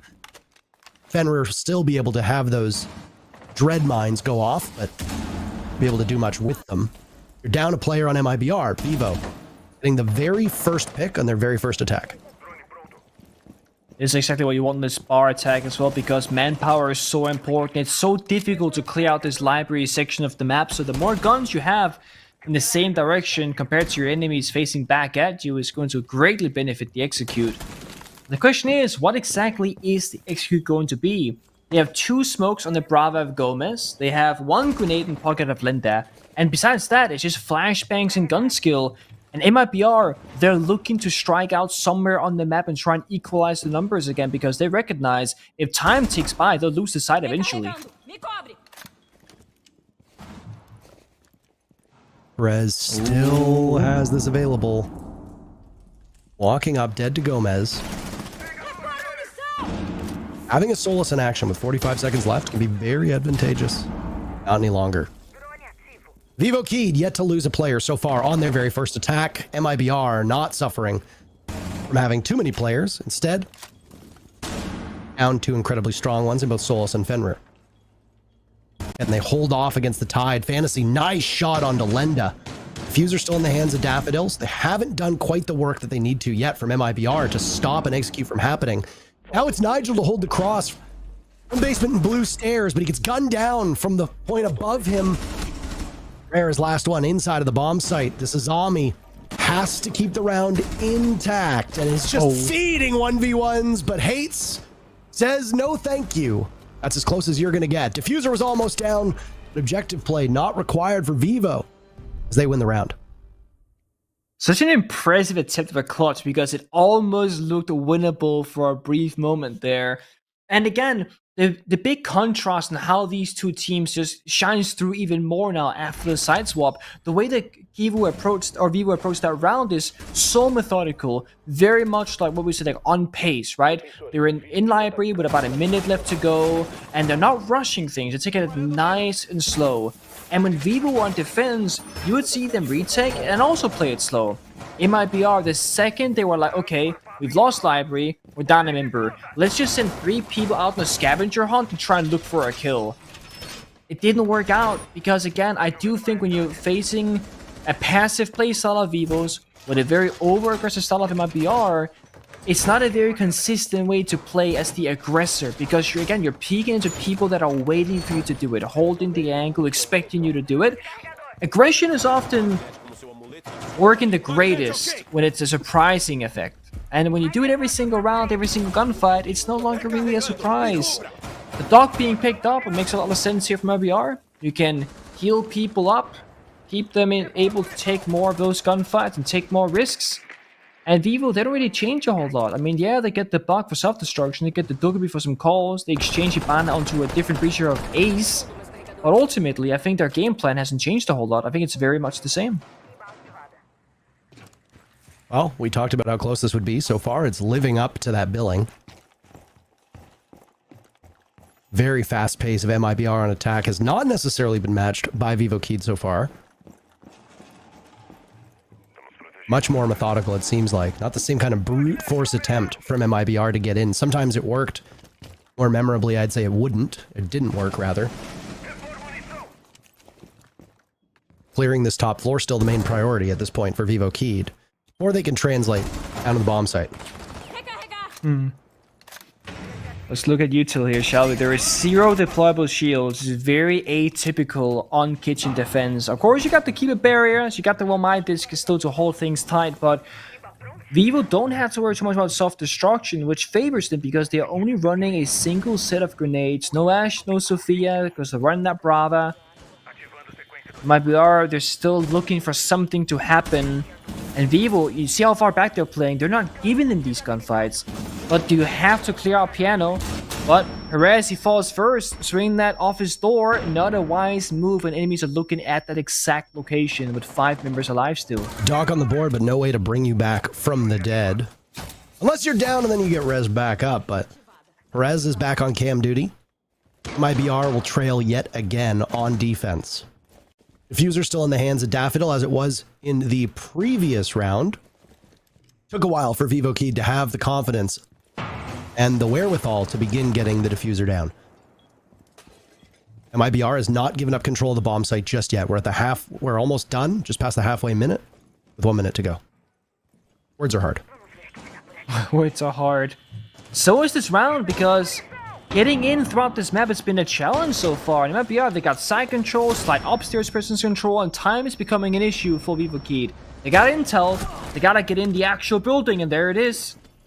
There's a nitro cell, does not go off. Rayduck still alive, still with 3 stim pistols. Dying moments of this round, you can give up quite the buff to your teammates, should you stay alive to do just that. If they lose enough HP, bring them back. Rayduck doesn't have that opportunity, no. Hates doing it instead. 11 kills, Lenda now, 1 more for him. Rare in a 1v4. Playing this position inside a kitchen, nice 2-piece. They'll have to stop Daffodil from getting that diffuser down, but Hornetow's looking long range. Say good night. Vivokid so far 2-0 on attack. Perfect through those 2 executes. Absolutely. It comes down to another close clutch attempt from mibr, but they get shut down. A Hornetow really is showing up as one of the players. Same with Hates. 11 kills to Hates, 9 to Hornetow. But the impressive thing about them is that they're playing the very difficult roles. Hates is their buck player, who's the second entry in that round.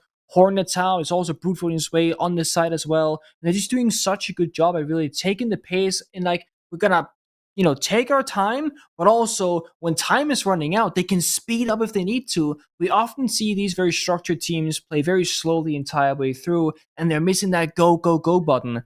And one thing that we always talk about FaZe on the international stage from Brazil, they have this like Brazilian aggressive playstyle, right? But they have the structure from Europe.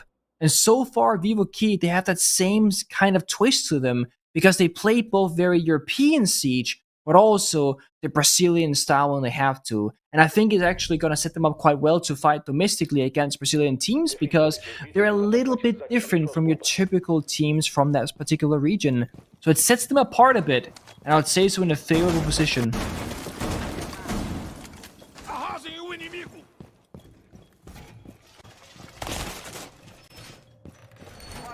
Impressive performance so far by Vivokid. mibr adding fantasy upon a single game has not appeared to be the answer just yet. A lot of cohesion with this Vivokid team, and that's with Gomez going 1-7 on not necessarily support roles as well. I know, again, I say this every time, very easy to wag your finger at somebody who's not doing well in terms of kills. Then we have to take a step back and look at the bigger picture. Yeah, Gomez is 1-7. But what utility has Gomez provided to the team? What, in terms of calls, in terms of cam work, in terms of gadgetry? I mean, we used to throw so much criticism at Thermites and other hard breachers because they would literally spend 2 minutes of the round on drone, use a single exothermic charge, and then go in to get the diffuser down. If any part of that plan falls apart, then your job as Thermite becomes hell. And the rest of the team that is supposed to be there to cover you and prevent people from killing you might not be able to do that. So, even though, yeah, Gomez is 1-7, a bit of critical thinking in regards to what contributions that has been. In this instance, Gomez will have both those EMPs as well as the logic bombs. And on this bomb site in particular, those are both going to be very crucial. Yeah, and in the previous rounds, he was playing Bravas, so I mean, you can imagine he's spending most of that time literally just on drones. There goes the first call. The roam is active from mibr. Perez and Oryx very low on health, and guess what? No Doc this time. Last round would have been great to have him, but... well, last round, nobody was really low enough to be healed, so the Doc not finding any value last round, they're not present this round, it's just gonna suck for mibr. But the roam has still succeeded. They still have library control, they have mezzanine control. The big question is, does Vivo even care about this portion of the map? Because if they opt for a backside attack from, car garage and trench, they don't need to clear library. It's not on their agenda. And looking at the operator outlines right now, it seems to me that Vivo have rotated. You see here, 3 members, 4 members on kitchen, dining, west main.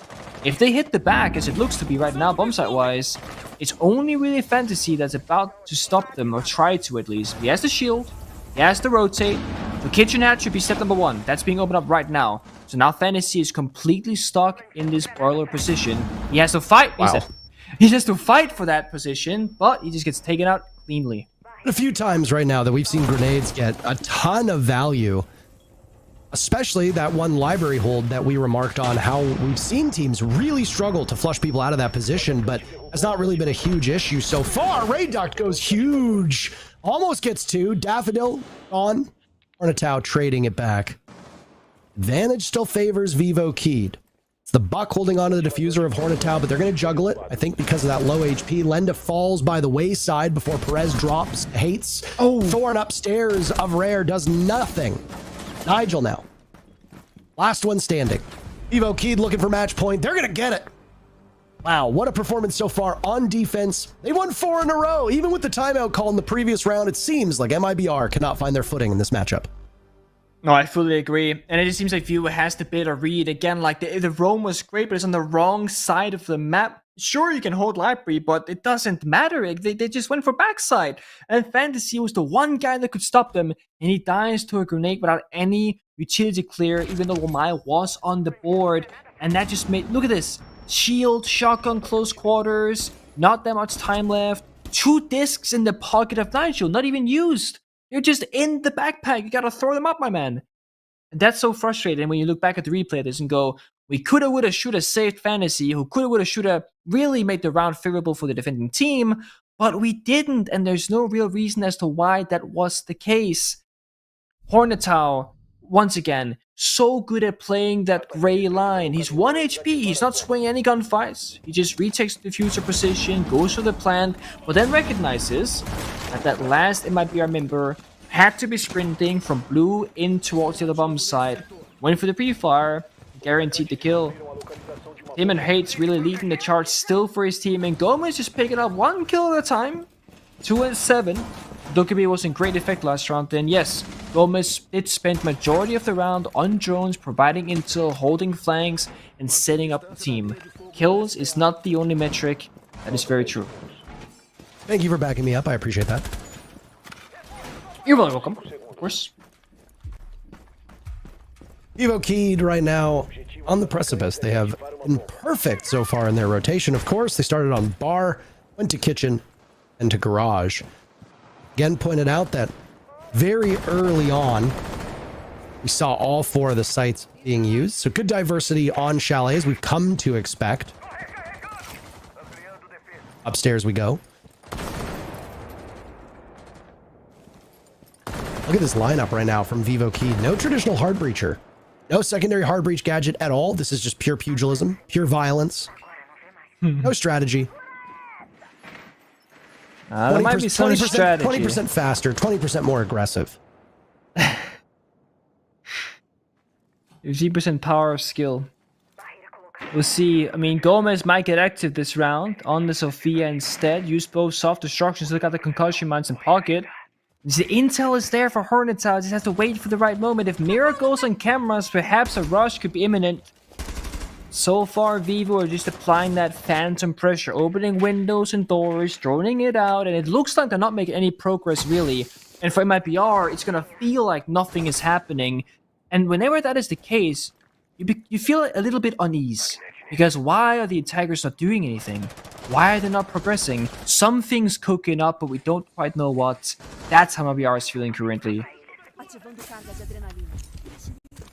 There's an adrenal surge to go in. Flashbangs to boot.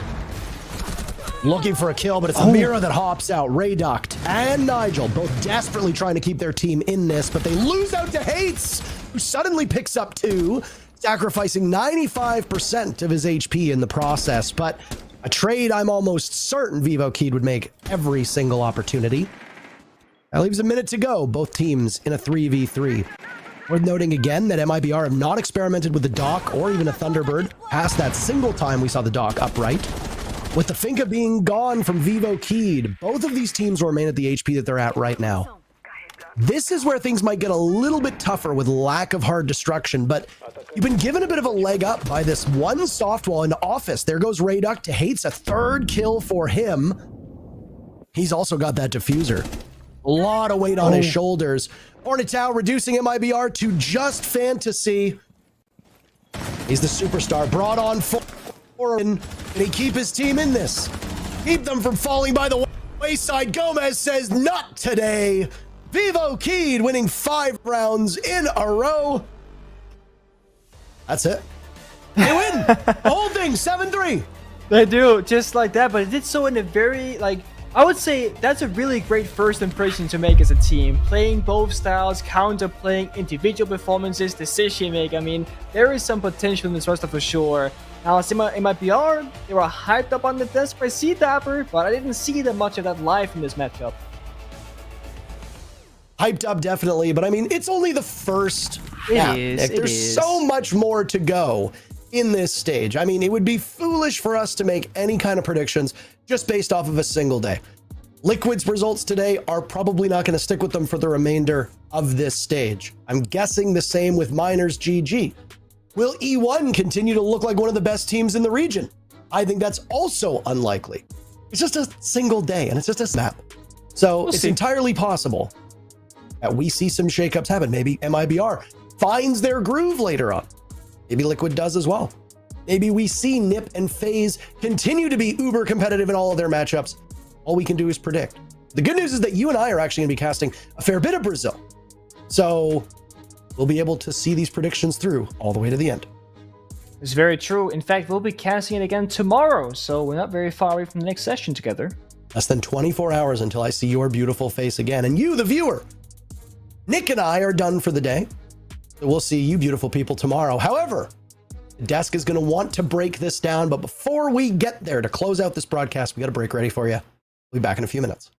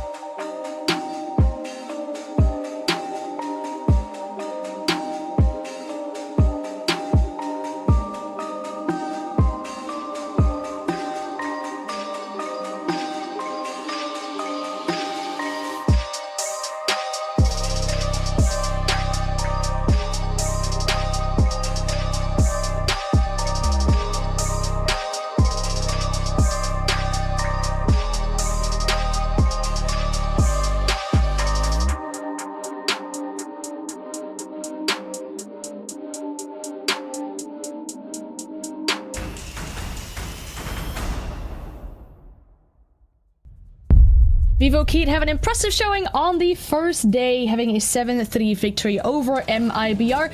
Maybe against a lot of our expectations, at least not against Pengu's expectation, because I believe he selected Vivokeed for the predictions, but 7-3, that is pretty solid from them.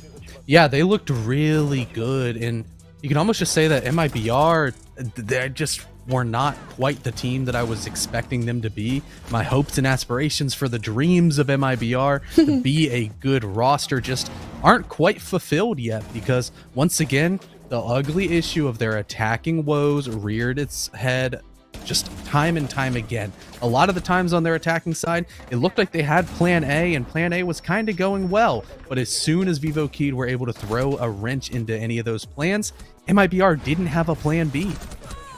The only times it was successful for them on their attack was when they had these really explosive rounds. For example, that first one, right? That was over in like a minute, it felt like. And those rounds were really working out better. But if you can see as well on the screen, the stats all for the majority leaning towards the side of Vivokid, especially a significant difference in the cost. That is about a third more than what is happening on the side of mibr, being a little bit more consistent in that regards as well. And I felt like there were a few players on the side of Vivokid that specifically stood out. On the side of mibr, it was a little bit more even in regards of kills and performance, but some players on the side of Vivokid like Hates and Hornet definitely stand out. But at least Hornet is living up to the expectations that you set for him on the disc. Yeah, he looked really good, and Hates turned himself around from a very struggle-filled stage 1, where I believe he was like minus 15 on KD, just looking not that great. All of a sudden, turned the clock and looked so dang good. And once again, for the issues of Vivokid, were on their attacks. They had a 35% win rate last stage, with a 30% on entry on attack, with only a 50% conversion on those entry picks. Today, they got the opening pick on their attacks all 4 rounds and converted them properly. And for example, someone like Daffodil, who we've been a little bit more quiet about, he's only gotten a KD of 5 and 6, which is not something extremely great to write home about, but he does have that 90% cost, which is really effective in towards, you know, that many rounds helping your team towards a win. That's really something you want to have, like a stable win factor on your team. Now, I hope for Vivokid that this is something that they can keep up, but it would also be very nice for mibr, obviously, to bounce back, because you did have really high expectations from them. Yeah, and at the end of the day, when attacks are your biggest issue, you go to a map like Chalet and you only get 3, it means that your attacking issues are still prevalent, because you should be getting 4 rounds pretty much guaranteed on a map like Chalet.